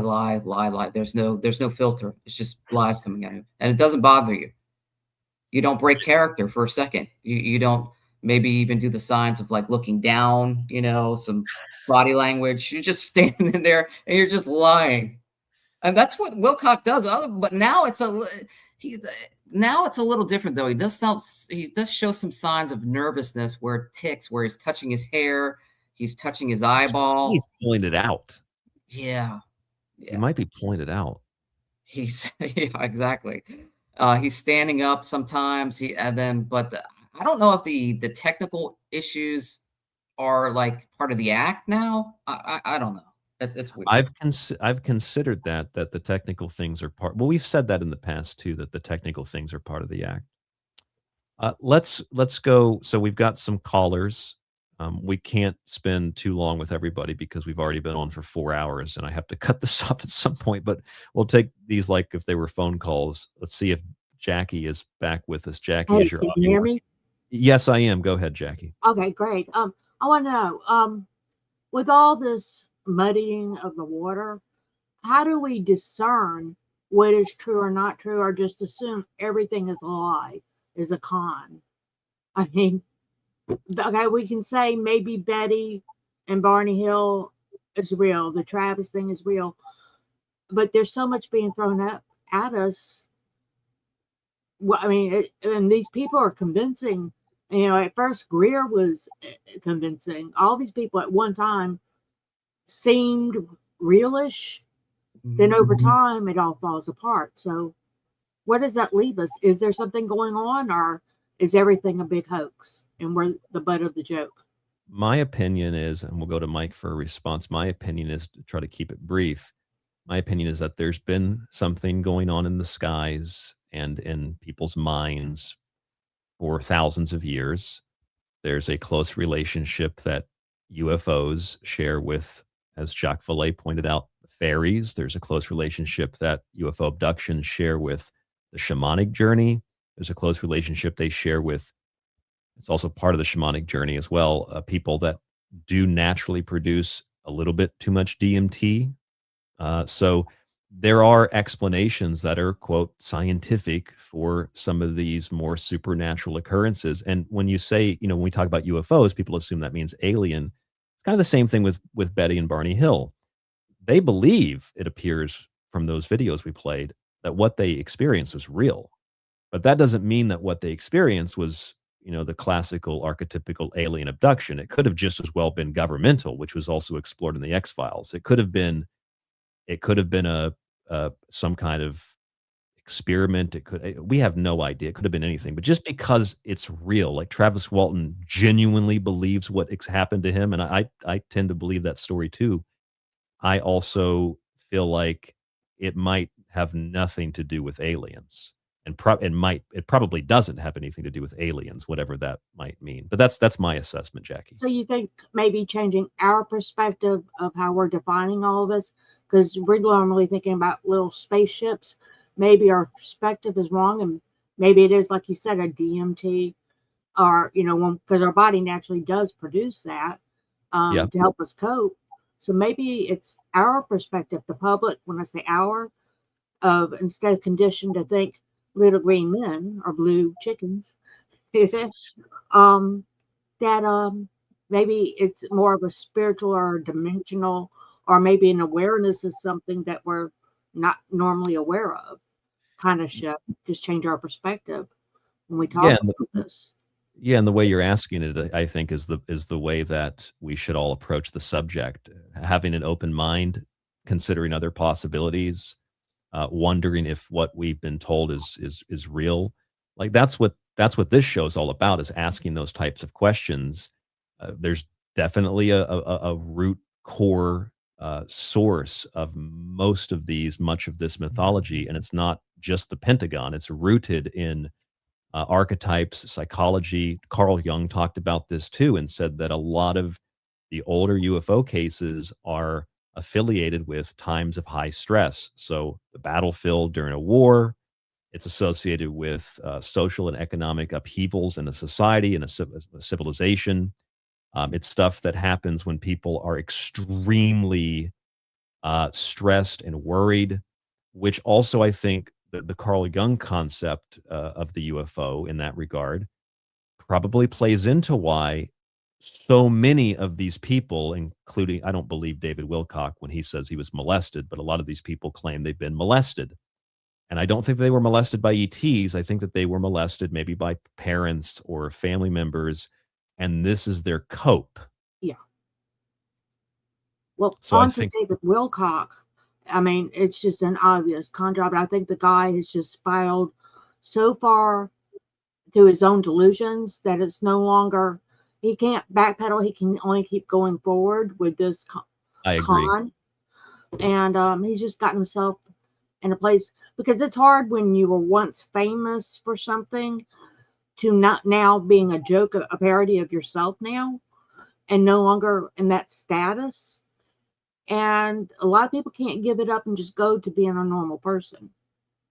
You know, No, you're right. It's weird enough in my experience. I'm not David Wilcock famous, but a lot of people in the industry know who I am for better or worse. And to go to an event or to like host Ground Zero last week, and everybody knows who I am, and I have a relationship with people, and then to go to like my high school friend, his name's Joey. We've been friends for like, I mean, my God, since I was 15, 16.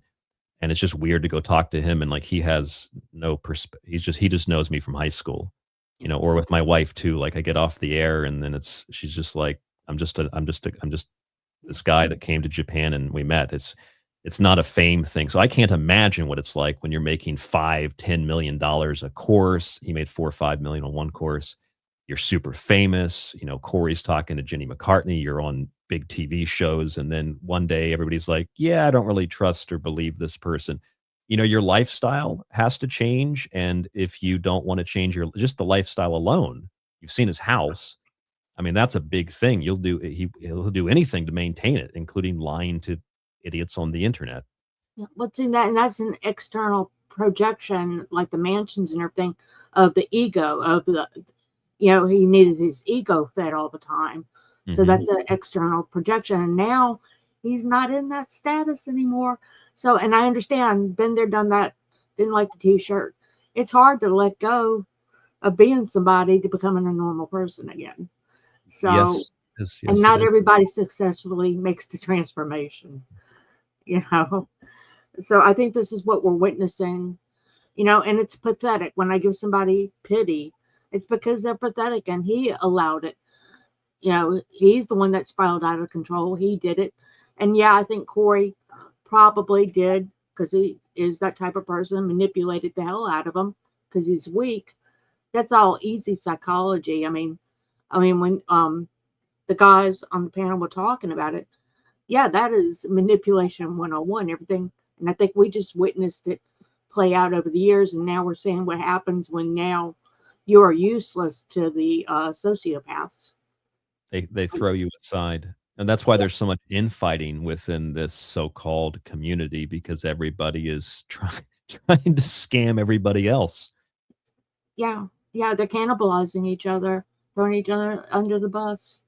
And so, but unfortunately, you know, a lot of people are getting caught up in this. And like I said, it's just pathetic to watch somebody willingly on YouTube spiraling, mentally delusional, declining. It's pathetic. It's funny. It's it's easy comedy, but it's also pathetic. But he allowed this to help him to himself.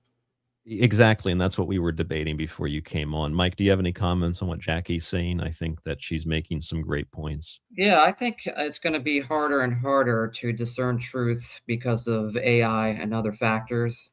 You have to basically do the research yourself. You have to try to use your intuition. We're all going to get scams, you know, now and again. I was scammed on Bob Lazar. I thought that guy was legit way back. This is a fraud. Years and years ago. Yes. But again, learning that he disappeared for a while, then he started his own company and then started to get government contracts, massive amounts of money, government contracts. I figured, okay, this guy, maybe he was telling the truth and he decided to take the money and shut up. And then he gets back on and starts saying, hey, we're going to give you this government contract, but you're going to start saying this disinfo stuff. So see, that's what got me to also believe him, like Bob Lazar, because of what you just said. That gave him more credibility in my eyes. Yeah, well, when he started to get government contracts, I knew he was getting paid off. His company was, because he was getting, supposedly in the beginning, he was getting threatened and shot at. You know, he got divorced. All this bad stuff was happening to him. So I was like, oh, man, maybe this guy's legit. Maybe they're going after him. And maybe they were. But maybe they came back to him and said, hey, if you start saying disinformation, we'll give you these government contracts. Or if you keep your mouth shut, we'll give you these government, you know. So there's a bunch of factors that could go on and on with it. But you're just going to have to use your common sense, your intuition, and just trying to get the facts down. And now with AI, you know, a lot of these videos that you see, of course, are fake. Yeah, I agree with you. It's difficult sometimes to separate fact from fiction, you know. But I think the show does a great job of calling out the frogs and proving that they're frauds. We had financial, you know, you figure if someone is financially fraudulent, that what they're saying spiritually is also fraud, is also a fraud too. So yeah, it's the same thing with, what was that guy's name? Was it not Benjamin was it Benjamin Fulford? Who was the guy that took the IRS money and then he tried to skip the country? Who was that? Oh, Sean David Morton. I remember that. That Sean David Morton, another UFO guy. I mean, I don't like the IRS, but if you're willing to rip off the IRS and try to skip out of the country, if you're willing, I mean, how can I trust anything that you're going to tell someone like me, some random person? If you're going to do that to a federal agency and try to run away with the money, it's kind of similar to what Wilcock did or is doing currently with the IRS. Like, if you're doing that kind of stuff, you're not a trustworthy person, especially when it's years of not paying the IRS, or it's years of very strange filings for your tax-free foundations or lying. You can't trust these people at all. I'll play the devil's advocate. Let's say that David did not surround himself with good financial planners. You mean the blue chickens? Make a lot of money. Then that also tells me he's not smart enough to surround himself with somebody that knows something about money. You know, Jackie, he's not smart enough to change his own smoke detector batteries. Yeah. I mean, we've been doing this so long. I have a pretty good eye for frauds. I mean, I knew immediately this Bashir guy, Daryl Anka. Hello, good morning, good welcome to this time of your time that you call time. Yeah. Yeah, complete fraud. And after doing the research on him, it just goes to prove. I was maybe when you contact David Oates, you can ask if he can do maybe some reversals on Bashir, Brian. I thought about that, as a matter of fact, to ask him. I'll have to send him a message. Yeah. Well, I appreciate you guys. Tonight was one of the best New Year's Eve ever I stumbled into. And it was a very interesting, informative show. And I was the first one of 2026. I'm not a virgin anymore. Woohoo! We used to do a lot of calls, but I shifted the format to more of a lecture presentation. But it's nice to be able to take calls on ground zero. I'm so glad that we could do this today. Jackie, thank you for calling in. And those are great. Thanks, Jackie. Coming on. Thank you. Thank y'all. Okay, bye-bye, Jackie. Bye. Let us go. We have a lot of people in line here, so let me go to, we have Gary, we have David, we have Jack. Jack's also here. And then we'll go to some clips. I think we actually will probably end up bringing in the new year in Central Time as well. Let's go to Gary. Can you hear me? We can hear you fine, Gary. Yes, the cable All right. is not interfering in the broadcast. Great. I'm still in 2025, so we're time travelers right now. And it's all true. I have not ascended yet, but it's still possible, I think. It is possible. I wanted to congratulate you on your first anniversary being married. Congratulations. Thank you. I appreciate that. Thank you. And I think that what Jackie was talking about, very relevant, because I believe that the internet and all of the other communications that people do is a form of mind control. And people are trying to control the masses to get them to do what they want and ignore what's really going on. I've always wondered, Gary, and Mike, I'd like your comment on this too. I've always wondered if that's why David Wilcock and why Corey Good and some of these other people, they don't get removed from the internet. They don't have their YouTubes taken down. They don't have their social media taken down. I mean, they'll go out of their way to get other people's stuff taken down and succeed. And they'll also have these campaigns where they just go after anybody who posts anything anywhere on the internet. Laura Eisenhower has done that personally with me. So I wonder if it's not so much that they're necessarily working with somebody or for somebody, but that they're doing the work of the algorithm, if you will. They're doing the work of people who are misinfo agents. Like, they're not Richard Doty, but they're the equivalent of Richard Doty. Kind of like they're doing the work of an Air Force military disinfo agent out of stupidity. They're not even getting paid for it. They're just so dumb or so gullible or so naive that they're doing the government disinformation job for them. It's just a thought. Brian, yesterday you talked about Czech, CHEQ, and I didn't realize that it was run by the Israelis and it controlled X. So I'm very skeptical of what's on X now. I think it's all just propaganda. Yeah. Czech is something that I think is it's the reason that there's this big story with Nick. This is a whole nother subject, but this story with Nick Shirley. Nobody else covered this story about the Minnesota daycares. Actually, tons of people have. I actually messaged with Owen Schroyer this morning because he had posted something about those things being talked about in 2020. And I said, oh, and this goes back to like 2011, 2012. And he said, oh my God. And he's like, all the documents, even the state did an investigation. So it's not new. And you got Nick Shirley on InfoWars, these other places being like, X is the #1 platform for independent media. We're exposing the truth. It's like, really, after they signed a deal with a foreign government to censor content. And now it's so, yeah, that's a different subject. But there's a lot of that in the UFO community, too, because I mean, I'll give you an example. I personally, I've only seen like 2 UFOs, whatever that might mean. And I saw a big black triangle here in Japan it was 2 years ago now, technically, 2024. And I told that story on air. George Norrie didn't have me on. I went to other radio people, said, hey, I saw this thing. Nobody cared.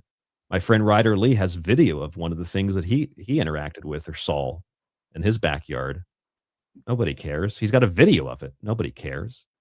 But if you're one of these people, all you have to do is go to social media, post something, and then you just get this swarm of people that support it and back it, and you're on all these radio shows, and that's what makes me question people that come out of nowhere. Some stuff's probably legit, but like if you just pop up out of nowhere, like Ashton Forbes, and you're this niche expert on something, and anybody that has a question, you get banned, you get removed from the chat, comments get removed, etc. Then clearly there's something going on here, and that's why, going back to what Jackie said, you really can't. She's right. You can't trust anything. So how do you know what's true? And I think we should add my response in addition to what she had said was that the way that you do that is you're not a believer or a skeptic. You just look at the information as it's made available. That's the best way to do it. You don't believe in things. You don't deny things, and you're skeptical. You just find information and just go with each little piece until you build a narrative and you find something that kind of gives you an idea of what the story really is. We need a skill taught today, which wasn't taught to my kids, and they're in their mid to late 20s, of critical thinking. People are not taught to be critical thinkers. And I do have one more thing. St. Michael spoke to me and said, tomorrow you're going to open a Somali daycare center in the middle of Tokyo.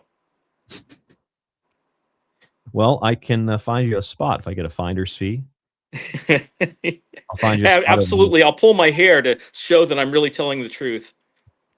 We'll have to build it on top of a 7-Eleven, an apartment complex, and a grocery store, just stacked on top of each other. You know, I'm looking forward to having sushi at a 7-Eleven. I've heard it's fantastic. Get the corn dog too while you're at it. Yeah, that's been cooking for a day. Yeah. I've never had the sushi at a 7-Eleven, but it is not an American 7-Eleven. You'll catch food poisoning real quick. Not over here, though, Mike. Over here, it's not like that at all. 7-Eleven, I know. Like gourmet. And Ryan, finally, and to the next person, thank you for your authenticity, and I've certainly learned a lot from your shows. I appreciate that, Gary. Thank you. And I think you're a lifetime subscriber. I mean, I'd have given you a subscription even if you weren't, but I appreciate that. Putting your money where your mouth is. Yep. Well, Thank it's not really my money. It comes from the government. And it's so well, somebody doesn't get their hands on it, we'll say. Right. So cheers. Happy New Year. Yes. Happy New Year. I appreciate it, Gary. Thank you so much. Gary and I have actually spent time together at Roswell. What was that 2-3 years ago or something? 2-3 years ago. And at Contact in the Desert and at some bookstore in Tucson. Ah, that's right. Nexus Occult Books in Tucson. Gary stopped by for one of those presentations. And whoever's in Tucson, it's a fantastic place to go. I got a Joseph Campbell book and the people, Andrew Cox, wonderful people. Yeah, we had Andrew on the show. Well, you probably heard him. We had him on Ground Zero, and we had him on the Secret Teachings to do the Krampus show, or Krampus show. Thank you so much, Gary. Right. Thank you. See ya. Have a good night. Happy New Year. Happy New Year. Okay, bye-bye. We had another person in the chat. They dropped off. We also have, well, actually, both of them just dropped off. So if they are still listening, jump back on, and I will stick you on the air. Mike, how about a few more clips? Yeah, I think to address the last comment that you made too, it's Wilcock was talking a lot of Q stuff back in the day when YouTube did that first purge of getting rid of all those people that were talking, doing the Q stuff. He never got removed, by the way. Oh, I know. That's what I'm saying. Yeah. He was hardcore on that stuff. And he was never, and like I said, YouTube purged a lot of people that went over to Rumble, but Wilcock never got purged, which I thought was strange. Yep, he's had it. I mean, he's cried about having almost lost his channel, but he never actually lost it. Yeah. Plus that's even true.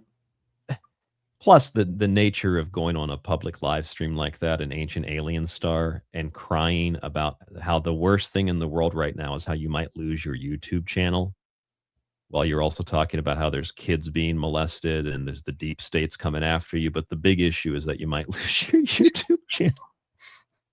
I think I want to be up here on this fucking camera talking about this shit. Oh my God, is that AI? No, this is real. You and I watched this live when he was doing this, and we did a show on it a long time ago. It's real. It's totally real. Still real to me, damn it. Yeah. Sorry. Oh my God. Half of me, for half a second, feels sorry, and then I'm like, this guy's a piece of shit. That's some Erica Kirk action right there.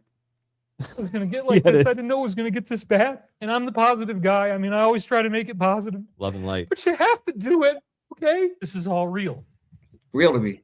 I gotta pull it together. I'm really sorry. Holy crap. Good. This is when those new teeth were fresh. He hadn't ground them down any. I'm sorry. I didn't want it to be like this, and I thought we could work hard enough that it would be quick and easy, that 3 days of darkness would come really, really soon. 3 days of darkness. I think we had like 2 hours of darkness when we had to go through the 3 hours of darkness when we had to go through his clip when we didn't break down the segments. Had to watch this whole 3 hours. That was 3 hours of darkness. It's equivalent to 3 months of darkness. Honestly, if you're a spiritual person and you understand that we're all one and that the teaching is forgiveness and love, it's overwhelming to know what I know and to know that I could lose my channel. Just for telling you the truth. The truth as it was told to me. I can't prove some of this stuff. Some of it I can. It never gets told to him. Yeah, it never gets old. Okay, so I know Jack was on the line, so if Jack, you're still listening, hop back in the chat. If you need to just do computer audio, that's fine. We also have another David on the line. I see the camera bouncing around, so let's try to keep it clean or straight since it's a video here. I don't know, maybe David. Oh, you're gonna have to turn. This is an old Art Bell thing. Please turn your radio down, sir. Bouncing around, so let's try to keep it. Please turn your radio down, sir. In the chat. I don't know. But still there. Okay, so once you get your Turn your radio down, sir. I used to have the Art Bell clip of him saying that. What? Good. You're good? I cannot You're hear good. you. Can you hear me? I can hear you now. Yeah. Who? Hello? It says David Wilcockowitz. Is this David Wilcockowitz? There we go. I think we're good now. Yeah. Can you hear me? Hello. Who is this? No. Okay. The same issue with Jackie. So who was this? Who emailed me? Tim. This was Tim. So Tim, try to fix your Sorry about audio that. there. Like Jackie Can you hear me now? Yes. Can you not hear me? There we go. Now? Yep, we can still hear you. Oh, all right. David Wilcock here. I'm just letting you guys know what's happening is you guys aren't ascending. You got to have a supercharged rose quartz or a fluorite, maybe some aquamarine. And you got to remember, when you're going to ascend, you got to put your head in that toilet bowl a little bit. You got to be in that ascension chamber room. Freshly urinated, I believe. Yes. Preferably, you're going to be laying on your back and just let it go. Let it fall. I think your cat's ascending right now. Yeah, I was thinking that this was like an implication that David Wilcockowitz was actually a pussy. No, David Wilcockowitz is in the cat base. He's in the pussy base. Yeah.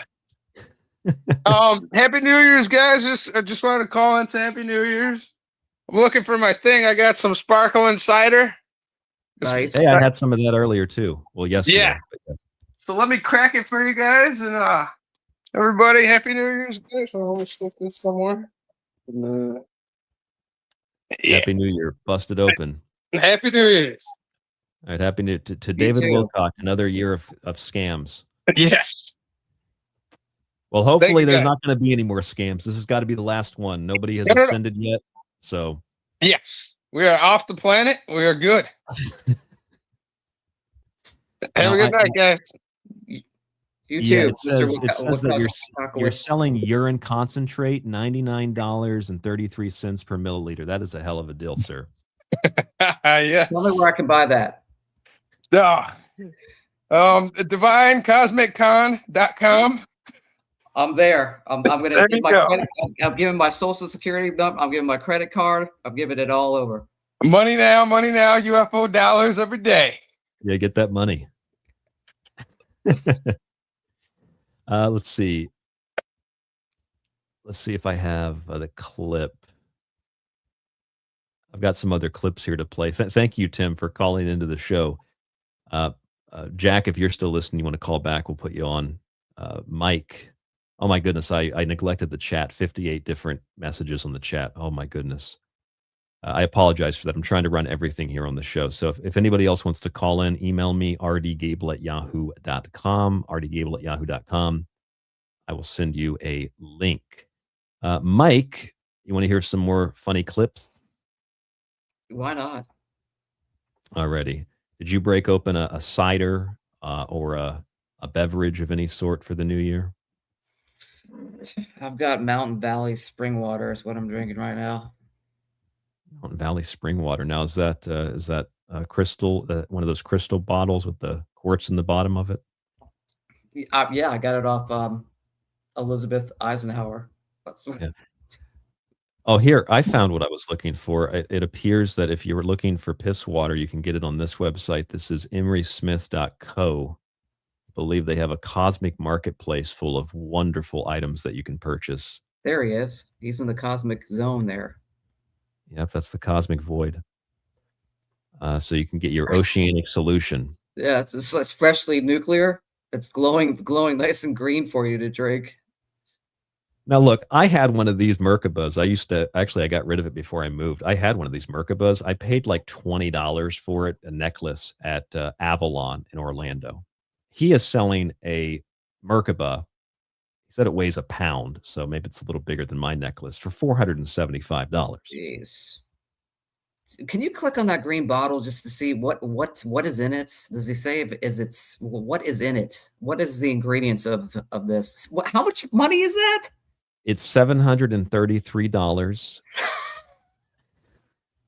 It's a bargain in the new year. It's a bargain. What is it? Well, we're not sure. You want to read it? You can read. I can't see it. It's too small. My eyes can't see that. Oceanic Solution represents. So I could do this more like an ad voice. Oceanic Solution represents the pinnacle of bioenergetic wellness innovation. This formula brings together the transformative power of Aquafarian NanoBlue, our advanced plasma-structured water, with the light-infused bioluminescent qualities of Nano Emerald Green. Now, that actually doesn't tell us anything, but it sounds cosmic.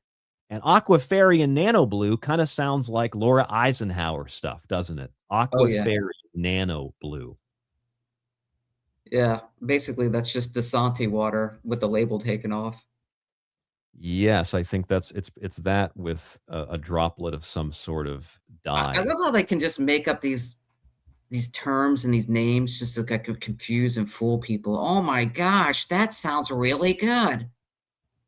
Yeah, that's all that it is. It's just using a bunch of words that nano, emerald, green, bioluminescent qualities, so it glows. I think he put it at $733 because he's so ashamed that he doesn't really think anybody's really going to buy it for that amount. I think he checks the cart every day because there's 0 reviews. I don't think anybody's bought it, so he's probably sitting there. Shout out to the guys from Hidden in Plain Sight because they played a video of Emery Smith. It was rough, where he showed. I think it was an accident. He showed his living space. Ooh. It was rough, Mike. It was like 2. I think they were Great Dane dogs that were about the size of his bed. And it I don't think it was a trailer, but I used to live in a trailer, so it had a trailer-like quality to it. The walls are just white. There's nothing on the walls. It's maybe some like early 2000 paneling, and then just this standard bed. It just looks real rough. I think he gets up every day and he's like, all right, please someone buy the Oceanic Solution. Just one. I can get food this month. It's like chat GBT picture of green liquid in space. You want me to ask Grok or Chat GPT? I can ask Grok what that is. Let me ask Grok what this is. What is oceanic? What does it say? Oceanic nano something? What was it? Let me go back to it. Oceanic. Oh, I'll ask what Aquafarian NanoBlue is. Yes. Yeah. What is as sold? Okay, what is Aquafarian NanoBlue as sold by Emery Smith? See if Grok has any comment on that. It's a search engine, so let's see what Grok pulls from the internet. I also thought I had the Laura Eisenhower Aquafarian clip too. Might have that. So it's a health and wellness product sold by Emery Smith. Oh my God, it is. It's the same ones that Laura Eisenhower talked about, Mike. It says Emery Smith is known in alternative and conspiracy theory circles as a whistleblower claiming experience with classified extraterrestrial programs, including encounters with aquatic alien beings called Aquafarians. Aquafarians, yes. I know those people.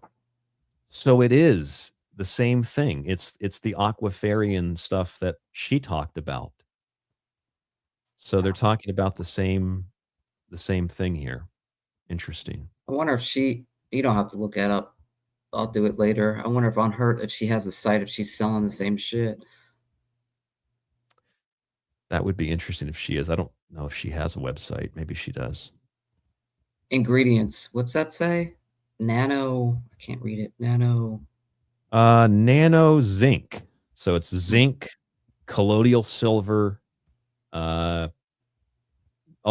blue. And I thought, I'm dyslexic. I thought that said blue avian. It says blue vervain. Iodine. So it's like a bunch of supplements that he put into one bottle, which I can't imagine that is. It's definitely not approved by the FDA, and I can't imagine that that's probably healthy to drink all of those things combined. Because you're supposed to use things like nano, like colloidal silver or something like this. It's supposed to be in controlled doses. You're not supposed to mix it with iodine and and methylene blue and other things, and then just take it as a solution. Shouldn't there be like a warning label, some warning text there? You might die. Yeah. Not for the young or elderly. Do not drink. The science of, oh my God. Here's the bioactive ingredients, Mike. Look at that. Yeah, this tells the whole story. Just stomped on the heads of some squids. Squid juice. I'm gonna sell squid juice. Oh God. I think this might be the clip. It might not be the clip. Actually, no, it's not the clip. It's not the clip. I thought I had the Lure Eisenhower Aquafarian clip. Would But this anyway, be considered a goy slop? I don't know. Maybe. yeah. I think so. And I don't know. It's I don't know if it might be a little bit worse. You can get he'll read your scans for $4,000. You have like a CT scan. 4,000. I think that's more than the hospital charges. Yeah, let me trust the guy who said that the giant dogs guard an elevator to an underground base where he dissected 200 alien parts. Now hold on a second. I think I have that clip. Let me try to play it. I think it's in this Wilcock montage I have. Hold on. Network today. They're not like on their deathbed, seeker's fee. And at This is the time, I'll Laura. show you my bank account. Us in town, and you're all It's a bomb out. Exactly what you're doing. Maybe not. Right away smell. Oh. You know, Emery. Here's the Emery clip. fantastical, to be part of all this. So when you get to the end, you go through your check station. What does it look like? Where are you? What do you see? You were in a tunnel. but Yeah. What do you see once you get off the gun? There's glass doors there, seamless. They open up like you would see in Star Trek, like whoosh, they open up. Oh wow. And there's these two stations, and if there's someone in both stations, you have to wait outside the glass, like the other people might be before you check. Oh, they're being interviewed or something? Yeah, they're being checked in. Okay. And so there's two other glass stations. So when you go, this opens up. Now you have a security check guy here and a security check guy here. And so what would happen with these soldiers at the desks? What do you? Well, they check your palm print, your retina scan, and then you show them your card. A very generic card. And does the soldier talk to you? Do you have questions you have to answer? Yeah, they ask questions. Anywhere from just a couple, or sometimes they'd be like, go ahead. So they were doing this with people, and they had these special animals. They were dogs, but special dogs. And Special Hold on a second. These are special dogs. First, what he's describing, Mike, just sounds like a conventional security check at like a Sometimes they'll ask you questions, and sometimes they'll just wave you through. I mean, like the last time I went to a hockey game, this is basically what they did. It's just like basic questions, or like not questions, but security check at the airport. They ask questions maybe, but like you go to a hockey game, they do like a scan of you, a check. Go to like a concert, TSA might ask you a question if they see, did you pack this bag, sir? It just sounds like a routine security check. It doesn't sound like it's anything revelatory. Right, exactly.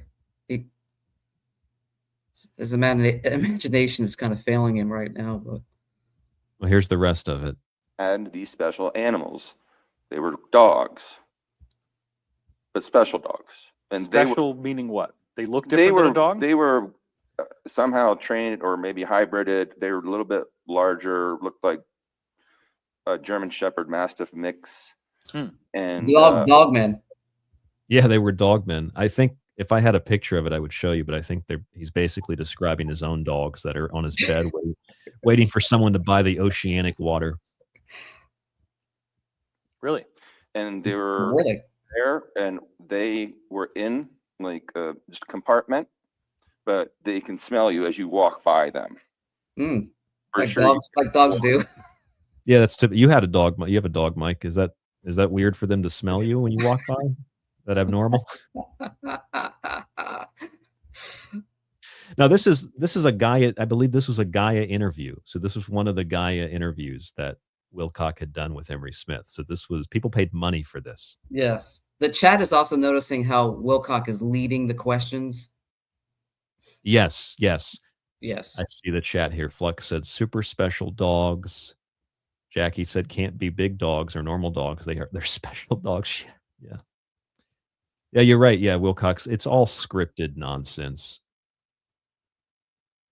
Well, it's like script. It's like Curb Your Enthusiasm or Reno 911. These TV shows that are like half scripted, half improv. That's a lot of what this is. So, Emery, today we're going to talk about you went to an underground base. That's your motivation is you dissected aliens. All right, action. And then he just says he's a horrible liar or he's a horrible storyteller.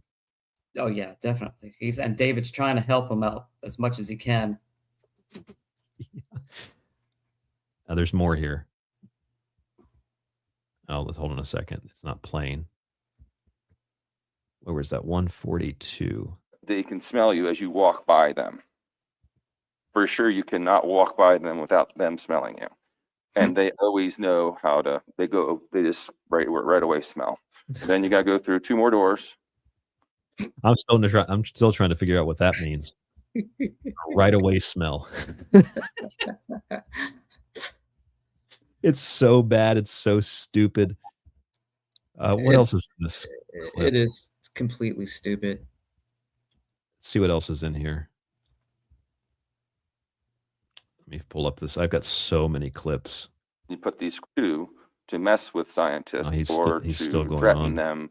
And keep in mind, she was a fraud. Halfway and just know that they're ignorant. And There's Laura Eisenhower. I'm friendly with Corey. I never talk to David, and I'm just trying to understand things, from Corey's perspective, what the hell's going on. Yeah, he made it all up. I'm the kind of person that just, I'm a little combative, neurotic, thoughtful way. It's like I'll meet them halfway and just know that they're ignorant and they don't do their homework, and I'm just gonna say the credibility of your show has really gone down, and I could give you a really crappy testimonial just like you did with me without knowing the facts. But all I know is that you guys are not intuitive enough to know the truth. No, I'm intuitive enough. I'm intuitive. Was she speaking to you? I think that's what that was labeled. I think that she was responding to one of her listeners or one of her people had commented on one of our videos, or we had I think it was a live show. My God, it was so long ago. I think it was a live show. Someone heard what we were saying about her. They went to her and complained to her, and then she commented on another show about us. And if that wasn't us, she did comment about us before too, based on what that person had said to her. But that was all. I got a lot of Laura clips here. Let's see. There's for my work, and it's not about me. I really don't care. I never want to interview. I've never even not caring. Yeah, hold on a second. There's a clip here where she says, oh yeah. She talks about her family. She says that because what I had said was that her real name's not Eisenhower, it's Bradshaw. And she adopted the Eisenhower name for credibility. Mm-hmm. Like she's in that family, but she adopted the name. Say just because he's passed on doesn't mean he doesn't have emotion. I mean, he can't separate himself fully and completely. He's not off. I wasn't even carrying the name. There it is. The Psychic Institute, they said Eisenhower's here, and I wasn't even carrying the name. And they were like, you guys have been working together for a long time. Yeah, I wasn't even carrying the name. So her real name's Bradshaw. So she's another one of these people. She's very good friends with Emery Smith's friend, Jack Daniels, from what I understand. She actually should be ashamed to carry that name. I agree with you. And she rambles on like this, just to move into these higher earth energies. The hijacking attempt of the 5D ascension, which relates to our throat chakra and alchemy and the 5th element, which is the ether. That was a good movie, Fifth Element. Mm-hmm. Yeah, they probably saw that once or twice and were inspired by it. Presents as it rules the ether. But this is the ascension thing. We're counting down ascension tonight. We just reached mountain time, or no, central time ascension. It didn't happen. I don't think anybody central time ascend. I didn't think so. So that's 2 time zones down now in the U.S. and no ascension. And this is Laura Eisenhower rambling on about ascension. This was like 8 years ago. Move into these higher earth energies. The hijacking attempt of the 5D ascension, which relates to our throat chakra and alchemy and the 5th element, which is the ether. Just all those words, those words. 5th element, alchemy. It's like very neurotic speech pattern. She is Yeah, she's definitely neurotic. That's one way to describe her. Basically, Project Paperclip, huge part of that. Grail lines and the angelic lines that came to Earth, the grids. God, I just had this word slop. Yeah, it's just word slop.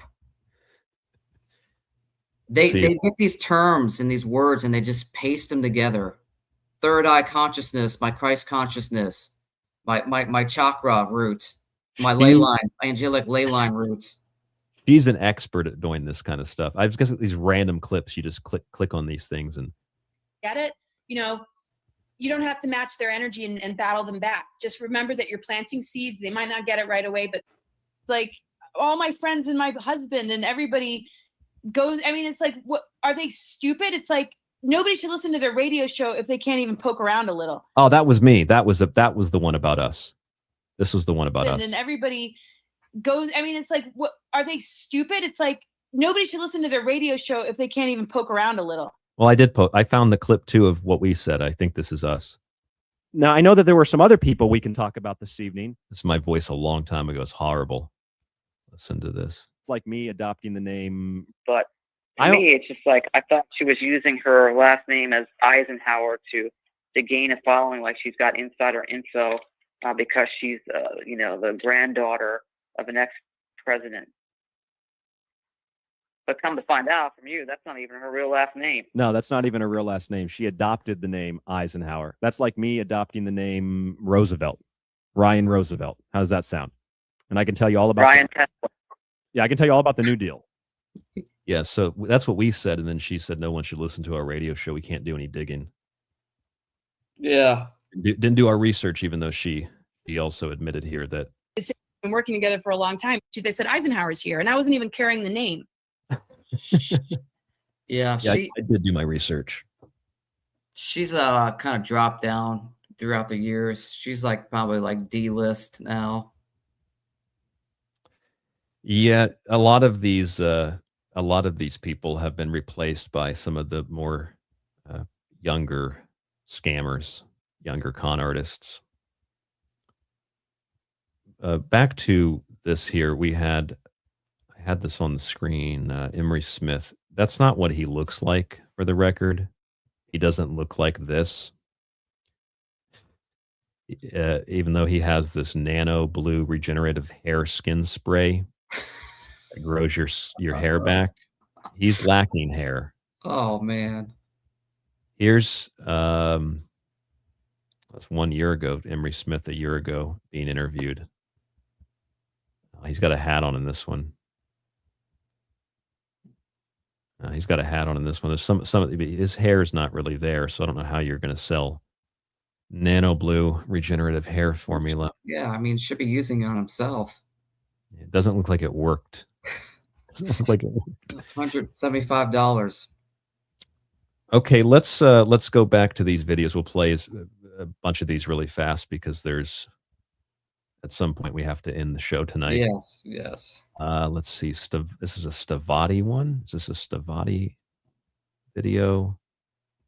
Oh, I was looking for this earlier. I could not find it. I'm not going to play the whole thing, but you can watch this if you want to watch the whole thing. You can watch it on Macario posted this. This is David at an event. I believe it's in Las Vegas, and him and Chris Beskar have it's like an aerospace event, and they have a booth set up. And Chris Beskar is telling these aerospace people about his plane. So here's their booth. This little booth that they have set up. This is the SM-150. This is the SM-100. This is our 920 airliner. This is their computer generated CG 3D printed bullshit. And then Chris Beskar. This is Chris Beskar. Sponsor of the Air Dominance Summit 2025. Delighted to be here. Great. And then here he goes up and tells these real aerospace companies. The goal of this particular airplane is to have an extreme long range, high performance fighter that can really make a difference when it comes to air dominance. Generally speaking, you don't want to come in second place in a gunfight. And that's the difference we should have never had. And David Wilcock is sitting in the front row filming him laughing at his jokes while he's telling an audience of real aerospace engineers about these planes that he's going to build that are going to be better than what they've built, even though he's never built anything in 30 years. You got to have balls to do that. You got to have balls to look at Boeing and be like, I'm going to build an airplane that's better than yours, but right now I got to clean out the sewage from my warehouse. Yeah, I mean, to kind of look at the camera for hours and just lie. You've got to have some gusto, some balls to do that, or basically no conscience. More. Yeah, that's probably more so what it is. Here's another one. We saw how Corey Good ripped off Halo and Starship Troopers. Here's Chris Beskar's design, which appears to be taken from Star Trek Insurrection, 1998. There's his design. I believe that's Star Trek. Looks like that's their hover car that we never got. Looks like they ripped that off. I'm surprised they didn't take stuff from, well, it's too new, from Fallout or somewhere. They go back in time so people don't know, research it. They grab stuff from Babylon 5 and Babylon 5, yeah, Deep Space Nine and Star Trek. Okay, let's play. Get that font script that's like kind of like Ferengi font script that we can use.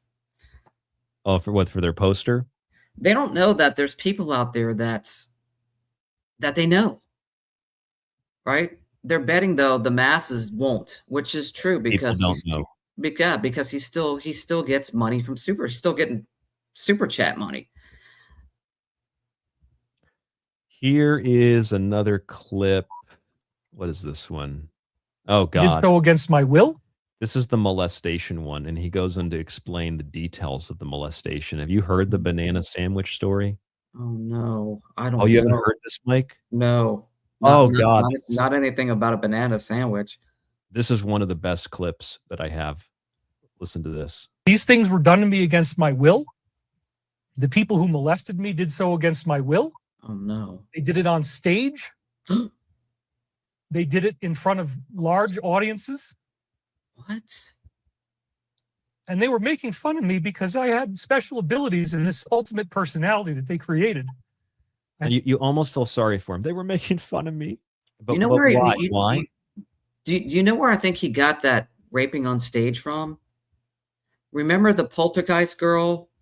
There was room. The little girl in Poltergeist. That's Poltergeist, the movie. I thought you were talking about. Yes, that died from internals, like an internal issue that they thought maybe had to do something with raping.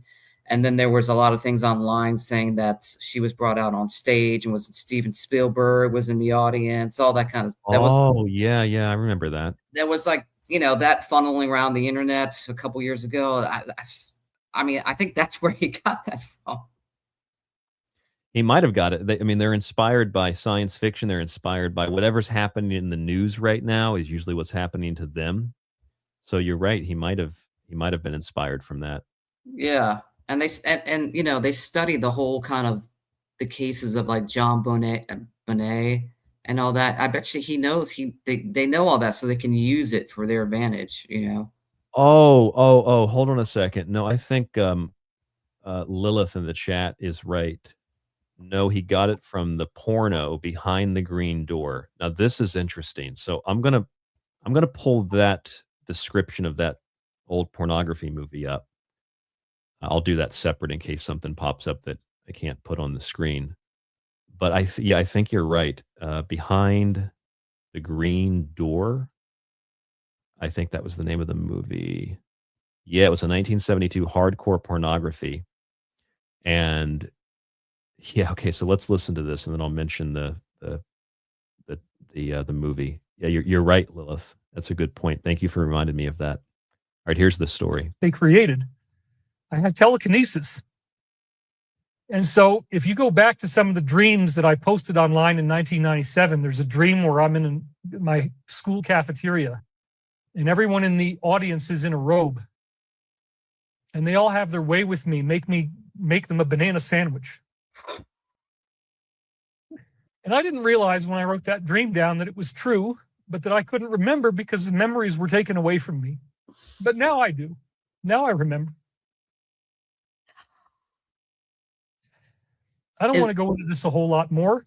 What's that, Mike? Is he, now I mean, this is the first time I'm seeing this clip, and I'm thinking to myself, is he just Mentally ill? Yes. Yes. Yeah, Psychotic, so. mentally ill. I think so. Yeah, I think so. I think he's, if you listen to the Angry Daddy stuff, where he's pretending to be his dad, he takes on the persona of his dad. It's like a character, but then he says stuff that his dad tells him, like, you know, I'm concerned for your mental health, son. You know, you need to get a job. You know, stop doing things on YouTube and making videos. I mean, his dad thinks he's mentally ill too.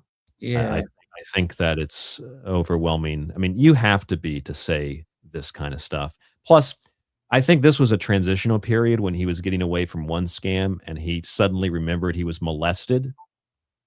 And he even had the pajamas. He had a pair of pajamas he said that he was molested in, and he held them up on his show. I don't know if you saw that. No, never saw that.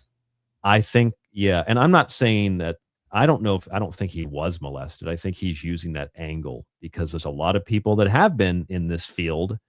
And I think he knows that it'll create sympathy. Or who knows, maybe he was molested and that's why he's so fucked in the head.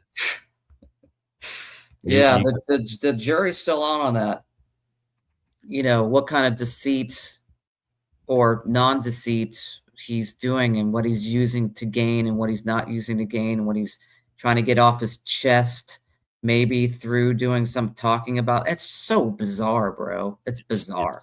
I'd rather talk about Dog Man, honestly. This is like bizarre shit. It is. It's very bizarre. It's very weird stuff. It's also just totally stupid. Yes. It's very stupid.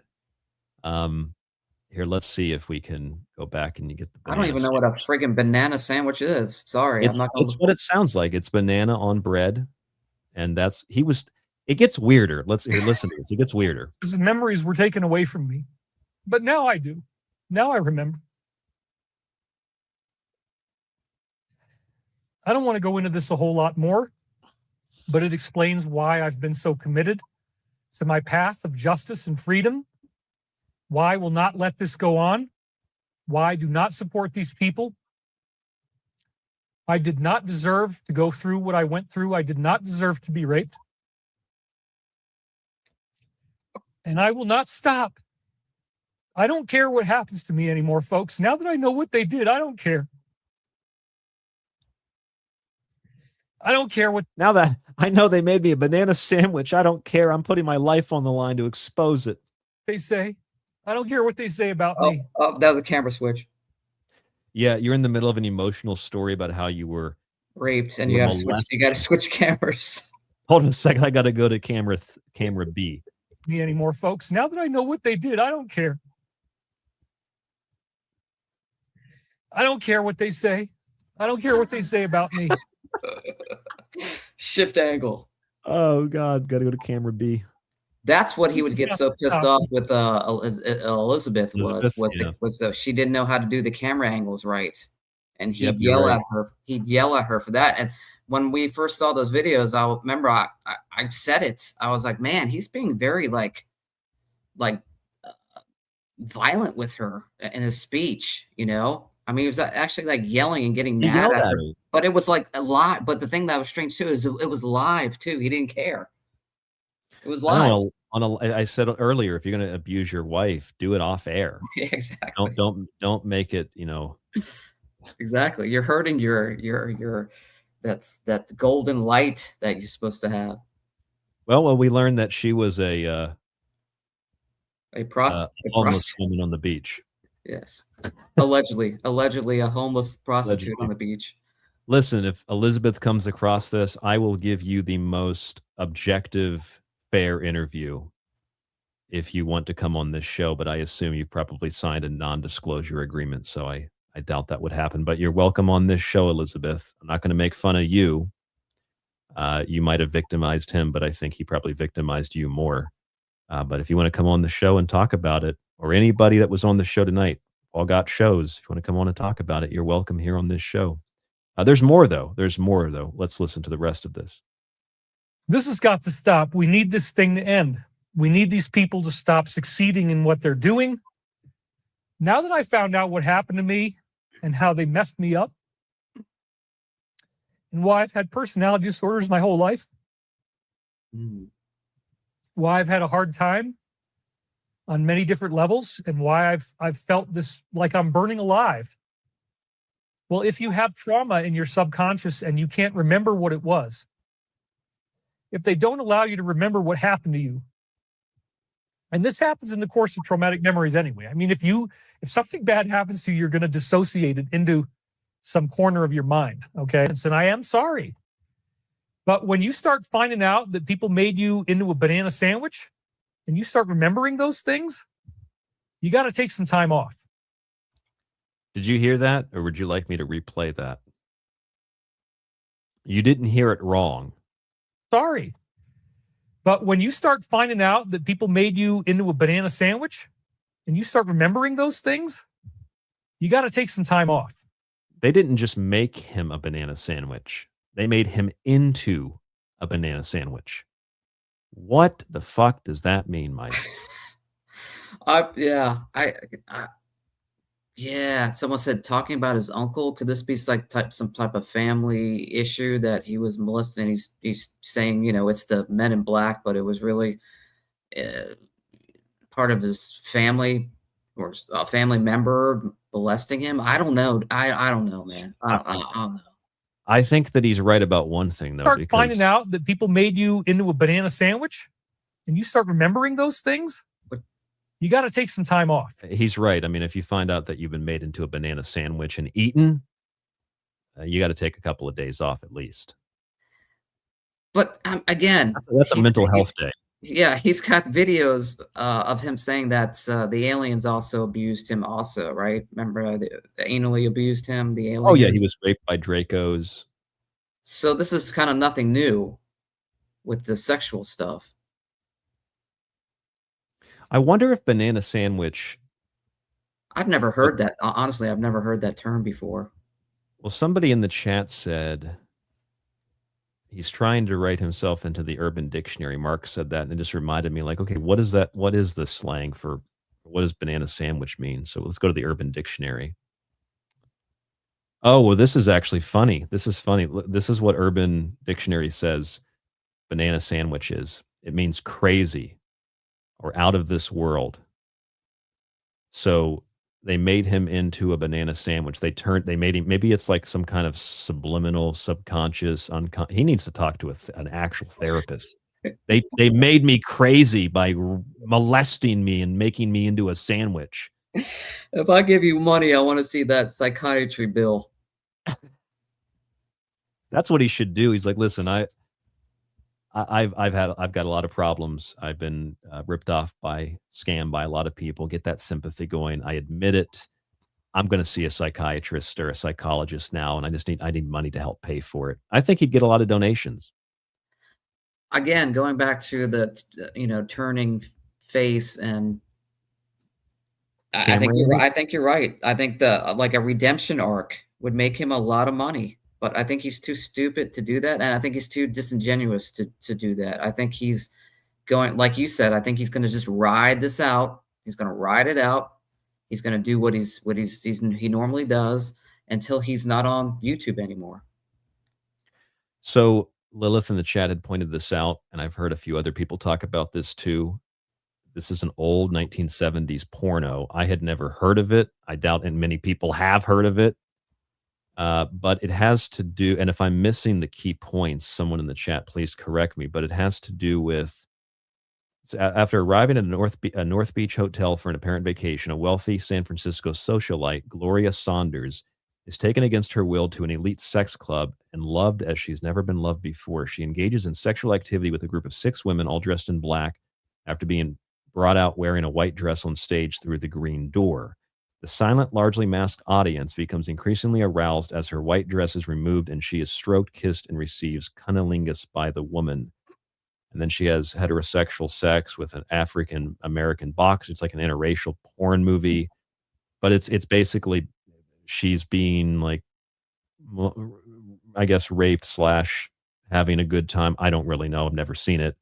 on, it sounds like a Kubrick movie, on stage in front of an audience. So yeah, you're right. He probably was whacking off one night watching this porno, and then it got into his subconscious, and that's what happened to him. I don't know where the banana sandwich comes in, but maybe Yeah. that's where he got the, I mean, 'cause that's real specific. Like, I was taken onto a stage and molested and turned against my will. I mean, that's what happened to this woman in the movie. So maybe that's where it comes from. Could be. I mean, the fact of the matter is that he's mentally unstable. I mean, that's a fact.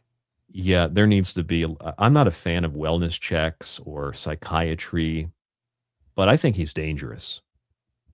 I think he's dangerous to himself. He's dangerous to the moose and the turkeys. Yeah, I think He needs locking help. yourself in like an isolated cabin too, with just yourself, is not going to help his mental state. I think. No, watch this vain guy put on makeup, not knowing that he's on the live stream. Oh I'm yeah, gonna grab the camera again. Make sure that we get this filmed. I've seen this. Very intense. All right, we'll do a little 3.5-minute video. I wanted to say too, these pine trees right now, the slightest wind blowing on them makes them release pollen. And I've accidentally thrown vegetables at the trees in the back, and they suddenly give off this pink, or no, it's not pink, it's yellow. It's a yellow dust. They look pink, but it's a yellow dust. Anyway, maybe. Oh, he got caught. He realizes it. Well, see, here's another video of him feeding the moose. And yeah, I mean, it's what isolation does to you. He's been in solitary confinement up there in that cabin. He got in trouble, by the way, for the moose. There's like an investigation ongoing in the state. See? Look. Look. You want this? You want this? He sounds like a retarded kid. Hey, moose, you want this apple? No, it's okay. Look, it's for you. It's for you. No thanks. The moose was smart to run away from the cabin. The moose ran away. Yeah. Well, look at his house and look at his refrigerator when he turns. But this guy's an idiot. He tells people he has no money, and then he turns around in this multi-million-dollar mansion with heated floors. There's piss in the bathtub, of course. And look at this house. You want another one? I didn't plan that. It just kind of screwed that up. I'll give you another one. Look at this house. This is living room, kitchen. Look at that. Oh man. Actually, the government's going to own that house. Correct. That's the IRS owns that property. They're going to sell it. I don't know if they want the property. He's a slob. Look at this house. I mean, he trashed the place. Look at the refrigerator. Look at all of his organic. Oh, I thought he was like starving. He said a couple weeks ago he was starving. Well, this was from 2024. Well, actually, it was only a year ago, but yeah. I mean, do you know how expensive organic berries are at a small store in like rural Colorado? Like, get out of here. That's probably like $7 a case, or not a case, but per container. Yeah, I think that he probably has like another secret like bank account too, where he's got money too. Possibly, yes. Sorry, I didn't mean to play that over. I thought it would be quieter. Go ahead. That he's maybe funneling money to, and maybe this IRS case he gets like 2 years, but then he's got this other secret bank account where he's got money stashed when he comes out. I don't know, man, but I think he's not. Can he be that stupid with money? Really? I don't know. Yeah, see, Corey, I wondered this with Corey Good too, because he doesn't have anything reportedly. I mean, he has like an old Toyota RAV4, I think, and that's it. Like, what did they do with all the money? Did they snort it? Did they pay prostitutes with it? Like, and based on what Jay said, Wilcock won't even interact with women. So what did they spend the money on? Like, it would be one thing if they blew it on, blow and hookers. I get it. Like, I would understand that's where the money went. But like, how do you spend all that money and there's like, it wasn't that probably, and you don't have anything to show for it. Like, where did it go? Maybe it was like in these investment scams like Stavati. I think that's what it is. Or maybe, Flux in the chat said a lot of porn.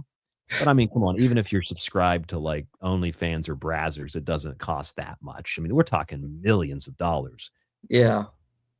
Maybe their accountants ripped them off, but if they did, they would probably claim they were under attack and that was all part of the plan. So I don't know. That's a lot of money though. I mean, did the bulk of it go to Stravati from John that he said he gave a fig rough estimate of $1.5 million over for the investment? Well, like Corey Good said, Wilcock made $5 million on one course. So we're talking probably tens of millions plus the residuals from Ancient Aliens. Yeah, there's something very weird about the money flow for sure. The moose ran away like his doing? wife. Gonna go run and throw the apple at the moose? Yeah, look at this. Look at this. Look at what I got. The moose ran away. Good job, moose. Just like his wife. Look, buddy. She is. Look at this picture. Look at this pitcher's arm here. He's got an Otani arm. Look at this pitcher's arm. Look at this apple. She is. Look at that throw. You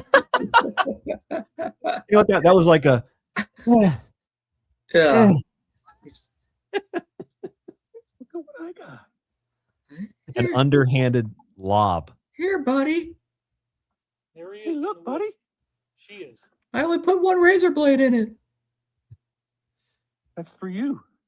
That moose. Went missing later on, so she That moose booked it too, because from right here, the moose was in the driveway, and it's like 30 seconds. He comes back out, and that moose is down the mountain.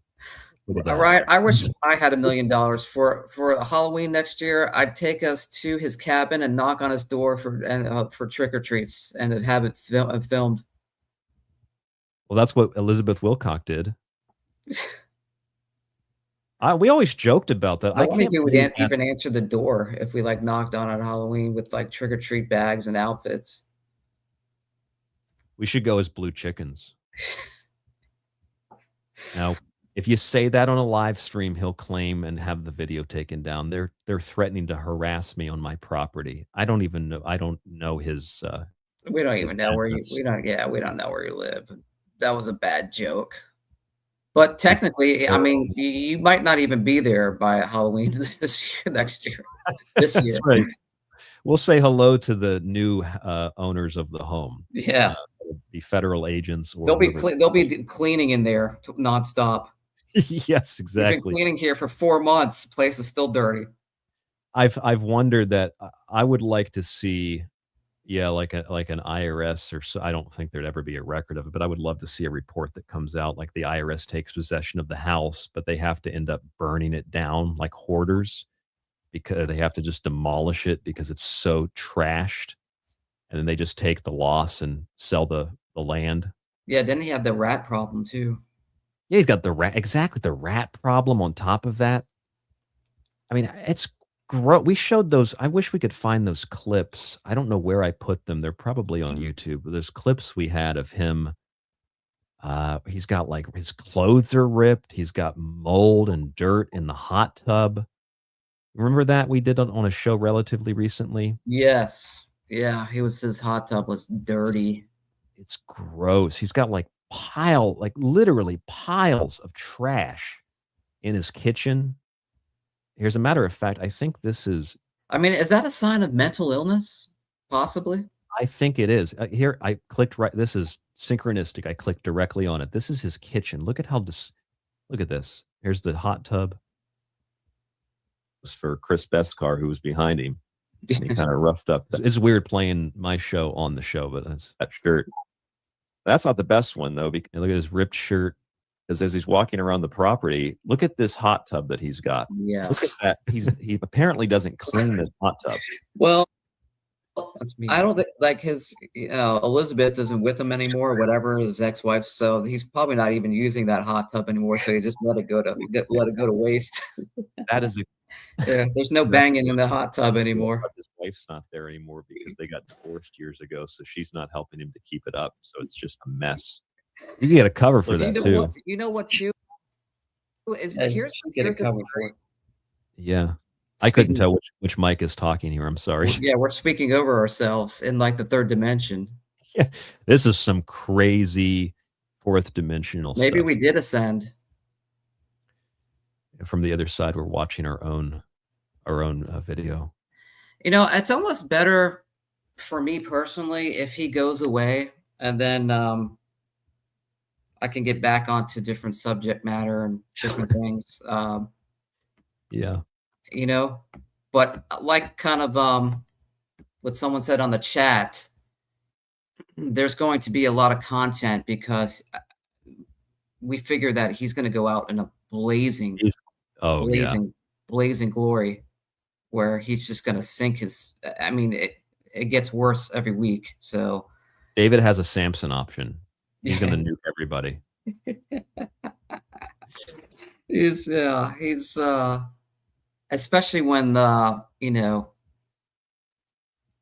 when there's bills to pay and collections come and bills are due and they come knocking at your door. It's going to be very, very bizarre. I mean, knowing this guy for content to make money, he'll probably try to film some of it. These are 8 cabal agents. The FBI's arrested me. The IRS has arrested me. They don't want me to talk on YouTube anymore. They're part of the cabal. Now let's look at some of these other pictures real fast. Is he maybe actually self-sop at me? I'm so poor now. I need your money. Look at my spot. It's dirty. He threw some dirt in there. That guy sounds like a moron. That guy sounds like a moron. Yeah, it's an asshole. At the very least, it plays on the subconscious. Well, if they have a subconscious, the subconscious of his retarded viewers and listeners. I think this is the mold. Oh, here's the kitchen. It's trash in the kitchen. Where's it at? Trash. Here we go. Okay. And on his kitchen counter, he's just got just like garbage. And then on the floor, by the cabinet down by the floor, he's just got a bunch of boxes and garbage on the floor too. Yeah. So he completely trashed this cabin. It's totally trashed it, Mike. Yeah. I mean, I couldn't concentrate because that guy talking was a moron, but, yeah, it looked pretty dirty in there for sure.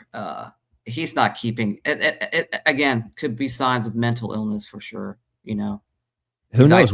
He's isolated in a cabin by himself. He's talking nonsense, gibberish. He does characters. Yeah, man, he is. He is content, though. He is content. Joe Ryder said that's mold on his deck. I think that was mold in the hot tub is what that was. Yeah, he probably had mold on the deck too. And yeah, Lilith, exactly. Yeah, no wonder he had mice. He has open bags of food, I think it was in his garage. I feel like the arc here might be that he ends up homeless.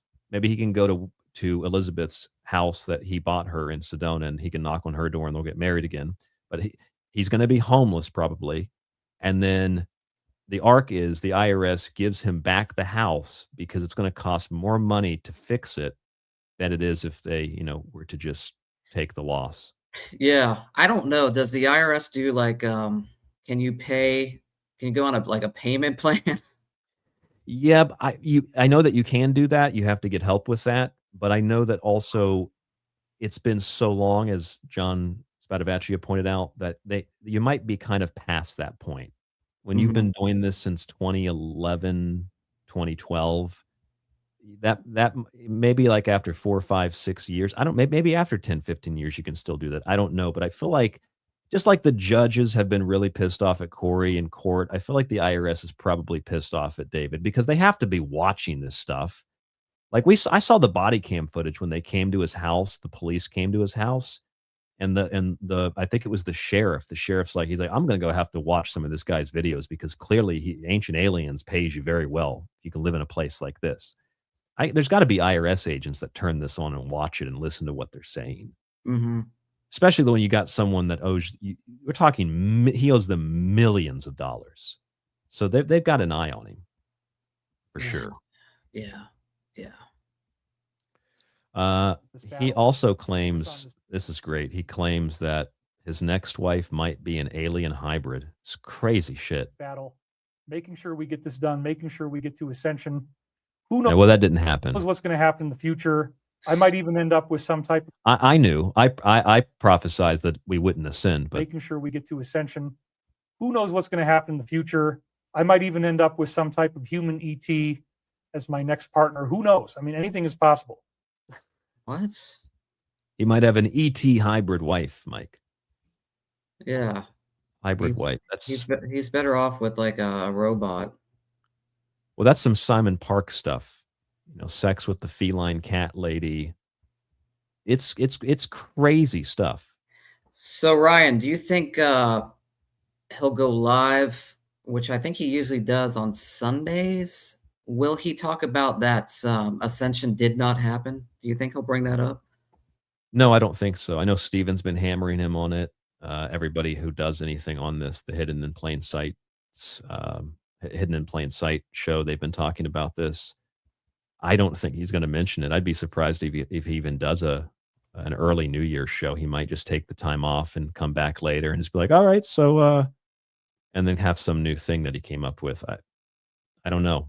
I don't think he's going to mention it, which is why, I mean, that's why he was backtracking anyway, right? We played the clip where he said it's just art. I never said these prophecies were 100% accurate, right? Yeah. I think he's going to kind of backtrack into the military Q stuff. I don't know Q specifically, but I think he's going to talk about, China's been circling Taiwan, and we're about to enter World War III, and Russia's sending secret code out. More political stuff. Yeah, I think he might start getting back into that again. Because what else can he talk about? I have no idea. You got me. He's ambitious. He comes up. I mean, it's not really incredible stuff that he comes up with, but he's always trying to find an angle. I have 7 books of Michael prophecies. They're available in the comments section if you want to order them. And they're very beautiful and they're extremely prophetic. So many, many weirdly accurate prophecies about current events occurred in these materials from the late 90s. Name them. Yeah, exactly. Name them. Name one.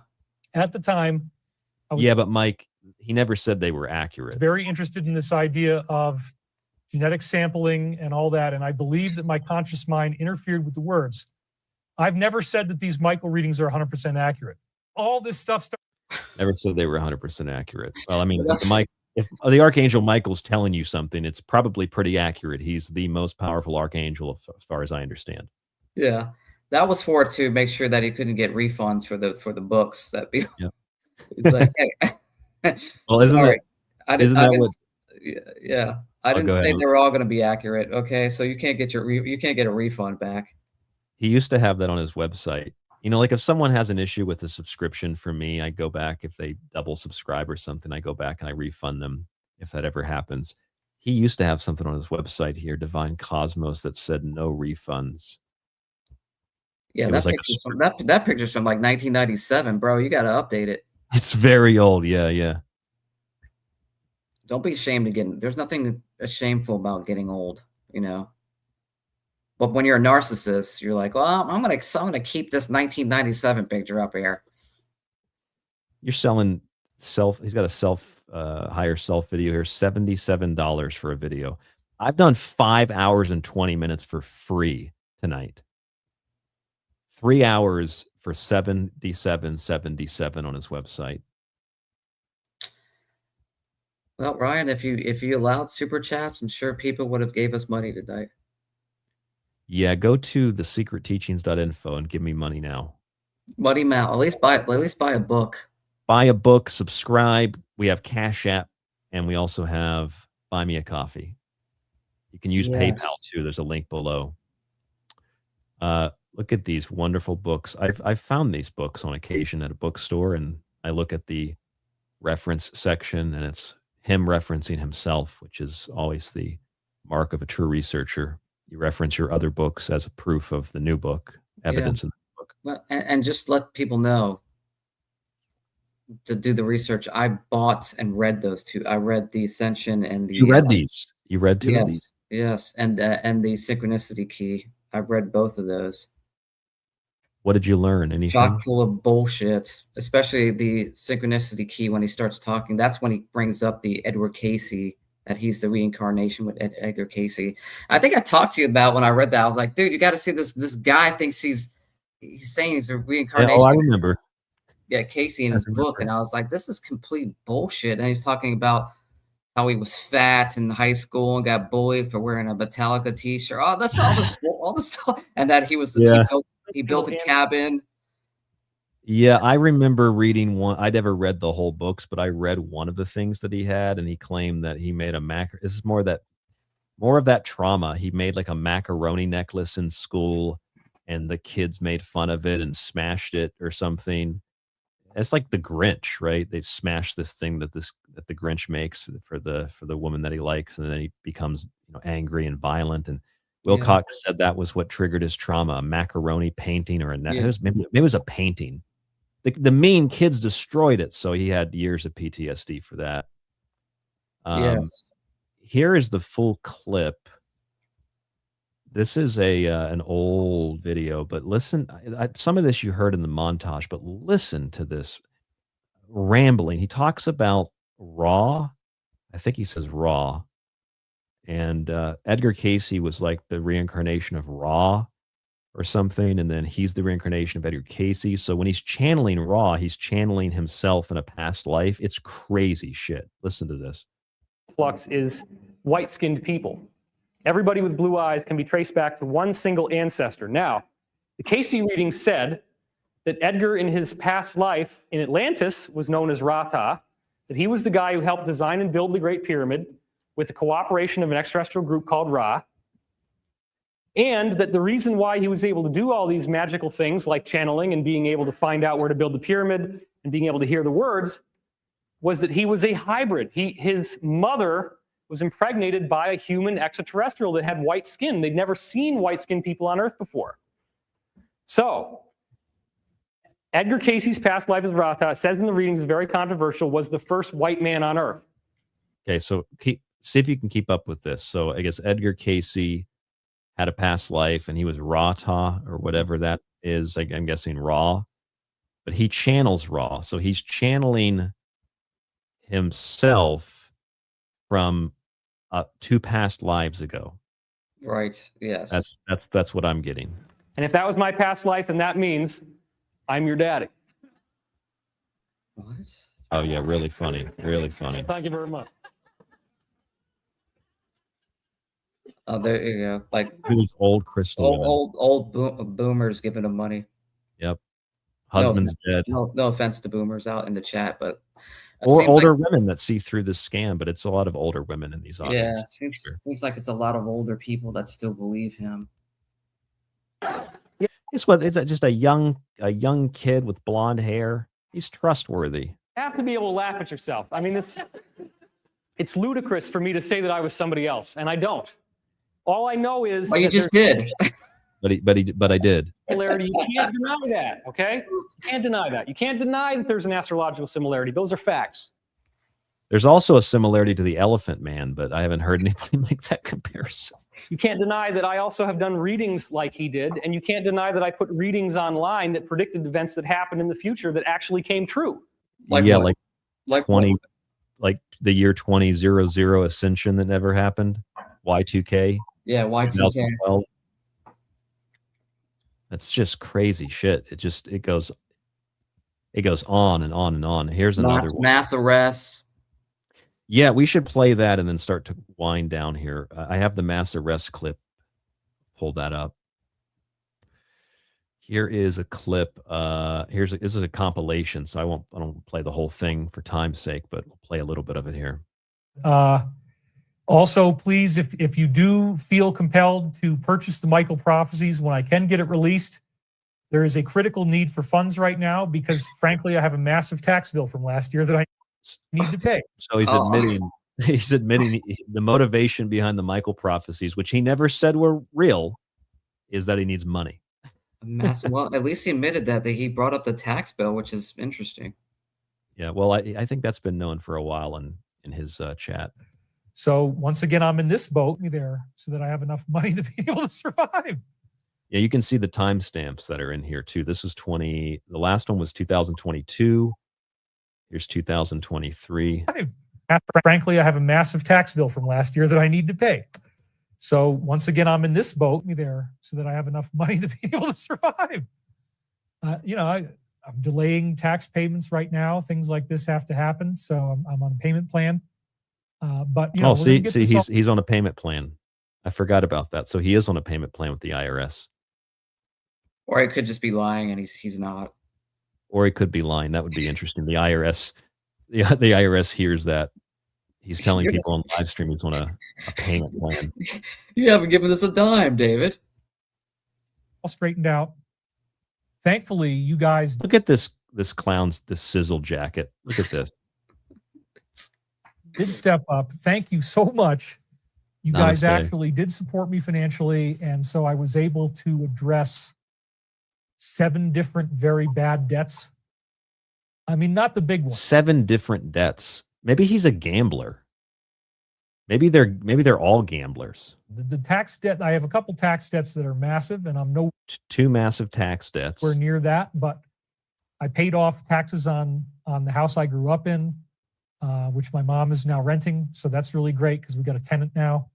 So I had, funny. He sold that house. Yeah, Since he kicked her mom. He kicked his mom out and sold the house. Little debts that I hadn't worked out with New York, and I got all that with stuff straightened the out. mob. If you pay tax, Look at this fucking clown. Jesus. Colonel Sanders. Christ. It's Colonel Sanders going to some kind of formal function. which you should, then the field that I am in, by legal definition, they call it entertainment. Now, that does not mean I'm lying to you. I mean, I literally. Oh man, that's a con statement right there. It's a scammer statement. Now, look, they classify it as entertainment. That doesn't mean I'm lying to you, though. Yeah. By legal definition, they call it entertainment. Now, that does I not think mean I'm lying. the NFL says the same thing nowadays. It's entertainment. Yeah, that's another show.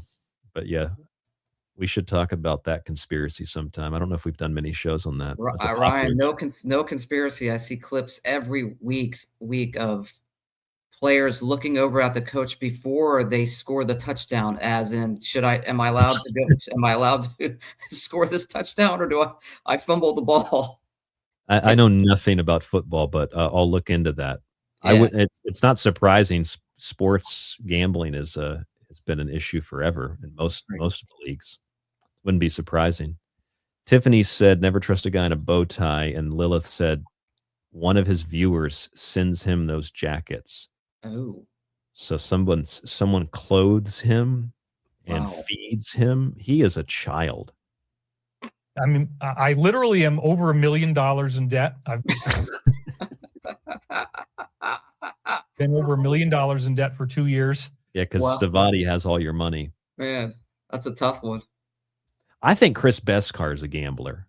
I don't know that for sure, but Chris Beskar has the look of someone who gambles all of his money away.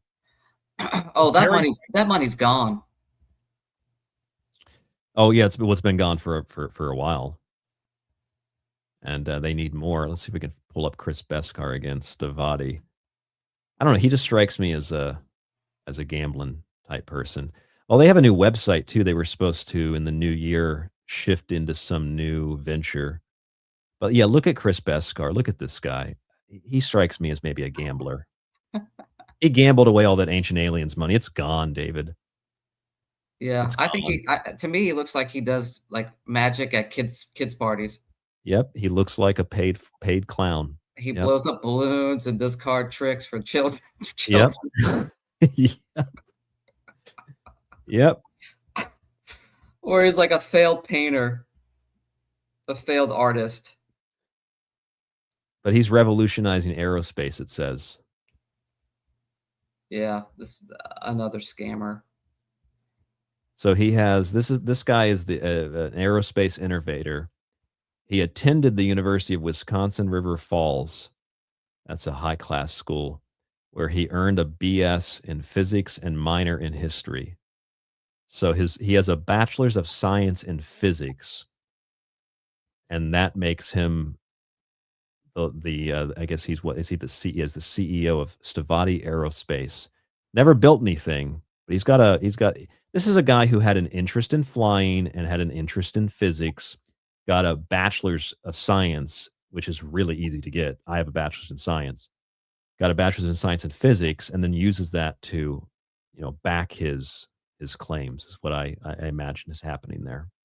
Or it's like Billy Carson. He's like, I attended a class at Harvard, but he signed up for a free class that anybody can take. I Yeah. graduated from Harvard. Yeah, an online class that was free. Then he goes to the store, online store, and buys a Harvard T-shirt. Yes. Harvard alumni. Here's a little more of this. To be this much in debt. It's very frightening to not even be able to pay your tax payment. I mean, I've been able to pay my tax installments, but I'm on installment plans, and some of them last a long time. He's on installment plans. Plural Plans. He's Yeah. got multiple deals worked out with the IRS.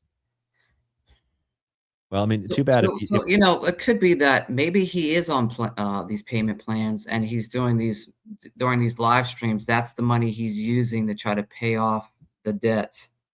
Well, that's what it is now. That's why he doesn't have money for anything else, because he's using the live streams and the super chats to pay off his plans with the IRS, and he's got multiple plans with the IRS apparently. This is how I felt when I had money. I felt that I had a civic responsibility to spend that money for the greater good. And I worked so hard on that I got myself in tax trouble because I wanted all of my money to go there. And then I just kind of assumed, well, I'm just going to keep doing what I'm doing. I've now spent. Wait, hold on. So he says that he wanted to do the right thing, and that's why he didn't pay the IRS. And now they're coming after him and destroying his life. Like he made this bed, and now he wants viewers to bail him out. Yeah, this might be a good clip to send David to reverse speech. He said that he would do some of these, so I should send him some more clips. Let's see what else he says. I'm just going to keep doing what I'm doing. He's in a trap. I've now spent 2 years. I'm over $1 million, way over $1 million in debt. Way over. So I've got all these envelopes stacked up upstairs that I could open up that tell me that my life is over.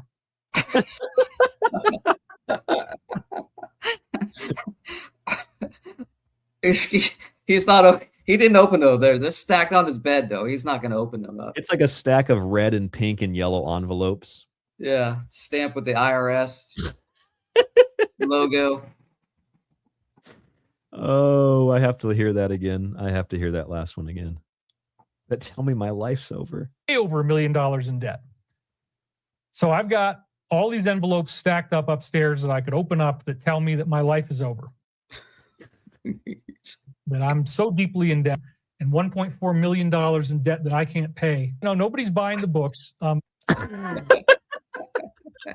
Well, you admitted that the prophecies weren't true. I mean, so it's $1.4 million in debt that I can't pay. Nobody's buying the books. I'm horribly broke. I can never make enough money to survive. I barely am making enough money to pay my tax payments from old taxes. If you order this product, it could be pretty quick that my financial problems are solved. If I make more money than the money I owe in taxes, it's all going back to things like gravel, concrete repair, pipes, electrical, heating and cooling, you name it. I mean, the whole house is falling apart. It's bad. The pipes are burst. The driveway's broken. He's destroyed this house. This is the kind of thing that pisses people off. You see someone doing such gross, disgusting, scummy things, and they live like that, and then people busting their ass to pay their bills genuinely sometimes struggle to do that. And then people who have all this money or have this wealth that he basically stole anyway under false pretenses, under stories that were made up, he doesn't even respect or appreciate what he has. He just lets it go to waste, just destroys it. I mean, the pipes, the concrete, like basically I need this. So this is another thing. Listen to this. He's in all this debt to the IRS. He just said he can barely pay his payment plans. But if you give him money and buy this book, what's he going to use the money for? Not pay the IRS. He's going to use it to fix his house. Problems are solved. If I make more money than the money I owe in taxes, it's all going back to things like gravel, concrete repair. Oh, I guess, okay. To be fair, he said if I make more money than I owe in taxes, okay. Right. Yeah. Pipes, electrical, heating and cooling, you name it. So the whole house is fucked. That's probably why the IRS is letting him they've let him get off for so long without severe. I mean, they put liens on his properties and whatnot, but I feel like they're kind of maybe they're letting him make that money and you fix Yeah. the house, David. I mean, Maybe that could be a. I'm sorry. Go ahead. It's kind of strange because normally the IRS would come full force at you, kind of like what they did to that actor, the Blade actor. Wesley Snipes, was that his name? Yeah. He owed back tax money, and they came after him hard. He actually went to jail, if I remember correctly, for a couple of years. The Blade character guy. Yes, I think I give the IRS an idea here. Maybe what you could do is that you let him live in the house. It's in the government's name. They transfer the title, property information, all that, whatever the technicalities of that are, and he gets to live there, but under the condition that he has to fix everything. So that could buy him some more time. He might agree to that. He wouldn't be homeless, wouldn't have to worry about bills, but he'd have to fix this house that he destroyed for the IRS before they sell it off. I mean, that's where the money's going, folks. I mean, I'm already essentially destroyed. How many people are $1.4 million in debt? Yeah, they destroyed his asshole too when Draco's raped him. Yeah, who did that? Who made you $1.4 million in debt? You did. Yep. All right, and here's here's another thing, that the mass arrests. This is one of the last things we'll cover here. We're in the last minute until, what is this, Central Time, 2026. Happy New Year, Central Time, U.S. 30 seconds out here based on my clock. So this is the mass arrest stuff. He's been claiming mass arrests are coming, mass arrests are coming, mass arrests are coming. But apparently in the past, they've already come, unlike his wife. So there's a whole bunch of clips mixed into this 28, almost 29-minute. I'm not going to play the whole thing, but this 28, 29-minute clip here, or montage here, where they've come before, then they haven't come, then they're coming in the future, then. So it's the same story. We just hit the midnight hour in what is that? Is that Mountain Time? Yeah, Mountain Time. Happy New Year, Mountain Time. Let's listen to some of these mass arrest stories that he's been telling. I have been covering this story about pending mass arrest. This was 2012. You have to understand the scope of what we're talking about here. We're not talking about 10 people, 20 people. We're talking about a systematic, potentially worldwide effort, although most of these conspirators are in the G5 countries, so I've heard. But it's a very widespread effort to effectively give us, as a planet, a massive dose of antibiotics against an infection that has been threatening to almost completely destroy its host. The host being the Earth. He sounds like Ben Shapiro here a little bit. Yeah, exactly. Its people, and the animals and the plants and the trees and everything. So Drake came along on the internet recently. I was sent an email by him announcing that he was going to have some radio shows. But when the email first passed by my desk, I didn't quite catch the impact of what it was saying. Because up until now, the only people who have really been reporting on these pending mass arrests whatsoever have been Benjamin Fulford and myself. Those on the inside were aware. So that was in 2012. That was how many years ago? That was 13 years ago, mass arrests. And then this is a classic video. You and I covered this years ago, Mike. Here's when the tree fell in his yard. Allegedly taking place. We have very good intel on this from multiple insider sources. 2019. That they have arrested right now key people in the deep state. They already have tribunals going on in several locations in the United States and apparently Guantanamo. There are prison here's the prison barges. Remember these? Yeah. Barges taking people to Guantanamo, and what they've done is they have started with the mid-level people who were directly involved in child trafficking. The sealed indictments that we've been hearing so much about are being unsealed. People are being put on trial in secret tribunals. They're secret tribunals. That was 2019. Here's another 2019 clip. About tribunals. How does this relate to the idea of ascension?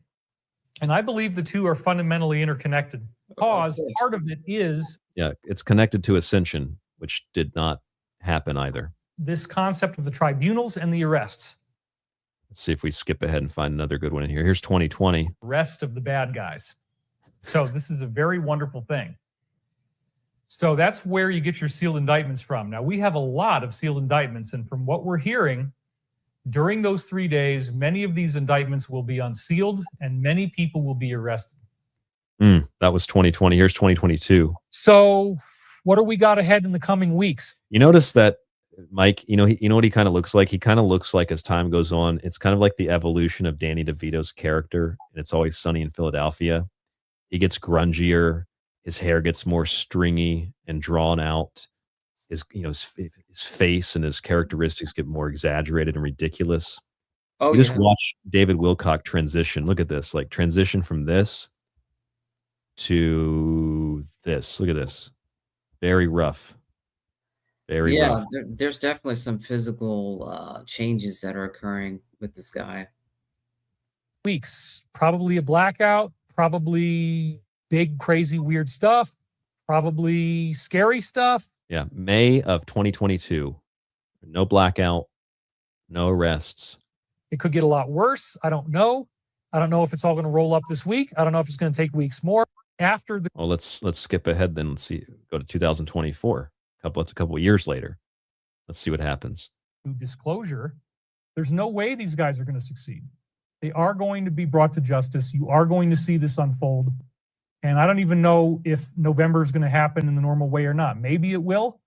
I'm strongly inclined to think something's going to happen before then. I'm strongly inclined to think. Oh, so that was the upcoming election in 2024. But you notice he says those things like probably, maybe, might, could. So this is from 2012 to 2024. Mass arrests, mass arrests, mass arrests, mass arrests. Here's 2025. More mass arrests. Here's a slide. This will all lead to mass arrests and disclosure. Arrests, and then very soon thereafter, revelation of what crimes are being committed, along with disclosure. Okay, so clearly for 26 plus years from his first major failed prediction in Y2K 2000, this man has been selling mass arrests. He's been selling ascension/rapture. He's been selling the end of the world. He's been selling all kinds of wacko, like truly, genuinely wacko things, like I was turned into a banana sandwich. And the cabal is going to siphon the gas out of everybody's car so that you can't leave the major cities. That's one of my, personally, one of my favorite clips all time. This guy is just The cabal's a plan piece also of shit. included that the military goes around under the guise of national security, and they literally go around and they siphon out the gas from everybody's cars. Yeah, you know what, Ryan? You could show this to the people that give him the $300 super chats, the $400 super chats, and they will say, I don't care because he makes me feel good. Yep. I don't care if he's lying or lied to me. He makes me feel good. I'm going to donate to him. What do you say to that? Be my guest? That's basically all you can. And all right, sucker, go ahead. Was a sucker born every sucker born every minute? In his case, yeah. Well, let's listen to one of those people. I will say that the person I'm going to play was very nice, and they even defended me when I got assaulted by Jimmy Church's goon. The person I was talking to at this conference in Vegas, they were there when I was talking to Jimmy. They were there when I got assaulted by the goon. And this is kind of their attitude on the whole thing. I'm going to skip through this Jimmy Church interview here that I did with him covertly, and get to the part where this guy starts telling me about how Corey Good didn't make it up. He imagined it. I was like, well, that's the same thing. So let's listen. Hi. Right on. Good. About the Corey Good. I would like to drive it. Be kind. I've about that. Why does it interest you nuts? Stop. You're walking way out of a nuts and bolts shit. You need to start thinking about He told me to stop thinking nuts and bolts, start thinking about consciousness. nuts and bolts shit. You need to start thinking about consciousness, and that will wake But you people up. made up fake stories to make money. It's not fake. Corey Good admitted it. Consciousness Corey is Good not admitted fake. in a It's deposition in that it was his fake. imagination. That's called consciousness. But that's made up. Consciousness. It's made up. He consciously made up a lie. I think there's a little bit more here. That's classic. Yeah, there's a tiny bit more in this clip. There's walking difference between consciousness. I don't know why. No, he could out of respect up a lie. No, he consciously experienced. All right, I'm gonna shake your hand again. I'll watch. I think this guy goes on in the longer clip, wherever it is here. Yeah, it's like an hour. He goes on and he says something about Star Wars or something about science fiction or something like that. I don't think I could find it. It's so big of a clip. But in terms of this, I'm arguing on things that are whether he physically left the planet or not. I personally here it is. Here's a little bit of it. meditation, yoga. Yes, but that has So nothing when to you do get with selling out- fake stories for money. That's a difference. But they're though. not. If they're not fake stories, do you understand? If you're I saying look at he's a court, imagining if I it- look at a court, the court's not going to accept it because the court doesn't believe this shit. The court's going to think he's a fucking lunatic and put him in a lunatic bin. Yeah, but hold on a So second. if But that's you're not the point. imagining- That's not the point. If you're No, it imagining, is. no, It if you're is. imagining something, If man, your and you're telling people that it's real, and then you go to court and say, actually, it's not real. I made it up. I imagined it.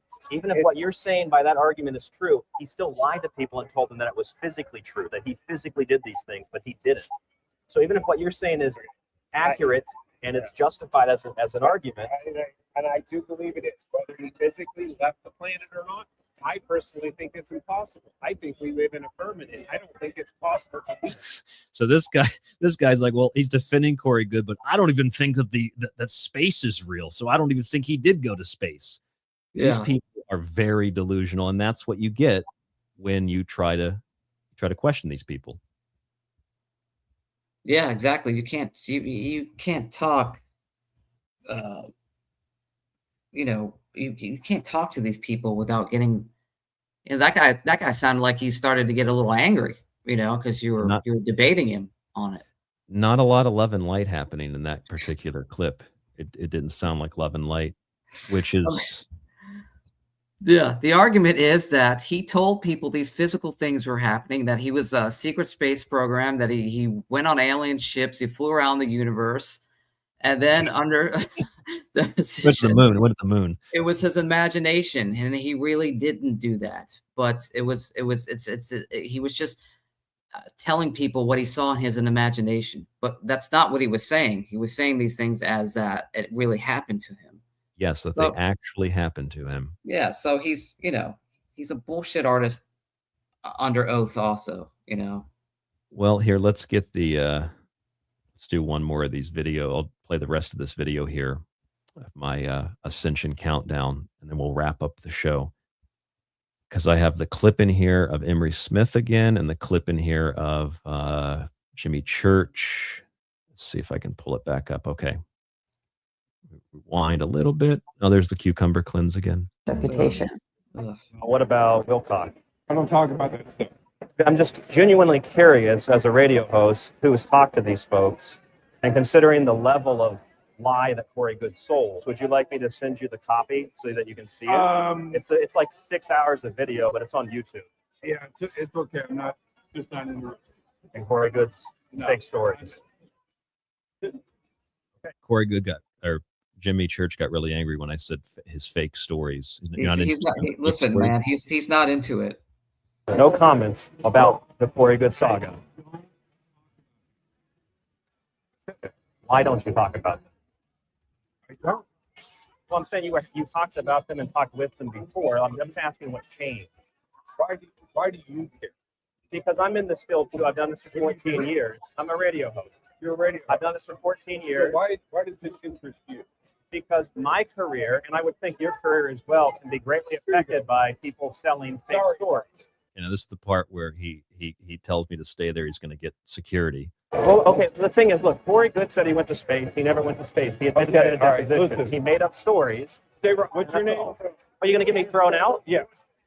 I don't do negative. Yeah. And then he's got the goons going to come up and you can hear him rip my badge off here. You do. No, fake stories are negativity, Jimmy. So, absolutely. Right. It's cool. I'm my name is So Jimmy tells me I'm being negative, and then that's what the security guy comes over and says. So, hold that. There's a lot of negativity. That's a Yeah. crime. Yeah, negativity is a crime. Exactly. You're being very negative, sir. A lot of negativity. We have zero tolerance. And you rip the badge off. Negativity. That was pretty negative to rip my badge off.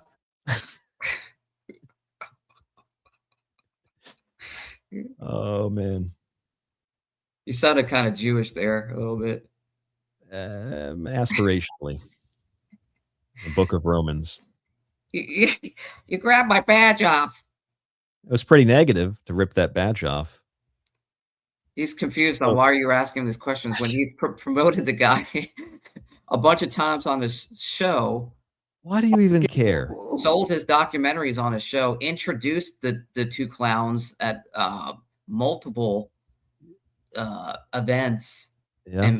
and pushed the bullshit, and then is wondering why you're asking these questions of why now they're both caught as frauds. Why did you do? Why did I you don't do talk about it. I don't talk I mean, if about he it. was smart, he would have just played. He would have just been ignorant. He's like, "Oh, well, I thought they were telling the truth." Yeah, exactly. Why do they double and triple, etc. down on the lie? Yeah, it's crazy. All right, one last thing here for you, and then we'll let you go, Mike. I can't believe you stayed with us this whole time. I can't. What time is it there? 3 in the morning? 2:13, buddy. We should just go to Pacific and then end it there. Pacific time, New Year. This is an AI video. This is an artificial intelligence video. The AI is getting very good, but some folks have been making these. Osiris F. Jord on X had posted this. This is an AI video, but it's pretty good. I don't really like AI, but this is pretty good.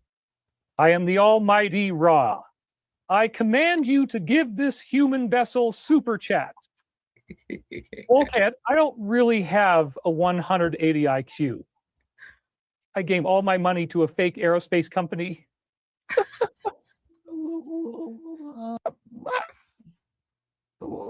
This is Beth. It was Steven. Steven is everywhere, waiting, watching. No one is safe. I'm not gay. I'm not gay. Welcome to Ascension 2025 with Tronma.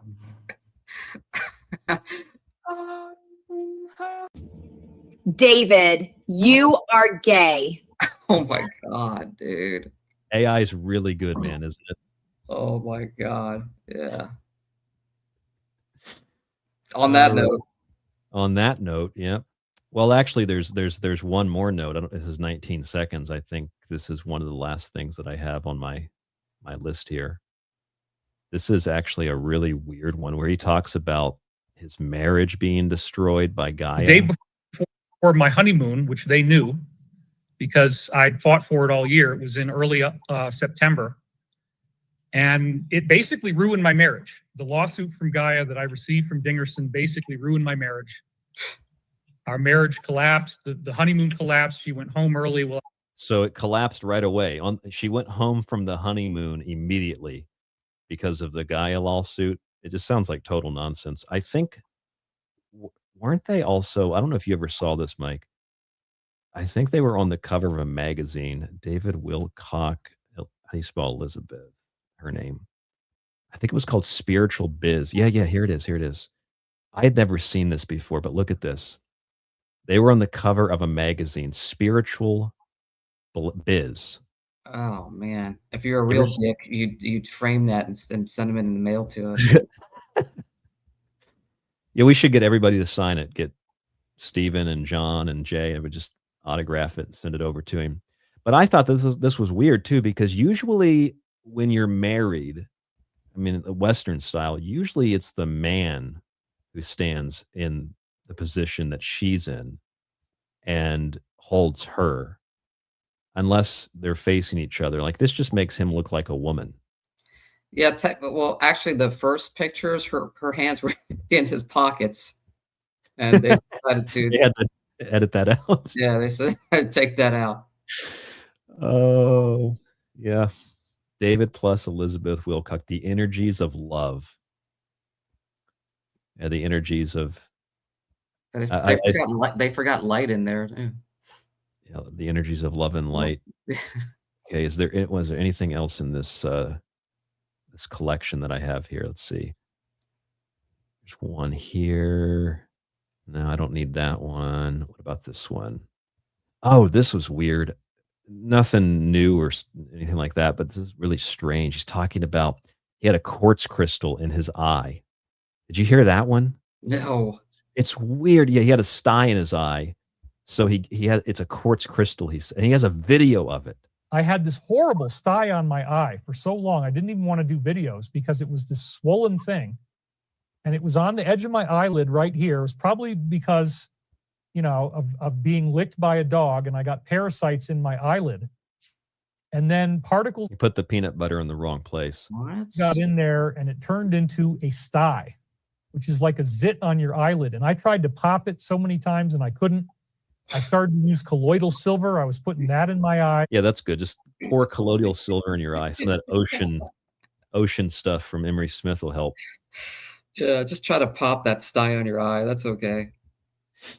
This guy, this is what this Emery Smith stuff is made for. It's just idiots like this. He said a dog licked him. Does he have I don't think does he have dogs? Well, yeah, see, this is a story that I don't know much about, but I know that there are some people in the chat who know it. If anybody in the chat wants to tell the story, I can read it. Basically, he had a dog, and the story goes something like this. I could be wrong, but I'll try to kind of give you the details that I can remember. He had a dog, and the dog, he kept saying, was like sick or wasn't doing that well.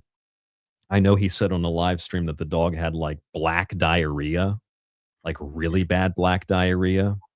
I see Lilith in the chat. Lilith, if you want to call in and tell the story real quick before we're done with the show, I can send you a link. I'll send my email here again in the chat if you want to call in, and I'll send you a link. But yeah, so the dog was like really, really sick.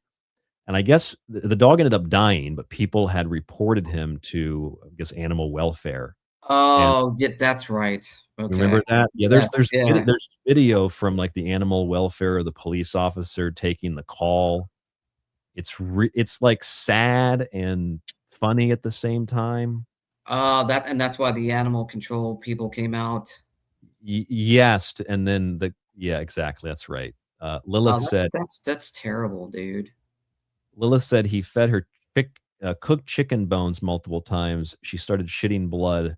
Didn't take her to the vet. Had to put her down. Long story short. That's terrible. Well, let's Sorry, get back. not a great way to end the show. This guy is complete. What a moron. Well, let's get back to the sty in the eye because it gets better. And it stayed in there for, my God, like a month and a half. I could not get rid of it. It was like It was right up my ass. slug living on my eyelid.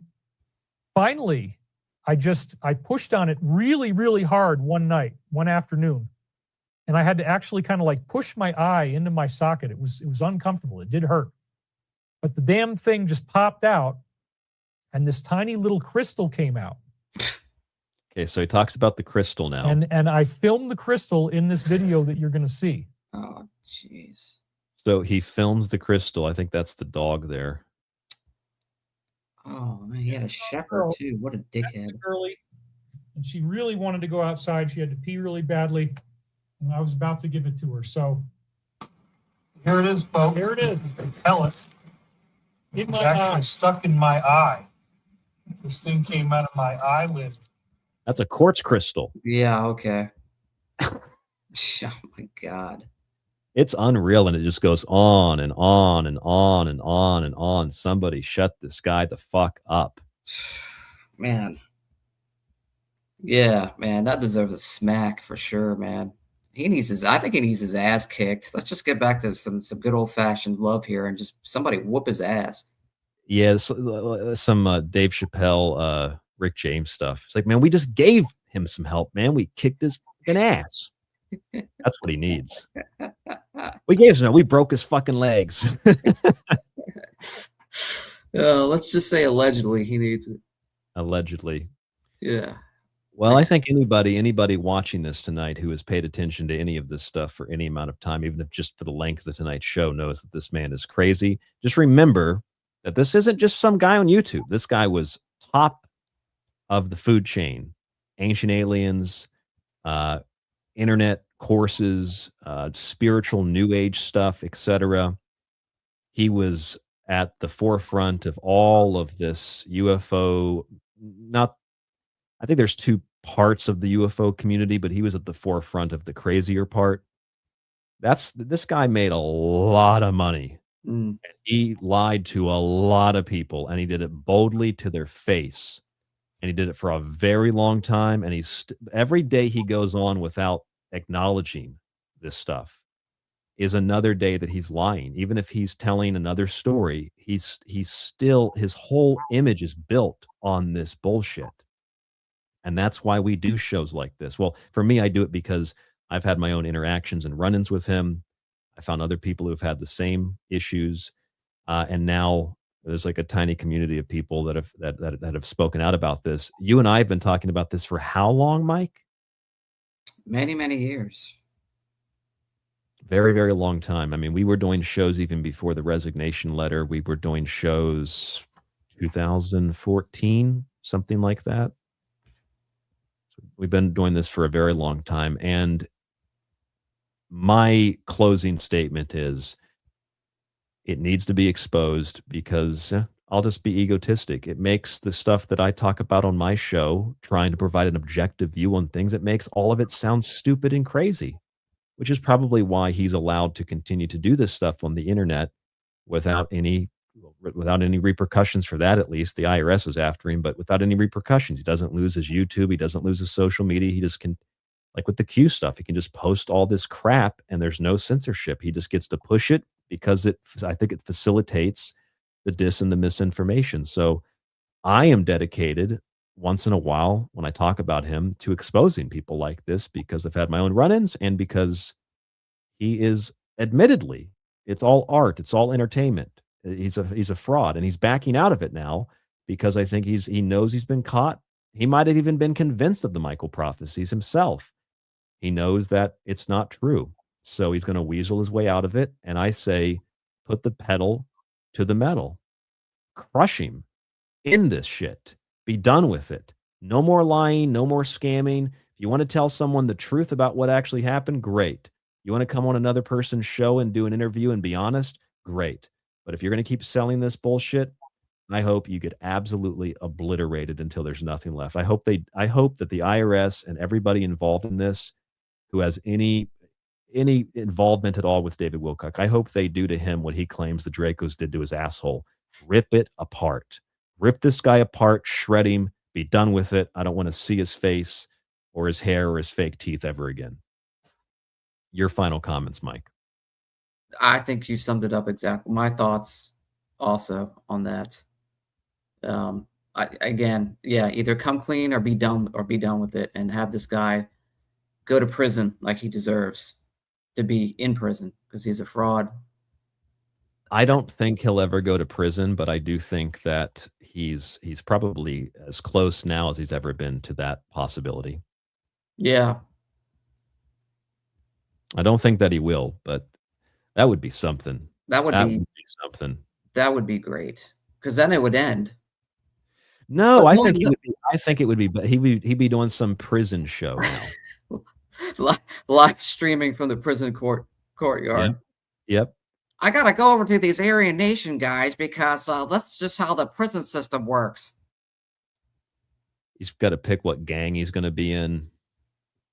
I've been trying to teach him about love and light, but I've been getting my ass kicked every day. He might like it in prison. I don't know. He might like it. Death by banana sandwich, someone said. Yeah, we should go back to the chat here real quick to wrap up. I want to thank everybody in the chat who joined us. This is a monster show, 6 hours. This is, I think we just broke the record. 6 hours was the record, so we're past the record for the longest show I've ever done on the Secret Teachings. Only 62, well, no, not 60, 80, what was the record? 82 more hours, and we can break the record for longest radio show in Japan. It's got 82 more hours left. Oh, man. But that's a tough one. 6 hours is I think enough, although we could go on the rest of the night. I appreciate everybody in the chat who joined us. Thank you so much for tuning into the show. 30 minutes left here till the Pacific time, New Year. I'm looking at Macario's page here. He's got some stuff up. They got anime stuff now, or cartoons up. Here's Chris Beskar. Man, people are going hard. Remember when it was just a handful of people making commentary? Now there's anime or cartoons. There's AI videos. People making music. It's really evolved from what we used to do 12 years ago, Mike. Oh yeah, yes, yep. The videos, the songs, the parodies, the AI stuff. Yeah, it's everywhere. Oh my God, I haven't seen this one, and I've only heard about this one. Macario just posted the Stavati Black Friday Cyber Week sale. Have you heard of this? No. Oh my God, it's so good. Save up to 15%. Look at this. Where they're selling planes. You can get 15% off planes we've never built. Is that legit, or is that that's a great No. This is their website. I remember hearing about this. They had a Black Friday sale. I mean, and somebody in the chat, correct me if we're wrong, but this is real, right? Because wasn't he selling like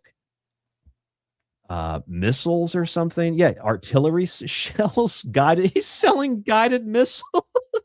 Yeah, I'm pretty sure that's probably illegal. Aerospace is selling guided missiles. Anybody can go buy them. That is unbelievable. I mean, I feel like if this company actually built something, they'd be selling this stuff to like Al Qaeda, Boko Haram. Is it Boko Haram? I always get that confused from that Sunny episode. They'd be selling this to terrorist organizations. This is like is it yeah. This is their website. You get 15% off Tomahawks. That's Tomahawk cruise missile. Oh, and rockets. So you can buy rockets, missiles, artillery munitions. I thought that this was all about love and light and peace, but they're selling weapons of war. It doesn't look good. All right, Mike, you have any other comments? Anything else? You've got to be exhausted. I can't believe you stayed with us the whole show, but I really appreciate it. I can't either. But yeah, I'm gonna sign off. But yeah, I hope. Go ahead. Mike, you there? Mike, hello, Mike. Maybe he finally ascended. Still says he's in the chat. I don't know what happened to him. Oh, yeah, 15% off missiles. That's great. Okay, well, that's the show. I guess I can't hear you, Mike, if you're still there. I guess Mike did ascend. Well, he's gone. Maybe I did something wrong. I wasn't raptured. I didn't ascend. That's unfortunate. Oh, Happy New Year. I'm back on. Oh, there you are. Did you ascend, or did you ascended earlier? So you descended this time, or did you go to another fifth dimension, sixth dimension, or did you get turned into a banana sandwich? I ascended again for some strange reason.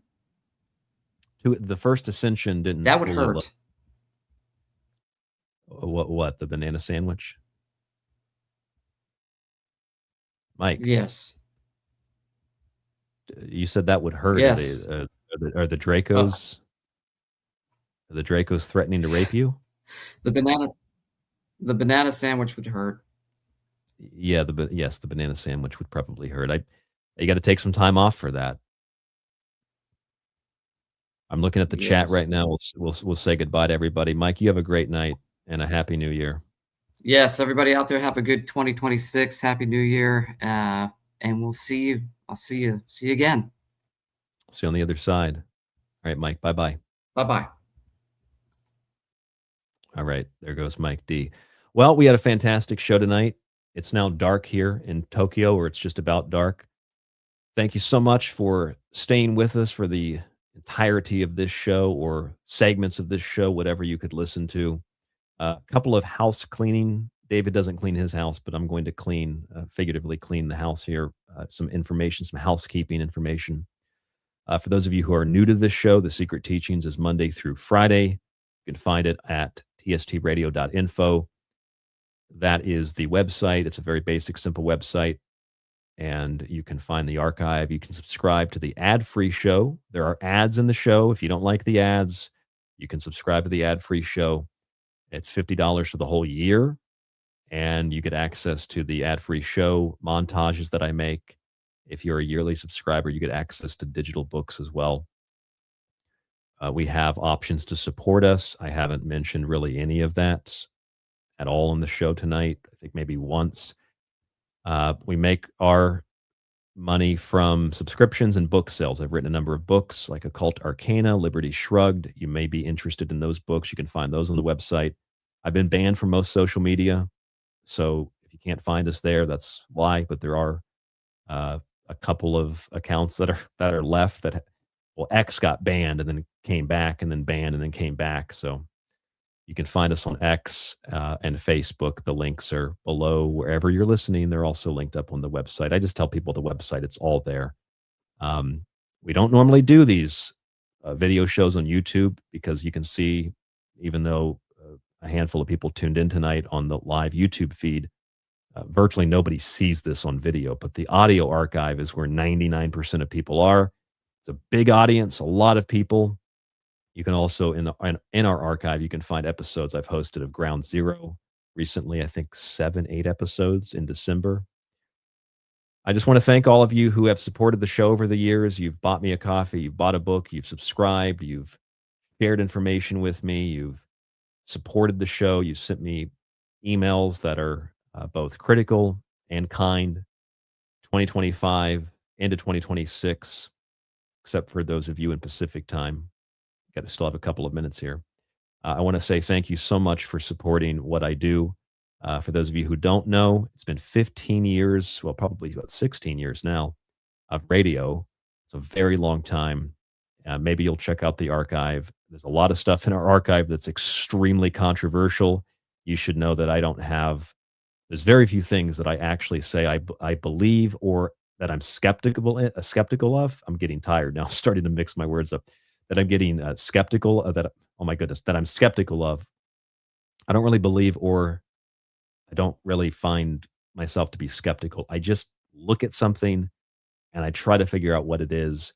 And I don't have a filter. I just say exactly what I feel, and try to put together interesting and unique presentations Monday through Friday. They're lecture form. There aren't breaks, which is why there are ads in them through Spreaker. You can go to Apple and leave us a review, and you can email me at rdgable@yahoo.com. Oh, you know what I could do? We should just go right to the top of the hour. We're here. We might as well do it. You know what I should do is I should play one of my recent David Wilcock songs. I know that's always a request. So let me pull that up on YouTube. I have several of them, so this is one of them. Let me pull that up on YouTube. It's a silly. I make silly songs about these people. I think there's other people now that are making songs about them. Let me see if I can find the video. Yes, this was one I did called "Hi There, Crashing the Con." So let's pull this up on the screen. So we're just going to kind of relax here until we hit midnight Pacific time, and then we will be done. I need to go get something to eat and relax, and I got to prepare a couple of shows for the rest of the week, but it is New Year, so maybe I'll try to take I'll probably take Thursday off the radio. This is a massive show tonight. I'll probably take Thursday off. Anyway, here is a cover art is all original. This is original. I made this. Blue Chicken has his fingers up Corey's nose. This is my song.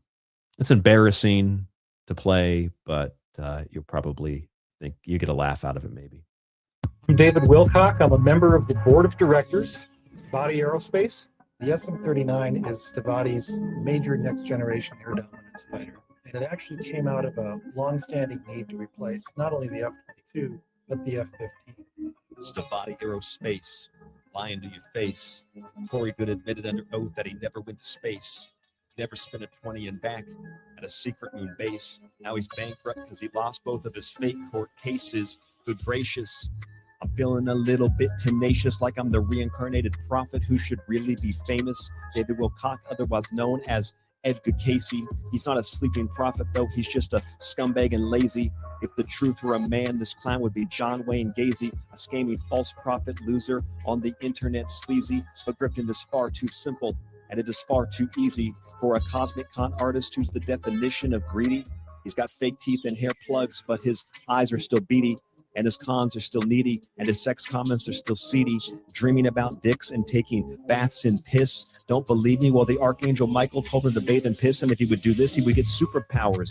But he's forbidden from taking showers, all that urine, and he still can't levitate, but he can ramble for hours. I think I speak for everyone when I ask where are the free energy towers or even hover cars. He said that they can't be that far. Maybe we could go and find out if we asked his lion boss, Chris Beskar. 30 years at Stavati, and they ain't built a plane or a car. Ask him where that money went to, and it's all course par. But he's got a 3D printed model, and he can show you that, but they look like they're from a 1996 copy of Ace Combat. Stavati's warehouse filled with sewage and piles of trash, like David Wilcock's house, like David Wilcock's bath. That's why his garage and living room are both crawling with rats, and he skipped out on his tax, so he needs donations to pay that back.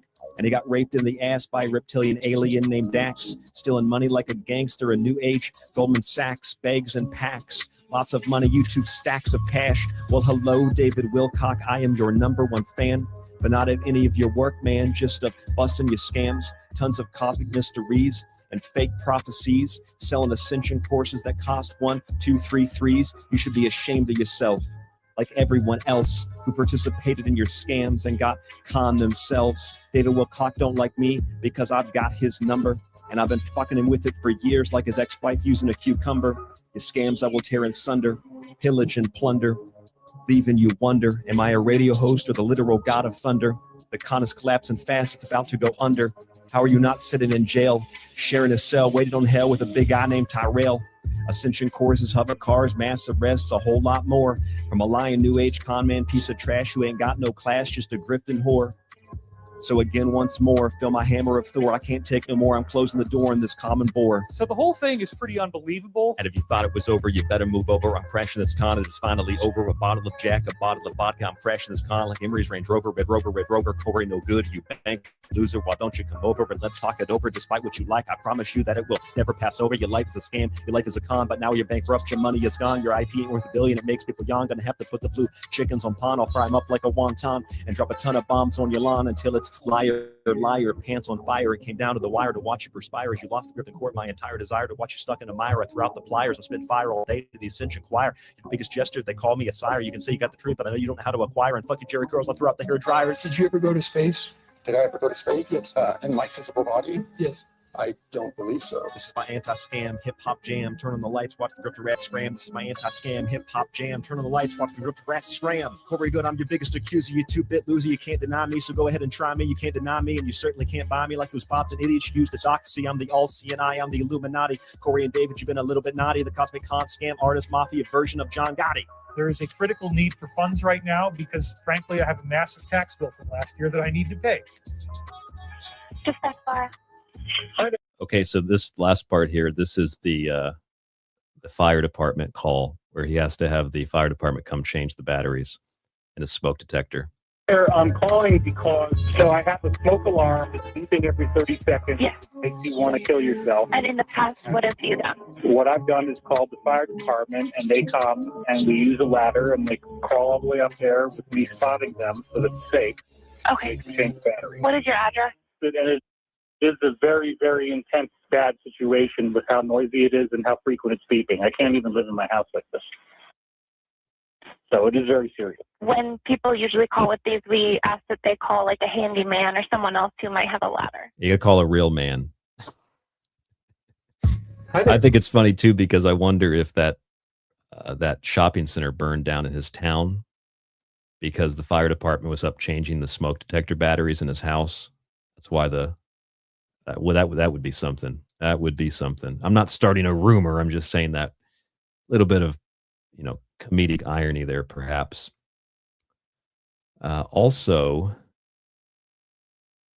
let's see if I have the other clip here. Okay, I've got some other songs. I've got some other ones that I've made like this. If you guys want to hear them, I can play them, and then I think I've got time for maybe one or two, and then we'll play the countdown video again and be done. How about the Cosmic Con bathtub? Same cover art. This is called the Cosmic Con bathtub. I made this like 3 years ago, 2-3 years ago. I'm going to go in way more detail on the telekinesis exercises that Michael has been giving me telepathically. Another part of the thing is the telekinesis bathtub. So the telekinesis bath is one of the things that Archangel Michael has been making me do. I have to take a bath. I cannot take a shower. I am forbidden to take a regular shower. I am supposed to bathe, and I'm supposed to bathe every day, but only in the bathtub. And then another one of the really funny things is that you have to pee in the bathtub.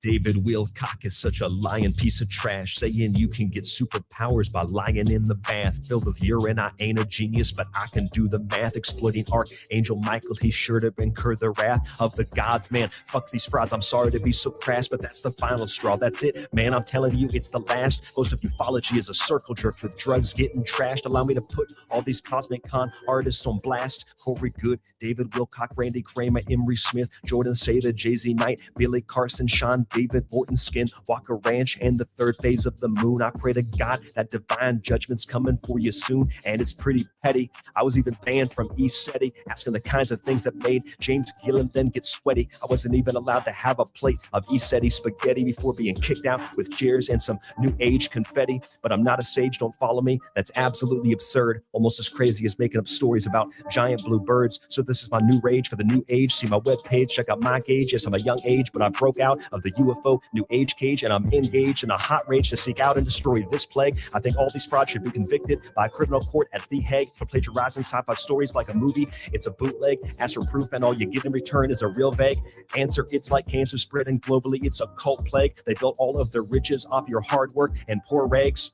So it's rags to riches for all of these fake government snitches. Just a bunch of totally pathetic, lying, cowardly bitches. They're somehow experts on everything. They don't even have niches. They are the internet equivalent of Amazon leeches. And when you think it's over, they just come back and raise the bar. David Wilcock needs more money to build a 3D hover car, but there's no Wilcock UFO or Billy Carson underground bases. They're lying to your faces, claiming they've been to the stars, fast cars and big houses and plenty of women. Just go to Colorado and see how most of these people are living. It's all a scam. It's all a fraud. It's all a con that's driven by rock star living and 7 deadly sins sinning.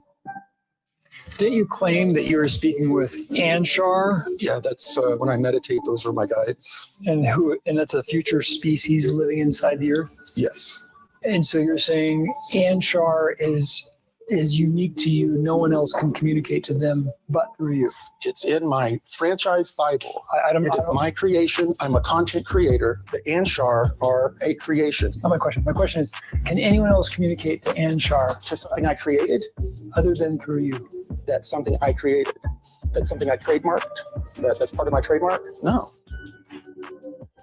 Okay, that was Cosmic Con bathtub. I've got time, I think, for one more. Now I have one called Clicks, Clout, and Cash.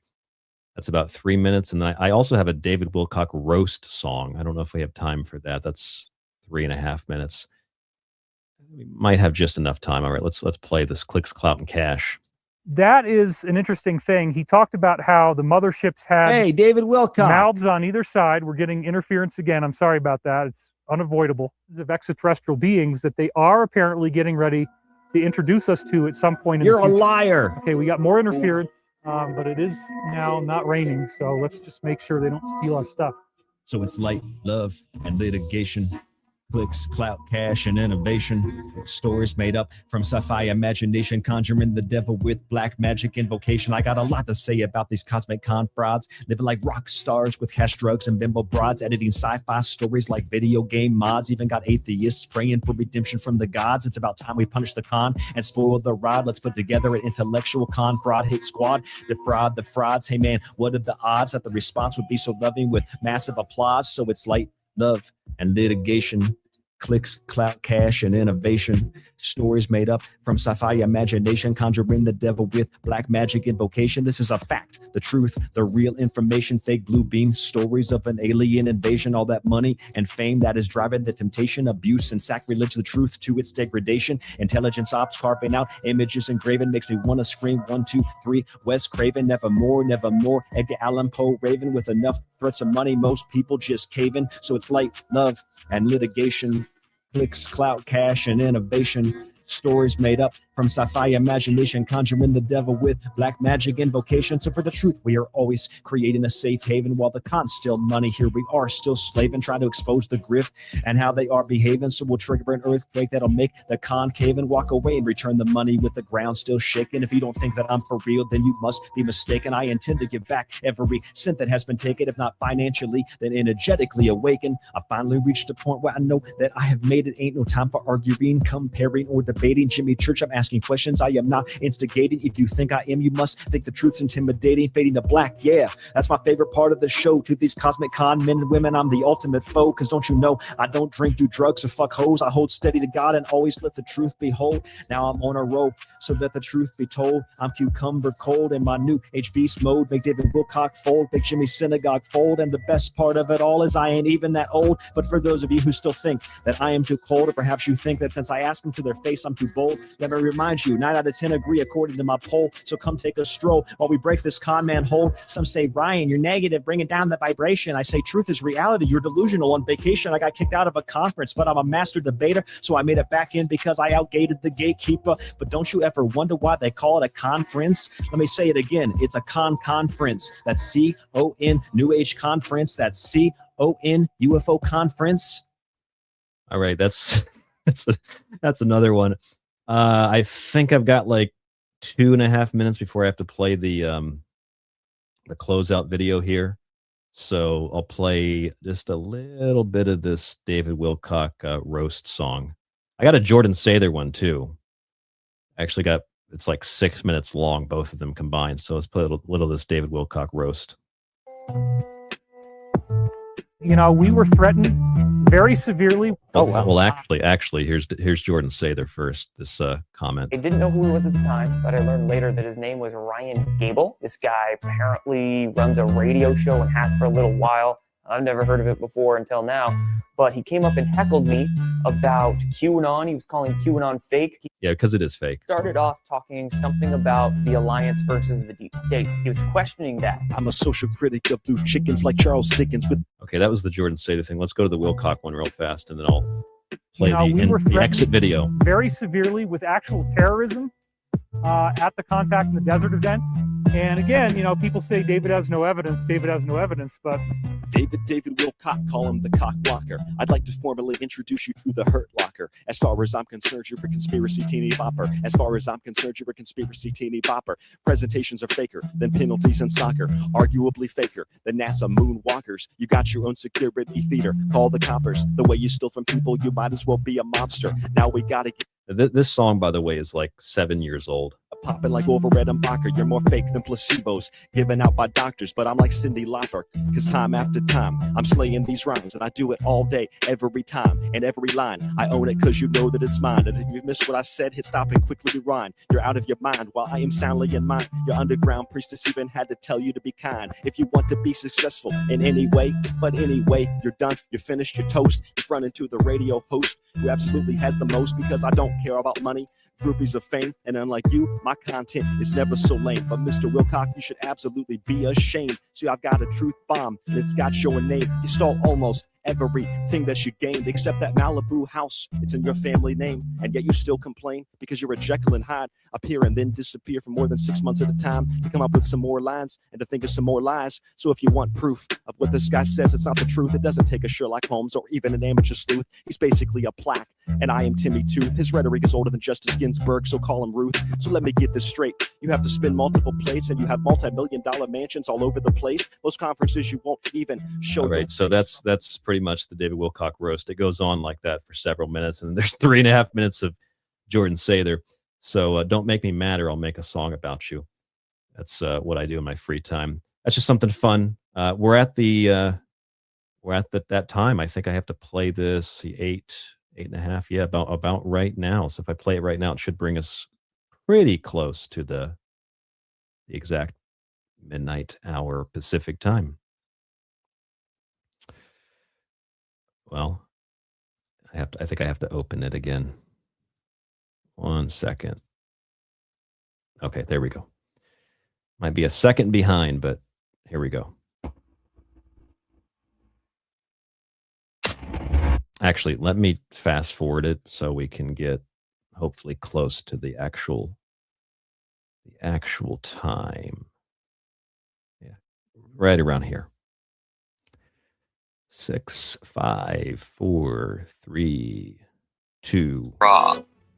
Archangel Michael is using this prophecy to tell me that I had a parallel life where I was taken in spaceships that had crashed here and had been captured by the deep state, or DS. The prophecies were so amazing. I put them in red, and I have 7 books that are all about 500 pages each, roughly speaking.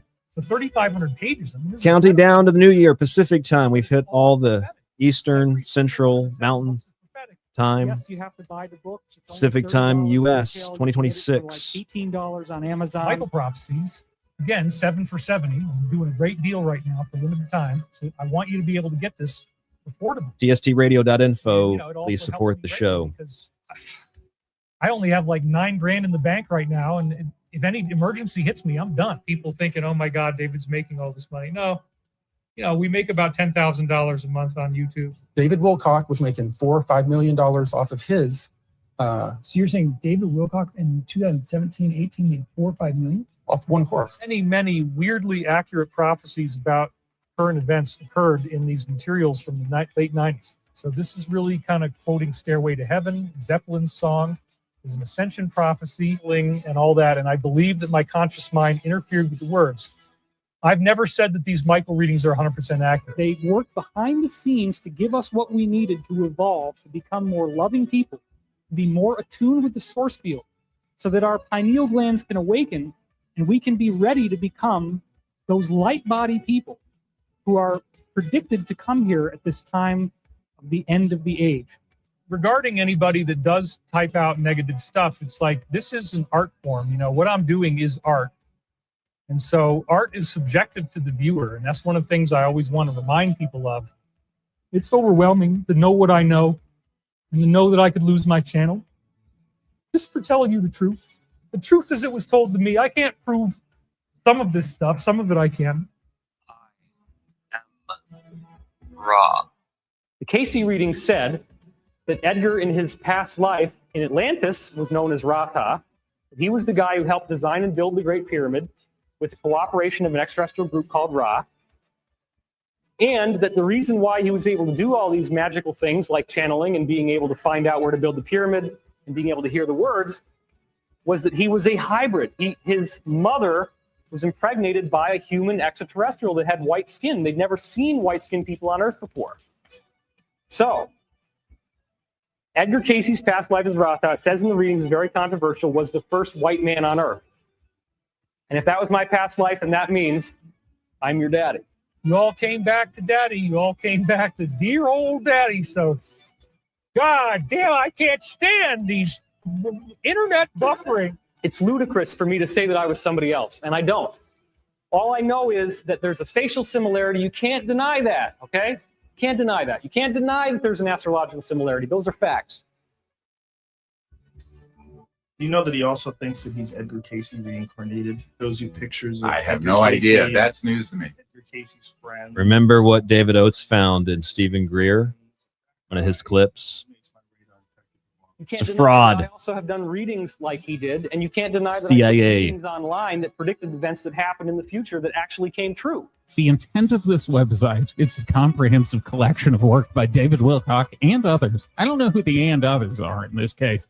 To provide hard-hitting, factual, scientific information about the nature and structure of the multi-dimensional universe and how this complex energetic system will bring about the oft-cited ascension or fourth dimensional shift on Earth. This information is tantamount to the holy grail of New Age teachings. Sound familiar? Does that sound kind of like what he's still fucking yammering on about 25 years later? Things were done to me against my will. The people who molested me did so against my will. They did it on stage. They did it in front of large audiences. And they were making fun of me because I had special abilities in this ultimate personality that they created. I had telekinesis.